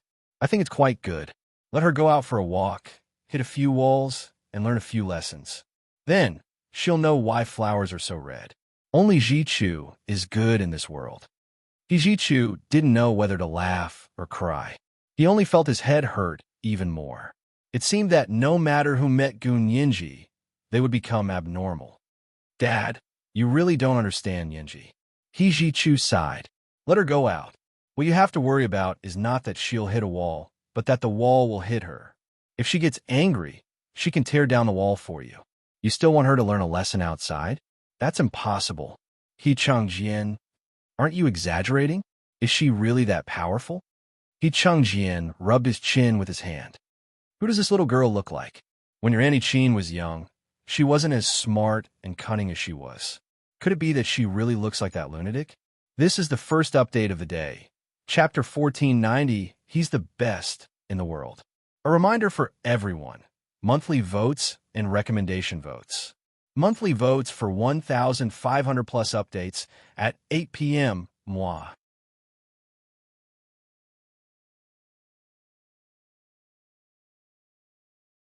Chapter 1502. How could she be like Gu Xiangwen? He Ji Chu didn't think much of it. Nianji is very friendly, lively, and talkative. As long as she wants to, she can get along well with anyone. And Gu Xiangwen has interpersonal disorder. Have you ever seen him talk to anyone nicely? Except for Nianji. Besides, Auntie Qin is like a stranger to Nianji other than giving birth to her. Nianji isn't like any of them. He Ji Chu curled his lips. If she wants to be like someone, she's more like me. After all, she grew up with me from 6 to 12 years old. She's also very talented in the law. He Changjian. How could such a fatherly smile appear on He Ji Chu's face? He Changjian felt very upset. He Ji Chu didn't want to talk about these two people anymore. He quickly changed the topic. Then what about the welcoming banquet? You promised her to leave the He family, but you still have to hide your identity. Does that mean you don't have to hold a banquet? We can wait for now. She doesn't want to get engaged and married right away. He Changjian didn't want He Ji Chu to be sad. After she comes back willingly, He Ji Chu reached out and made a pause gesture. Stop. So you listened to Annie Qin's opinion and rejected my suggestion. He Changjian, He Ji Chu stood up calmly. Looks like my mother has been dead for so many years. It's time for a new generation to replace the old. Ji Chu, He Changjian panicked. He stood up and growled. What do you mean by that? What do you mean by a new generation to replace the old?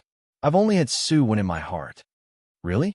He Ji Chu's expression was calm to the point of indifference.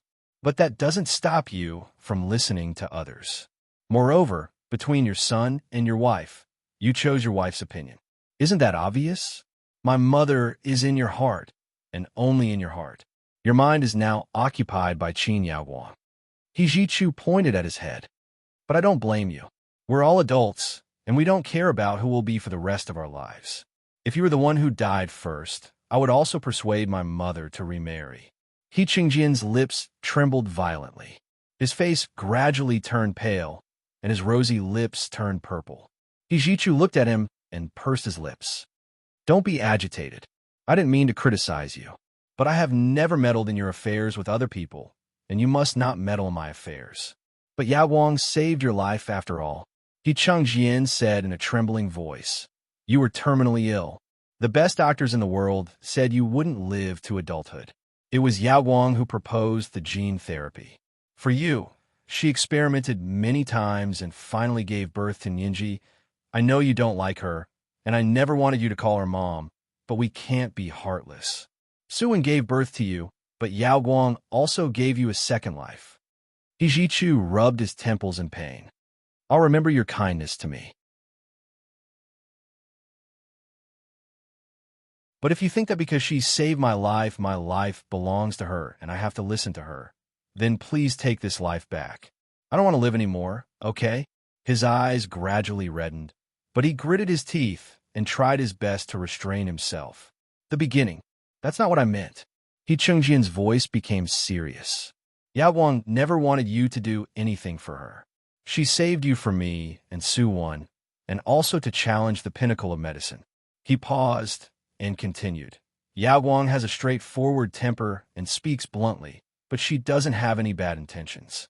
People who devote themselves to scientific research are all like that. Yes, she's good to everyone, but she abandoned her own daughter. He Ji Chu smiled bitterly. Actually, what right do I have to criticize her? Isn't everything she did for me?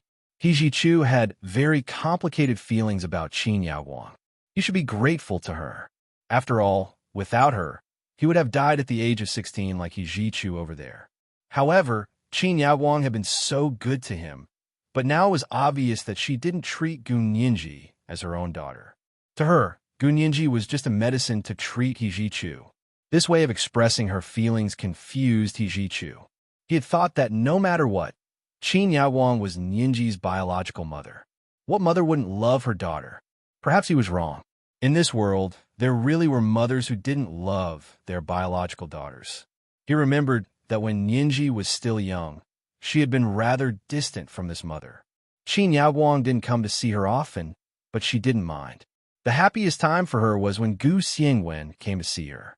However, Gu Xiangwen was also very busy, even busier than Qin Yaowang. Once he went into the laboratory to do experiments, he could not come out for half a year. Gunyinji would be happy for a long time if he came by occasionally. She would place the gifts he brought on the floor of the room and carefully paste a small note on each gift with the date of the next year before putting it back in the box. Then, she would open the box every day and take out a gift in chronological order. This way, it would be as if Gu Xiangwen came to see her every day. Although he Jichu disliked Gu Xiangwen very much, he had to admit that he was a good father. Of course, this was compared to Qin Yaowang. Compared to He Changjian, Gu Xiangwen was at least as far away from a good father as two parallel universes. Gu Xiangwen was a genius, a well-deserved genius. Geniuses usually had weird habits and bad tempers. He really could not get along with anyone. He was very impatient with the laboratory staff under him. Whenever he was unhappy, he would scold them. Your brain is as small as an atom. You can't even see it with a high-power microscope. Or, are you a paramecium? There's only one single cell in his entire body. The assault was very serious. If it weren't for the fact that he was too talented and could publish many world-class theses with him, those people wouldn't have endured the humiliation and become his students. However, Gu Xiangwen was surprisingly patient when he was with Lil Gunyinji. Hijichu remembered that Gunyinji had just turned 6 that year. Gu Xiangwen had given her a copy of Quantum Physics for Serious, Quantum Mechanics for Serious. Hijichu disagreed at the time and said, Uncle Gu, isn't this book too profound for a 6-year-old child? Unexpectedly, Gu Xiangwen said, This is a children's book on quantum mechanics that I specially wrote for her. Hijichu knelt on the spot. He had personally written a book for his daughter, and it was a children's book on quantum mechanics. The book was still in Hijichu's room. It was the only thing that Gu Xiangwen had left behind that hadn't been smashed and burned by the furious He Changjian. Hijichu wasn't very surprised by the conflict between Qin Yaowang and Gunyinji, but he was still very sad. He felt sad for Gunyinji, so he wanted to give her more love, but she didn't need it. Hijichu put his hands in his pockets and clenched his fists tightly. His fingernails dug deep into his palms. After his wife passed away, the most important person in He Changjian's heart was his son, Hijichu.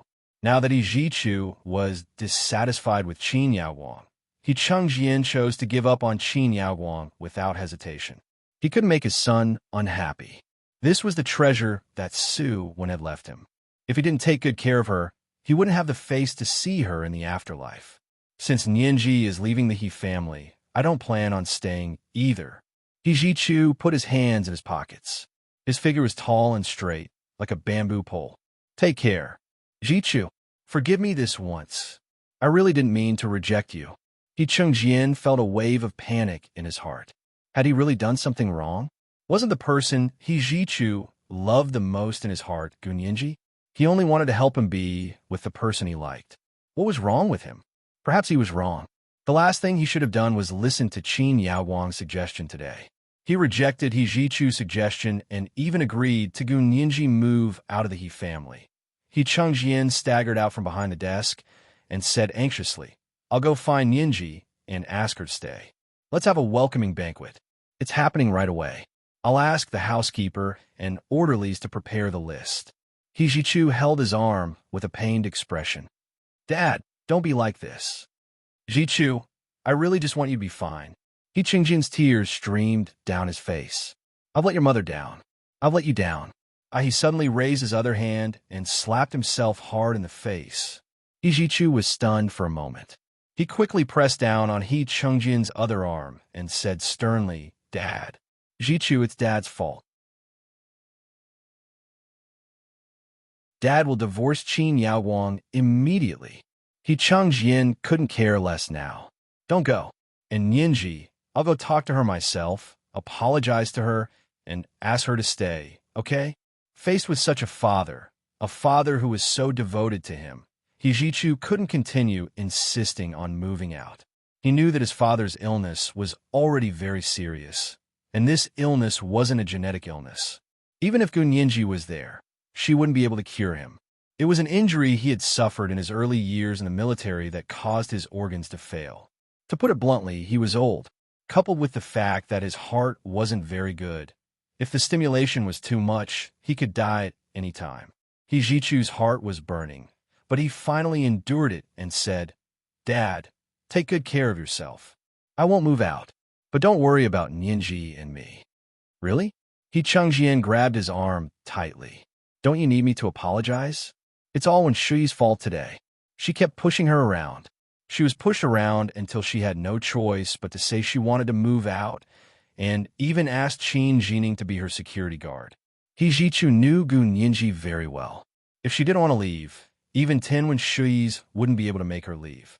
She had agreed to leave, so there was a high chance that she wanted to leave. Why did she want to leave?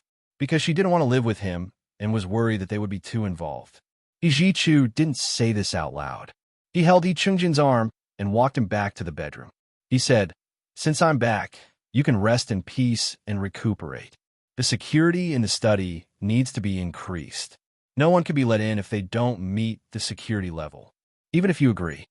Okay. Whatever you say." He Qingjian got into bed after washing up.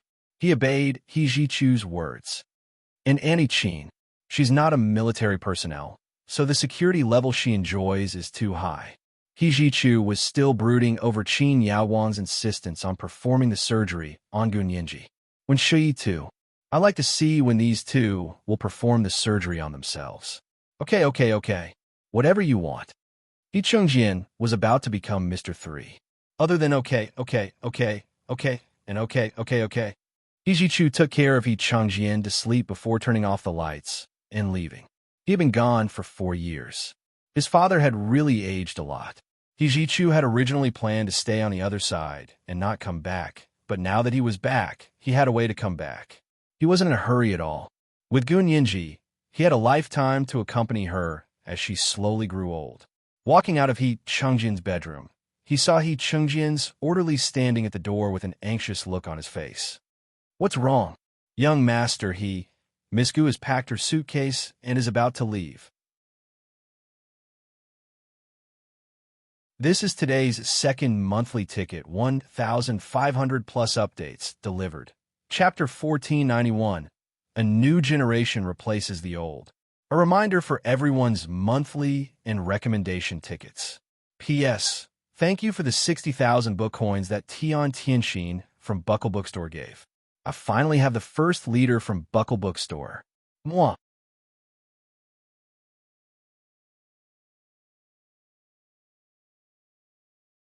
Chapter 1503. Hijichu looked at his watch. It was almost midnight. Was she that impatient? "Where's Miss Gu now?" "She's already downstairs. She's in the living room downstairs." The orderly stepped aside. Hijichu quickly walked past him, bringing with him a gust of wind. As he came down the spiral stairs, he saw Gunyinji's back as she dragged her suitcase. Her long hair was tied in a ponytail behind her back. She was wearing a very ordinary white t-shirt, jeans, and white sneakers. She looked as fresh as a student who had just entered university. She was only in her second or third year. A few orderlies blocked the door from letting her out. Gunyinji was trying to reason with them. "General, he personally agreed to let me leave. You can call and ask. Why do you have to send someone up? What a waste of time. You've been there for so long, but there's no reply. Are you doing this on purpose? You're restricting my freedom. I'm telling you." Her crisp voice was mixed with a hint of annoyance. It was nice to hear, but it also gave people a headache. Hijichu couldn't help laughing. The phone in Yi Chengjian's study wasn't something that just anyone could call. The orderly downstairs turned pale from Gunyinji's scolding. He almost couldn't take it anymore. When he saw Hijichu coming over, he quickly said, "Young master, he is here. Miss Gu, please speak to young master he." They put away their guns and returned to their posts to continue standing guard. Gunyinji turned around and smiled as if she had seen her savior. "Professor He, you're finally here. You heard it with your own ears in the study just now." Hijichu bent down and helped her pick up her suitcase. He said, "Let's go back and stay for the night. We'll leave tomorrow. But Gun Yinji blinked and saw that Yi Chu had already carried her suitcase up the stairs. She quickly followed him and said anxiously, Professor He, you'll still have to leave sooner or later. Why do you have to do this? It's just one night. Yi Chu closed his eyes and stopped at the top of the stairs. He turned around and said, Stay one more night. I'll get you your lawyer's license. Huh? Gun Yinji's eyes lit up. Are you serious? Previously, He Changjian had only promised to give her an ID card, a passport, and proof of her education since she was young. He had specifically said that he would not give her a lawyer's license and that she would have to take the exam again. Although Gun Yinji wasn't afraid of exams, the problem was that she had just checked. The law exam here was held once every 2 years in July. She had just taken the exam in July this year, so if she wanted to take the exam herself, she would have to wait another 2 years after she returned to her room to check the time. She realized that she had been tricked by He Changjian. If she had to wait 2 years before she could get her lawyer's license, then she wouldn't be able to appear in court as a lawyer for the next 2 years. At most, she would be an intern in a law firm. But how could she make a name for herself in such a short time? At that time, he was so angry that in a fit of anger, he packed his simple luggage and planned to leave the He family that very night. She thought about how not only had she been bullied by her own mother, but she had also been bullied by He Changjian. Why? She hadn't expected Yi Chu to immediately understand why she wanted to leave in the middle of the night and immediately grant her wish. Gun Yinji beamed. Professor He, I knew you were the best. Yi Chu looked at her with a half-hearted smile. I'm no longer a professor. Young Master He is the best. Gun Yinji smiled so widely that her eyes curved. Although Yi Chu wasn't satisfied with this title, it was much better than the distant Professor He. He carried his luggage upstairs and said, You can stay for the night first. I'll get someone to get you all kinds of documents. You can leave as soon as tomorrow afternoon, okay? Gun Yinji had been most worried that Yi Chu would stop her. Now that he had let her go, her uneasy heart was immediately relieved. She followed Yi Chu back to her room on the 3rd floor with a smile on her face. Yi Chu put her suitcase back. It's late.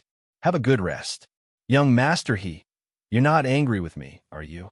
Gun Yinji moved closer to him and observed his expression. So what if I'm angry? Will you stay? Yi Chu looked at her calmly and stroked her high ponytail. Gun Yinji shook her head with a smile and said sincerely, Young Master He, I'm planning to leave your He family. I'm not deliberately retreating in order to advance, nor am I acting on a whim. I really want to live on my own. After a pause, Gun Yinji's voice lowered. It was no longer noisy and crisp. Instead, it was a little more coarse. Actually, when Shuyi is right, I've always lived under your protection. There's Major General Ho over there, and you here. I'm grateful to you, but your status is too high. To me, standing too high always makes me feel unrealistic and illusory. Young Master He, let me have my feet on the ground for once and experience the life of an ordinary person. My heart is in a mess. I want to leave you guys and calm down. I'm not afraid to tell you that ever since I found out that Mrs. Qin was my biological mother, I wish that I was a real orphan. With a mother like this, it's really better not to have one. Gun Yinji honestly expressed her feelings. I can't even be an orphan now. She smiled bitterly. I really don't want to see her, so let me go. If I stay here, I'll make things difficult for you and Uncle He. Why? There were some things that she might not even be able to say to Ho Xiaoyang, such as how she felt about her biological mother. But to Yi Chu, she said it very naturally. Yi Chu looked at her emotionally. Yinji, I'm very happy that you told me this. He opened his arms and hugged Gun Yinji. Don't feel burdened. I definitely won't like someone you don't like, even if she saved my life. Gun Yinji was extremely surprised. Mrs. Qin really knows medicine? Yi Chu was amused by her expression and scratched her delicate nose.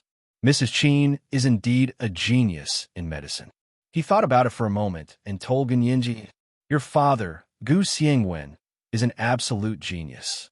Even he is full of praise for Mrs. Qin's medical attainments. Your father developed a good impression of Mrs. Qin because of the academic exchange. He Jichu implicitly mentioned the relationship between Gu Xiangwen and Qin Yaoguang to Gu Nianji. Gu Nianji remembered that Qin Yaoguang had personally said that she had never been married and had never loved anyone else. She only loved He Changjian, and her heart felt even more stifled. She pursed her lips and said disdainfully, "Then my father really doesn't have good taste." He Jichu patted her shoulder. "All right, your father does have average taste in women, but as a scientific genius, it's already a miracle that he has such a relationship. This kind of person should have been married to his lab for the rest of his life." He didn't want to talk about Gu Xiangwen anymore, so he changed the topic. "Sleep early. I'm leaving tomorrow. What gift do you want?" Gu Nianji recalled that He Changjian had once said that her father was involved in a murder case, and that He Jichu's attitude was a little strange when he mentioned Gu Xiangwen. She tugged at the corner of He Jichu's shirt. "Young master why do you always hesitate to say something to my father? Do you dislike him so much? Is it because he's involved in a murder case?" "Young master you don't have to avoid it. Tell me about it." Gu Nianji looked at He Jichu pitifully. He Jichu was speechless. He knew he couldn't hide it for long, but he couldn't bear to tell Gu Nianji the truth. He didn't know what to say. Gu Nianji's heart skipped a beat when she saw He Jichu hesitate. She was worried that her father, Gu Xiangwen, was the same as Qin Yaoguang. Neither of them treated her as their own daughter, so she didn't want to hear it anymore. She stammered, "I'm sleepy, young master See you tomorrow." Without waiting for He Jichu to speak, she had already pushed him out of the room. The door closed in front of He Jichu's eyes, and He Jichu heaved a sigh of relief. Gu Nianji was really understanding, He Jichu thought. Knowing that it was difficult for him to speak, he didn't ask anymore. Gu Nianji slept very soundly that night. When she woke up in the morning, it was almost noon. She stretched and sat up from the bed. Looking at the low-key and luxurious bedroom, she smiled and let out a long sigh. She got up to wash up and change her clothes. She tidied up her suitcase and was about to stand up when she heard someone knock on the door. Gu Nianji turned on the video call and saw He Jichu standing outside the door with a translucent file bag in his hand. She quickly opened the door and said with a smile, "Young master, he is so efficient. Is this my ID?" He Jichu handed over the translucent file bag and said, "Your ID, passport, education certificate, degree certificate, graduation certificate, and lawyer's ID are all inside. It's exactly the same as your situation over there. It's not fake, is it?" Gu Nianji deliberately expressed her worry. "Of course not. The ID is all real. Of course, the experience is fake." He Jichu knew her little trick. "It's the same as your ID over there." Gu Nianji opened the file bag and took out the things inside to check them one by one. As expected, even the ID number was exactly the same as the one over there. She kissed her ID and smiled. "Young master, he is indeed amazing. The key is that even Major General Hua might not be able to do it so quickly. It would take at least a month to complete the entire set of things over there. However, He Jichu had done it in just one morning." He Jichu smiled. "Our side is different from the other side. The technology is more advanced, and all the systems are connected to the internet. It's very easy to add or change them." Gu Nianji rolled her eyes and drawled sweetly, "Really? That's great. I like such a technologically advanced network system." He Jichu saw that she had taken out her ID and didn't look inside the file bag anymore. He coughed. "There's something else inside." Gu Nianji replied with an "oh," and reached out to take out a black card and an ordinary Huaxia Bank card. He Jichu's ears turned red, but he still said very calmly, "You have to use money to live alone when you go out. The black card has no limit. There's 100,000 yuan in the Huaxia Bank card. You can use it first." Gu Nianji was speechless. If she had so much money in her hands, what was the point of her going out? Besides, this black card was like a locator. As long as she used it, no matter where she was or what she bought, He Jichu would know it clearly. Gu Nianji stuffed the black card back into He Jichu's hand and frowned. "There's no need for the black card. Why don't you give me some cash?" He Jichu raised his eyebrows. "Cash? How do you use it? I'm telling you, we don't have any cash in circulation here. All purchases are made in virtual payments. Gunyinji was speechless. He stared at Gunyinji for a while until she turned her head away in embarrassment. Hijichu finally reached out to her. Give me your phone. Gunyinji placed the phone in Hijichu's hand. Hijichu looked at it and saw that she had already deleted his locator program. He didn't make it clear and directly called her. He added an unlimited data plan and also opened online banking for her Huaxia bank card. After installing the online payment system, he said, "Okay, I know you think the black card has too much money. There's only 100,000 yuan in this Huaxia bank card. Take it to rent a house, and it should be enough for your living expenses for half a year. That should be enough for you to find a job, right?" Gunyinji nodded repeatedly and felt that Hijichu was so thoughtful. She quickly said, "That's enough, that's enough. When I save enough money, I'll buy you a big gift." Hijichu wasn't short of money, but if Gunyinji thought about buying him a gift after earning money, he would still be very happy. Even Hua Xiaoheng hadn't enjoyed this kind of treatment, right? Hijichu was happy and went back to his room to find the book Quantum Physics for Serious. He gave it to her and said, "This was a birthday gift from your father on your 6th birthday." Gunyinji was speechless. He was really her biological father. He knew she was terrible at physics, but he still used this kind of book to hurt her. After lunch, Gunyinji pulled her suitcase and put on her sunglasses.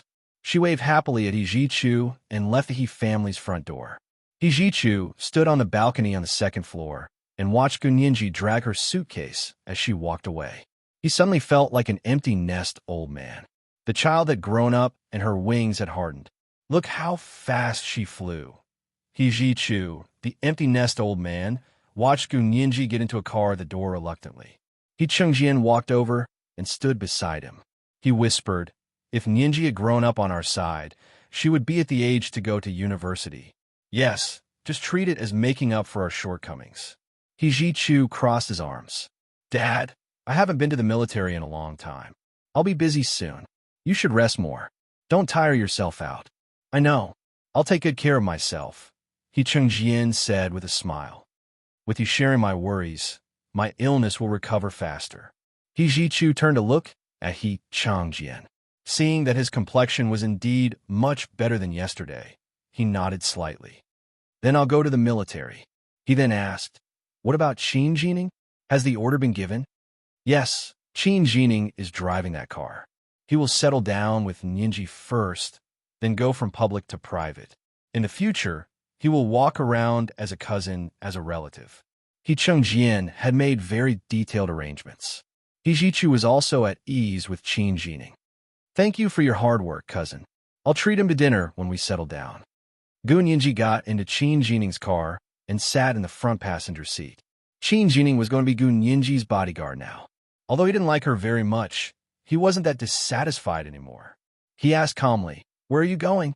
Gunyinji waved her phone at him. "To the airport." The airport. Qin Jining was stunned. "Aren't you going to rent a house and find a job? Why are you going to the airport?" "I'm going to rent a house and find a job." Gunyinji raised her chin. "But I'm not going to rent a house and find a job in the imperial capital. The He family was too powerful in the imperial capital, and this place was too close to Qin Yaowang." Gunyinji didn't want to breathe in the same haze as her. "Then where are you going?" Qin Jining was speechless for a long time. He turned the steering wheel and got on the road to the airport highway. Gunyinji took out her phone and started to book plane tickets. There were a lot of flights from the imperial capital to Sea City. It took half an hour. Gunyinji asked Qin Jining for his ID number and quickly booked 2 plane tickets. She winked at him and said slyly, "Let's go to Sea City." This was today's big chapter, chapter 1492. This is really your biological father. A reminder for everyone's monthly votes and recommendation votes. I'm still wondering if I should add updates at 8 p.m. PS. Thank you to Heaven, Tang Tang, Shirma, and Xian Yangwei for each tipping 10,000 Chidian coins yesterday. Thank you to Yunhua Yueqing and Lavender Mimi for each tipping 20,000 Chidian coins yesterday. Was there an event yesterday? So many gifts from my relatives, moi.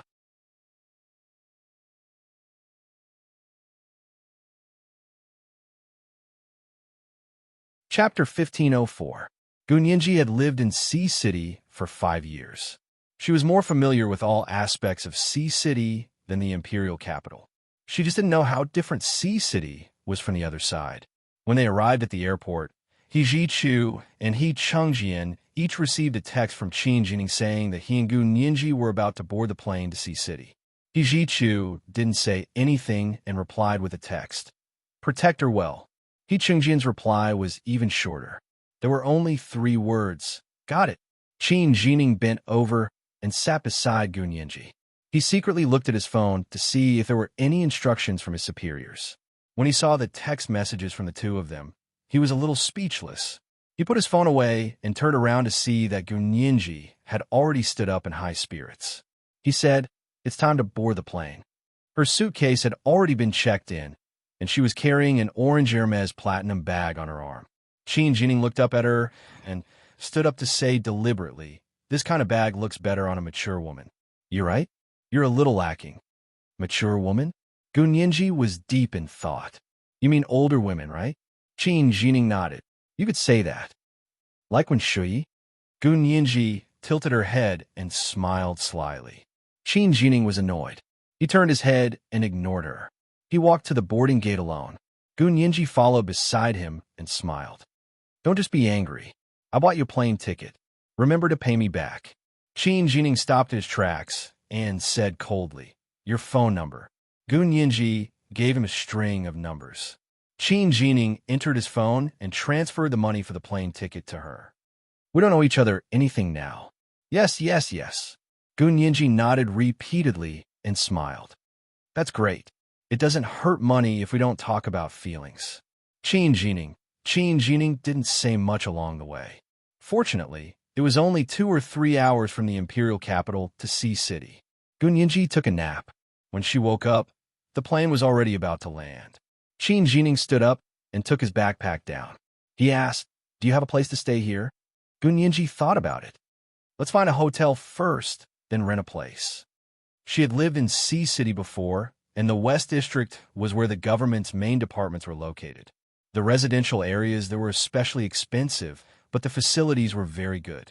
Also, the military base was in the West District, and Gunyinji and Hua Xiaoheng lived there. The northern part of the city was where the rich lived. Most of them were bosses of listed companies and business families. Sea City's financial and high-tech industries were very developed. The Dongqing District was a business district with many skyscrapers. Several of Huaxia's most famous internet companies were located there. The people living in Nanqing District were all ordinary working-class people. The population density here was the highest. Although the houses were also high-rise buildings, they were densely packed together. Each building was erected in a narrow space like a matchbox. The houses were very close to each other. Pushing open the window, he could almost clearly see the people in the opposite building. When Gunyinji was attending university in Sea City, she had followed her classmates to Nan City to do social research and legal services. Her plan was to rent a small apartment in Nancheng and stay there for the time being. There were many people here, and all kinds of signals were mixed up. When she entered Nancheng, it was like a small raindrop falling into the sea. It wasn't that easy to track her or follow her. As long as she sent Qin Jining away, she could enjoy her time alone. Gunyinji opened the app on her phone and deliberately found a hotel in Bay City. She said, "I've booked 2 rooms. How long are you staying here?" Qin Jining said nonchalantly, "When you settle down, I can go back and report back." "It's that simple." Gunyinji looked at him suspiciously. "Aren't you going to go underground to protect me from the shadows?" Qin Jining. "How did you know?" Qin Jining felt more and more that Gunyinji wasn't simple. "Did young Mastery tell you?" Gunyinji rolled her eyes and smiled. "Yes, young Mastery told me." Actually, she had deduced it from Hua Xiaoheng and the others' working conditions. Gunyinji had already realized that although there were no special operations forces here, Qin Jining's work was similar to that of the special operations forces. Qin Jining narrowed his eyes. "Really? You're not lying to me, are you?" "Of course not." Gunyinji put away her phone and changed the topic with a serious expression. By the way, help me ask young master if he can give me a driver's license so I don't have to take the test again. Gun Yinji's heart ached when she thought of the car she had left there. She didn't want to talk to Qin Jining anymore. The two of them got off the plane, rented a car at the airport, and drove to the hotel Gun Yinji had booked. Gun Yinji, who had been chatty and talkative, suddenly stopped talking. Qin Jining wasn't used to it. He glanced at Gun Yinji from time to time, but after trying several times, Gun Yinji pretended to be deaf and dumb and refused to speak, so he stopped asking. Qin Jining was stunned as he drove the car to the hotel in Bay City in silence. You booked a 5-star Hilton hotel? Yes, what's wrong? Gun Yinji pushed open the car door with a dark expression. It's only 5,000 a night. Do you think it's too low? She had booked a cheaper standard room. If it was a presidential suite or something, the 100,000 yuan he Jichu had given her would only be enough for a few nights. Qin Jining trembled. 5,000 a night. Can I check out? I can't. Gun Yinji turned to look at him and laughed. Look at how useless you are. I'll pay for your room today, but tomorrow you should go back and give me a driver's license. Qin Jining immediately nodded. I can go back now. 5,000 a night? She would get pregnant if she slept there? Gun Yinji snickered. Although this was exactly what she wanted, she still pretended to be troubled. After thinking about it for a long time, she said, Fine then. You go back first. When you come back tomorrow, bring me my driver's license. With that, she dragged her suitcase into the hotel. Qin Jining felt as if he had been pardoned. He drove back to the airport. Qin Jining wasn't particularly worried about Gun Yinji's safety because he was in the open now. If he left, there would be colleagues who would secretly protect her. On the way, he used his phone to buy a plane ticket. After arriving at the airport, he returned the car and boarded the plane back to the capital. After getting rid of Qin Jining, Gun Yinji breathed a sigh of relief. She first checked out of the room she had booked for Qin Jining at the front desk. She only wanted a standard room. After all, it was a 5-star hotel, so it was fine to check out at the last minute. Gun Yinji took the key card and went upstairs. She asked for the place to eat and took a short rest. It was time for dinner. Just as she was about to go down and find a place to eat, He Jichu called. Yinji, have you checked in already?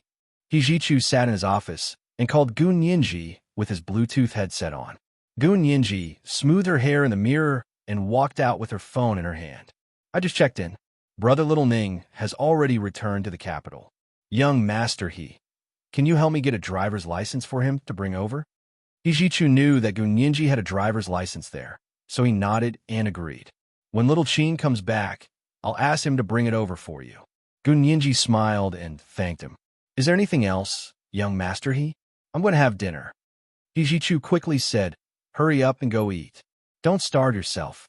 Thinking of Gun Yinji's culinary skills, He Jichu reminded her again. After you rent a house, remember to find a part-time helper who knows how to cook. Don't always order takeout. Got it. Gun Yinji made a face at her phone. I won't eat red wine like a meal every day. She was teasing He Jichu that he often drank red wine like a meal over there. He Jichu, you're getting naughtier and naughtier. He Jichu curled his lips, and his sparkling almond-shaped eyes rippled with an intoxicating smile. Gun Yinji walked into the elevator as she called. Thinking that the restaurant where she was eating was on the 4th floor, she glanced around and saw the word 4. She casually pressed the floor. In the end, the elevator slid all the way down to the 4th floor underground before stopping. The elevator door opened, and Gun Yinji saw a very elegant and fashionable corridor. A few well-dressed people walked past her, and the pleasant sound of the piano came from the private room. It sounded very classy. This was a restaurant.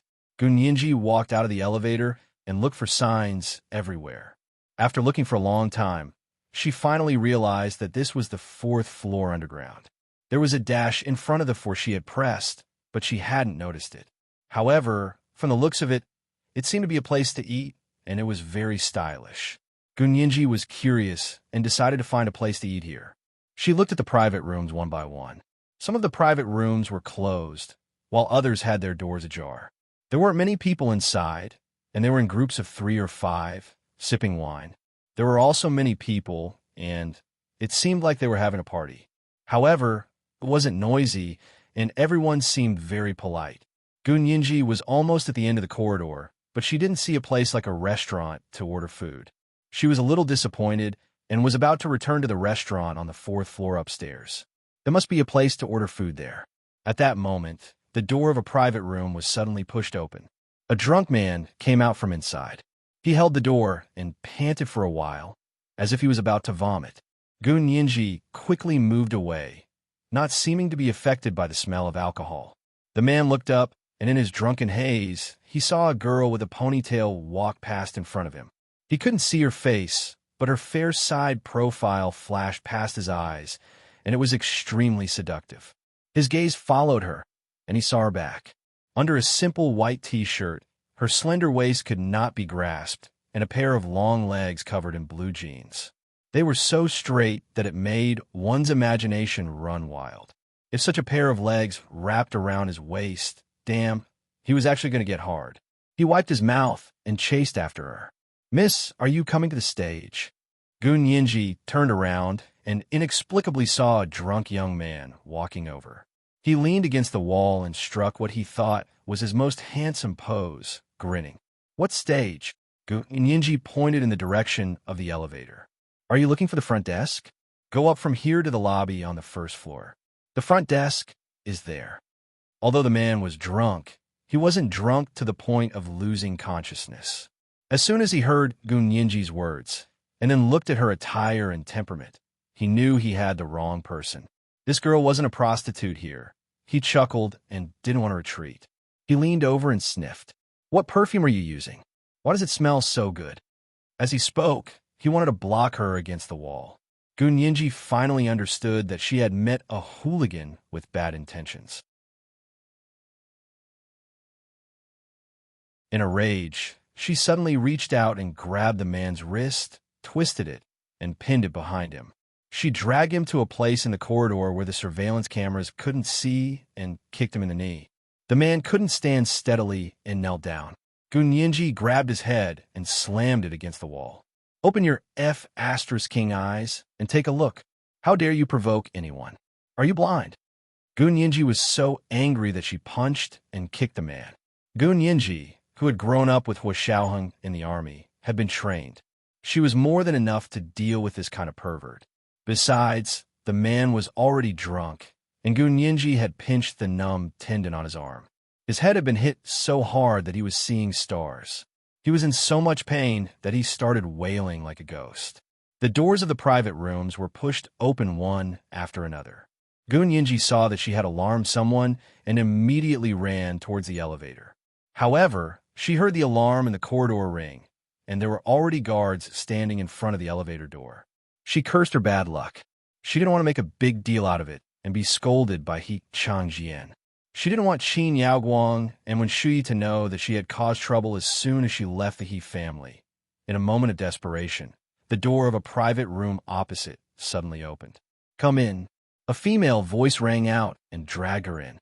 Gunyinji entered the private room and was about to thank her when she suddenly saw the girl's face. She blurted out as if she had seen a ghost. "Bai Shuang, why are you here?" The girl, who was wearing a white shirt and black pants and holding a bottle of red wine in her hand, looked at her curiously. "How do you know my name?" "I don't know you." This is today's second update, Chapter 1493, Are You Blind? A reminder for everyone's monthly votes and recommendation votes. P.S. Here's the update for Lavender Mimi's promotion to the leader of the Alliance last November. I wrote until 2 o'clock in the morning, and it was too late to catch the bugs. Mwah.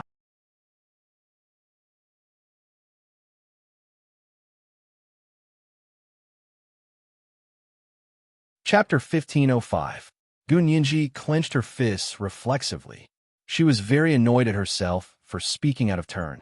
This was a parallel universe that corresponded to the other world. What was so strange about seeing people who looked exactly the same? She was still too inexperienced. Gunyinji's mind raced, and a reason came out naturally. "Someone knows you and showed me your photo." "Who? Is it someone I know?" Bai Shuang looked at her suspiciously. not really believing her. Gunyinji opened the door of the private room a crack and looked out. She put her finger to her lips and shushed her to stop her from talking. Bai Shuang frowned at her and said, "Don't go out. You just hit someone and got into trouble.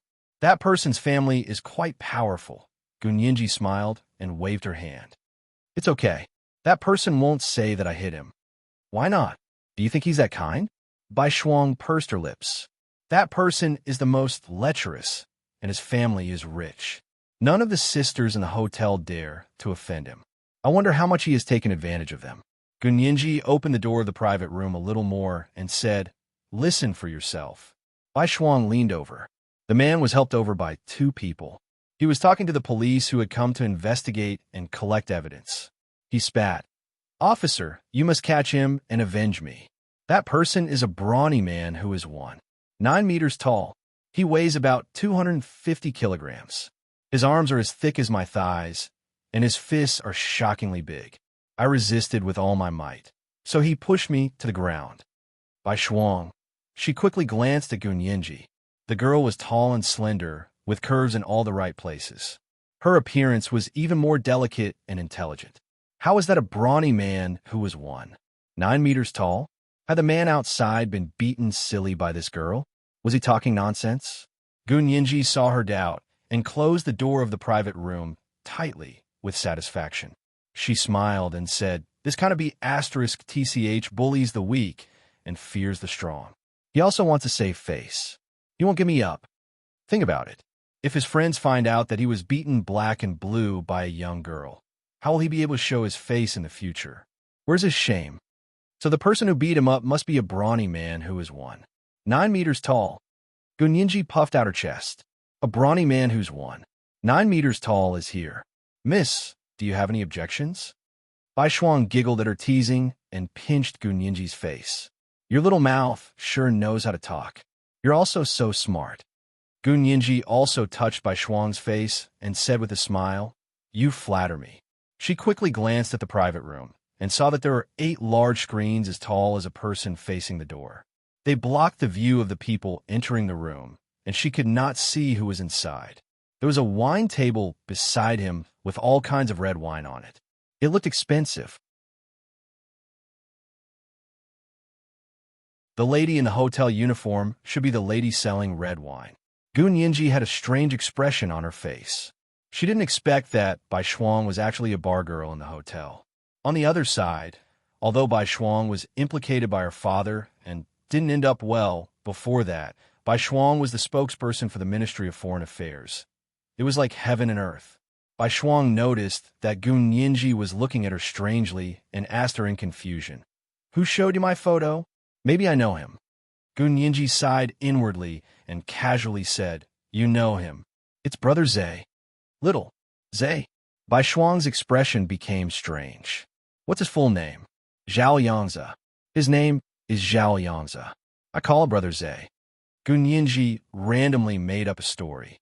At that moment, she keenly noticed that there seemed to be someone talking on the other side of the screen in the private room, but it had now quieted down. Her gaze fell on Bai Shuang and saw that her fair and pretty face had actually turned red. Gunyinji was secretly surprised and couldn't figure out why she was blushing. At that moment, Bai Shuang leaned over and whispered in her ear, "This Zhao Liangzi you're talking about, this Brother Zay, who is he to you?" Gunyinji was stunned for a moment and didn't understand what was going on. But when she saw Bai Shuang's expectant face and thought about how Bai Shuang had died tragically in Zhao Liang's arms in the other world, the two of them hadn't been able to grow old together after all. Her heart suddenly felt sympathetic. She held Bai Shuang's hand and said word by word, "Brother Zay is my cousin. He likes you very much. No, he loves you deeply. He will only love you in this life." Huh. Bai Shuang never expected this girl to say such a thing. She was stunned. Mr. Zhao is your cousin." "Mr. Zhao." Gunyinji's heart skipped a beat, and she faintly had a bad feeling. She heard a man in the private room behind the screen chuckle softly. His voice was deep, and he seemed to be very stylish. He seemed to pat someone twice and said, "Little Zay, your cousin is here." The corners of Gunyinji's mouth twitched. It couldn't be such a coincidence, could it? She closed her eyes and held the handle of the private room door with her hand. A tall and handsome man walked out from the other side of the screen. He was wearing a smoky gray casual suit with the front open, revealing a black t-shirt inside. He wore a pair of gold-rimmed glasses, and his dark hair was smeared with hair wax, so there wasn't a single strand of hair out of place. He looked like a gold-collar upstart in the city. His appearance overlapped seamlessly with the Zhao Liangzi she was once familiar with. He had a crew cut and wore a military uniform all year round. It was exactly Zhao Liangzi's appearance. Gun Yinji was shocked. "Brother Zhe?" She couldn't help but greet him with a trace of joy in her heart. Did Hua Xiao send him? Zhao Liangzi looked at Gun Yinji, and a teasing smile appeared on his face. "Little cousin? Long time no see." He raised his hand to hold Gun Yinji's arm, opened the door with one hand, and dragged her out of the private room. Gun Yinji's heart pounded, and she desperately hoped that this person was Zhao Liangzi. But looking at the strength of this person's grip on her arm, Gun Yinji regretfully discovered that she was overthinking. This Zhao Liangzi wasn't Brother Zhe from the Special Operations Forces. Zhao Liangzi had accompanied his boss, President Liu, to discuss business today. He hadn't expected that in the blink of an eye, not only would he have a little cousin, but he would also have a lover who loved you deeply. He had wanted to scold the person who had started the rumor and expose her trick in public. But when he came out, he saw that the person who had started the rumor was actually a beautiful little girl. Moreover, when the little girl saw him, her eyes actually lit up, as if she was really familiar with him. Zhao Liangzi couldn't help but mutter to himself, did he really have such a beautiful little cousin? Why didn't he have any impression of her? He pulled Gun Yinji to the corridor outside the private room. The crowd that had gathered there earlier had already dispersed. The young man who had been beaten black and blue by Gun Yinji walked past them and staggered a few times, but he didn't identify Gun Yinji. He followed his friend into the elevator and went upstairs. He was probably going to see a doctor. Gun Yinji breathed a sigh of relief. Zhao Liangzi had been watching Gun Yinji intently. He had heard everything she had said to the bar girl at the door. He and President Liu were right in front of the screen, so they had heard everything clearly. At first, he didn't pay much attention to it. He only felt that this girl was very interested in the matter of this assailant. Both he and President Liu held back their laughter. In the end, he heard his own name. Not only did he hear his own name, but he also heard his cousin say that he loved her deeply. He had no choice but to come out. In the end, he was pushed out by President Liu. The lights in the corridor weren't very bright. Zhao Liangzi crossed his arms and looked at Gun Yinji's bewildered expression. The smile on his face grew wider and wider. "Little girl, are you new here? Are you also a bar girl here?" Gun Yinji, Zhao Liangzi often came to the bar here to drink and discuss business, so he was very familiar with the waiters who served them. However, he had never seen Gun Yinji before, so he thought that she was new here. "This incident has taught you to be honest and not to lie. Look how embarrassing it is to be exposed in front of others when you lie." Zhao Liangzi patted Gun Yinji's head calmly. "Go back and explain it to Miss Bai. Tell her that you're talking nonsense and that I don't love her deeply. You're joking too much. If my girlfriend hears you, she'll never let you off." Gun Yinji was instantly very disappointed. "You have a girlfriend?" Zhao Liangzi actually didn't have a girlfriend, but he didn't want to tell this girl. What did it have to do with her whether he had a girlfriend or not? How could he be justified in spreading rumors? Yes, he became cold. "That's all I have to say. If you don't say it, I'll say it myself." Gun Yinji pursed her lips and was about to cry. Under the dim light, her big, bright eyes were on the verge of tears. Zhao Liangzi couldn't help but soften his heart. "Don't cry." Zhao Liangzi's tone softened. "I just told you not to lie. I didn't mean anything else." Gun Yinji continued to look at him, her lips pursed even more. Zhao Liangzi couldn't take it anymore. He waved his hand and frowned. Forget it. We don't know each other well anyway. Just pretend I didn't hear it. Don't say that in the future." He turned and walked into the private room, gently closing the door. Bai Shuang held a red wine glass and stood by the door absent-mindedly. When she saw Zhao Liangzi come in, she stole a glance at him. When she saw him look over, she quickly looked away and pretended as if nothing had happened. She wiped the wine glass with a soft white cloth.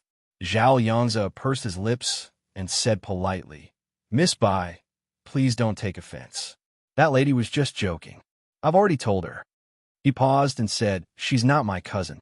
The blush on Bai Shuang's face gradually dissipated. She whispered, "I know, Mr. Zhao. She was joking with me." Zhao Yangzi nodded and lowered her head. The curve of her neck was incomparably beautiful, and her ears were still flushed. His heart skipped a beat. He smiled and said, "Give us a few more bottles of red wine." He asked her again, "What's your commission?" The waitresses all took a certain percentage of their earnings. Bai Shuang composed herself and said, "I'll take 15% for the more expensive wine and only 5% for the cheaper ones." She had only sold a few bottles of medium-priced red wine today, and her commission was less than 10%. She still had to pay the boss, so she didn't get much. The key was that she hadn't earned much money in total this month.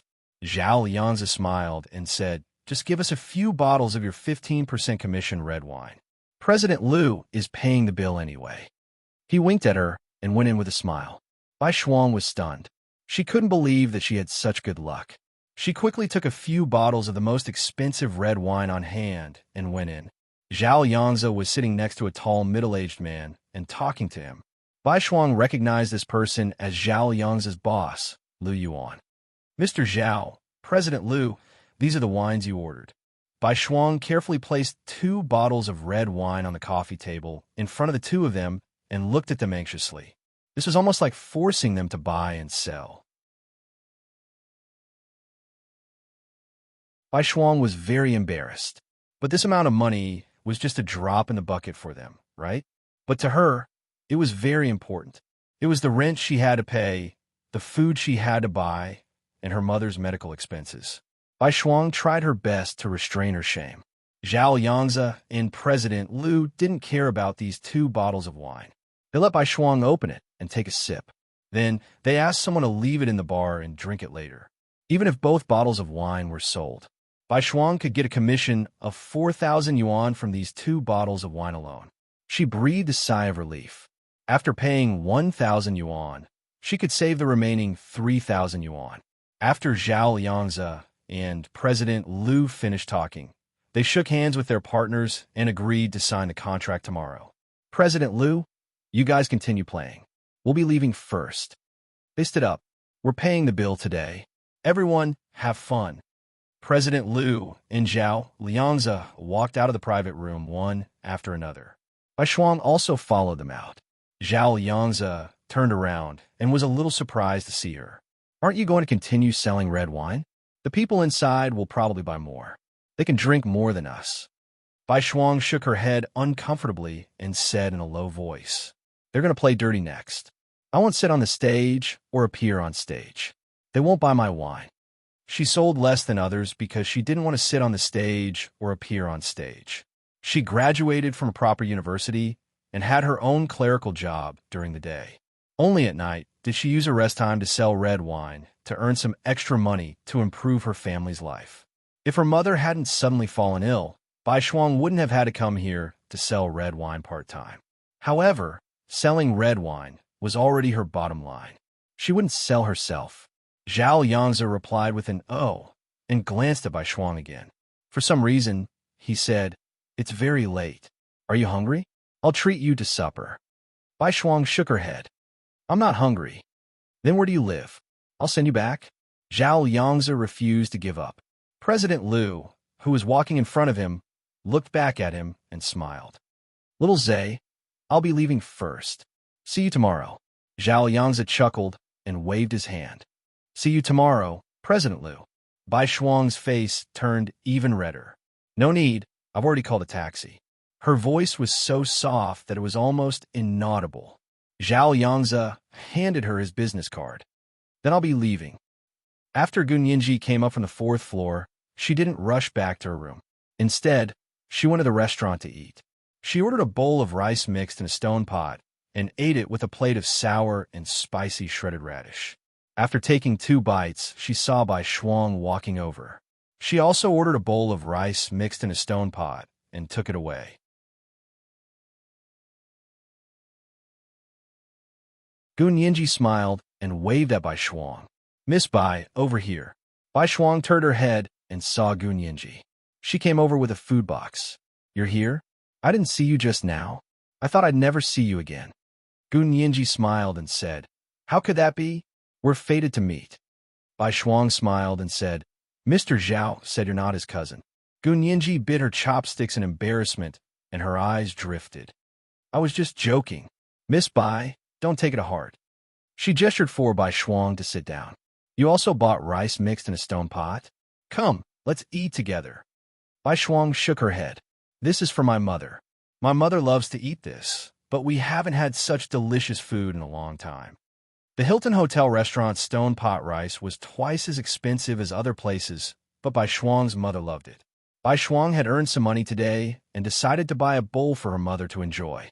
Gun Yinji looked at the stone pot rice in front of her and shrank her neck. She had just complained that it wasn't delicious and wanted to throw away half of it. The two exchanged a few pleasantries. Bai Shuang asked for Gun Yinji's name, and the two exchanged phone numbers before leaving.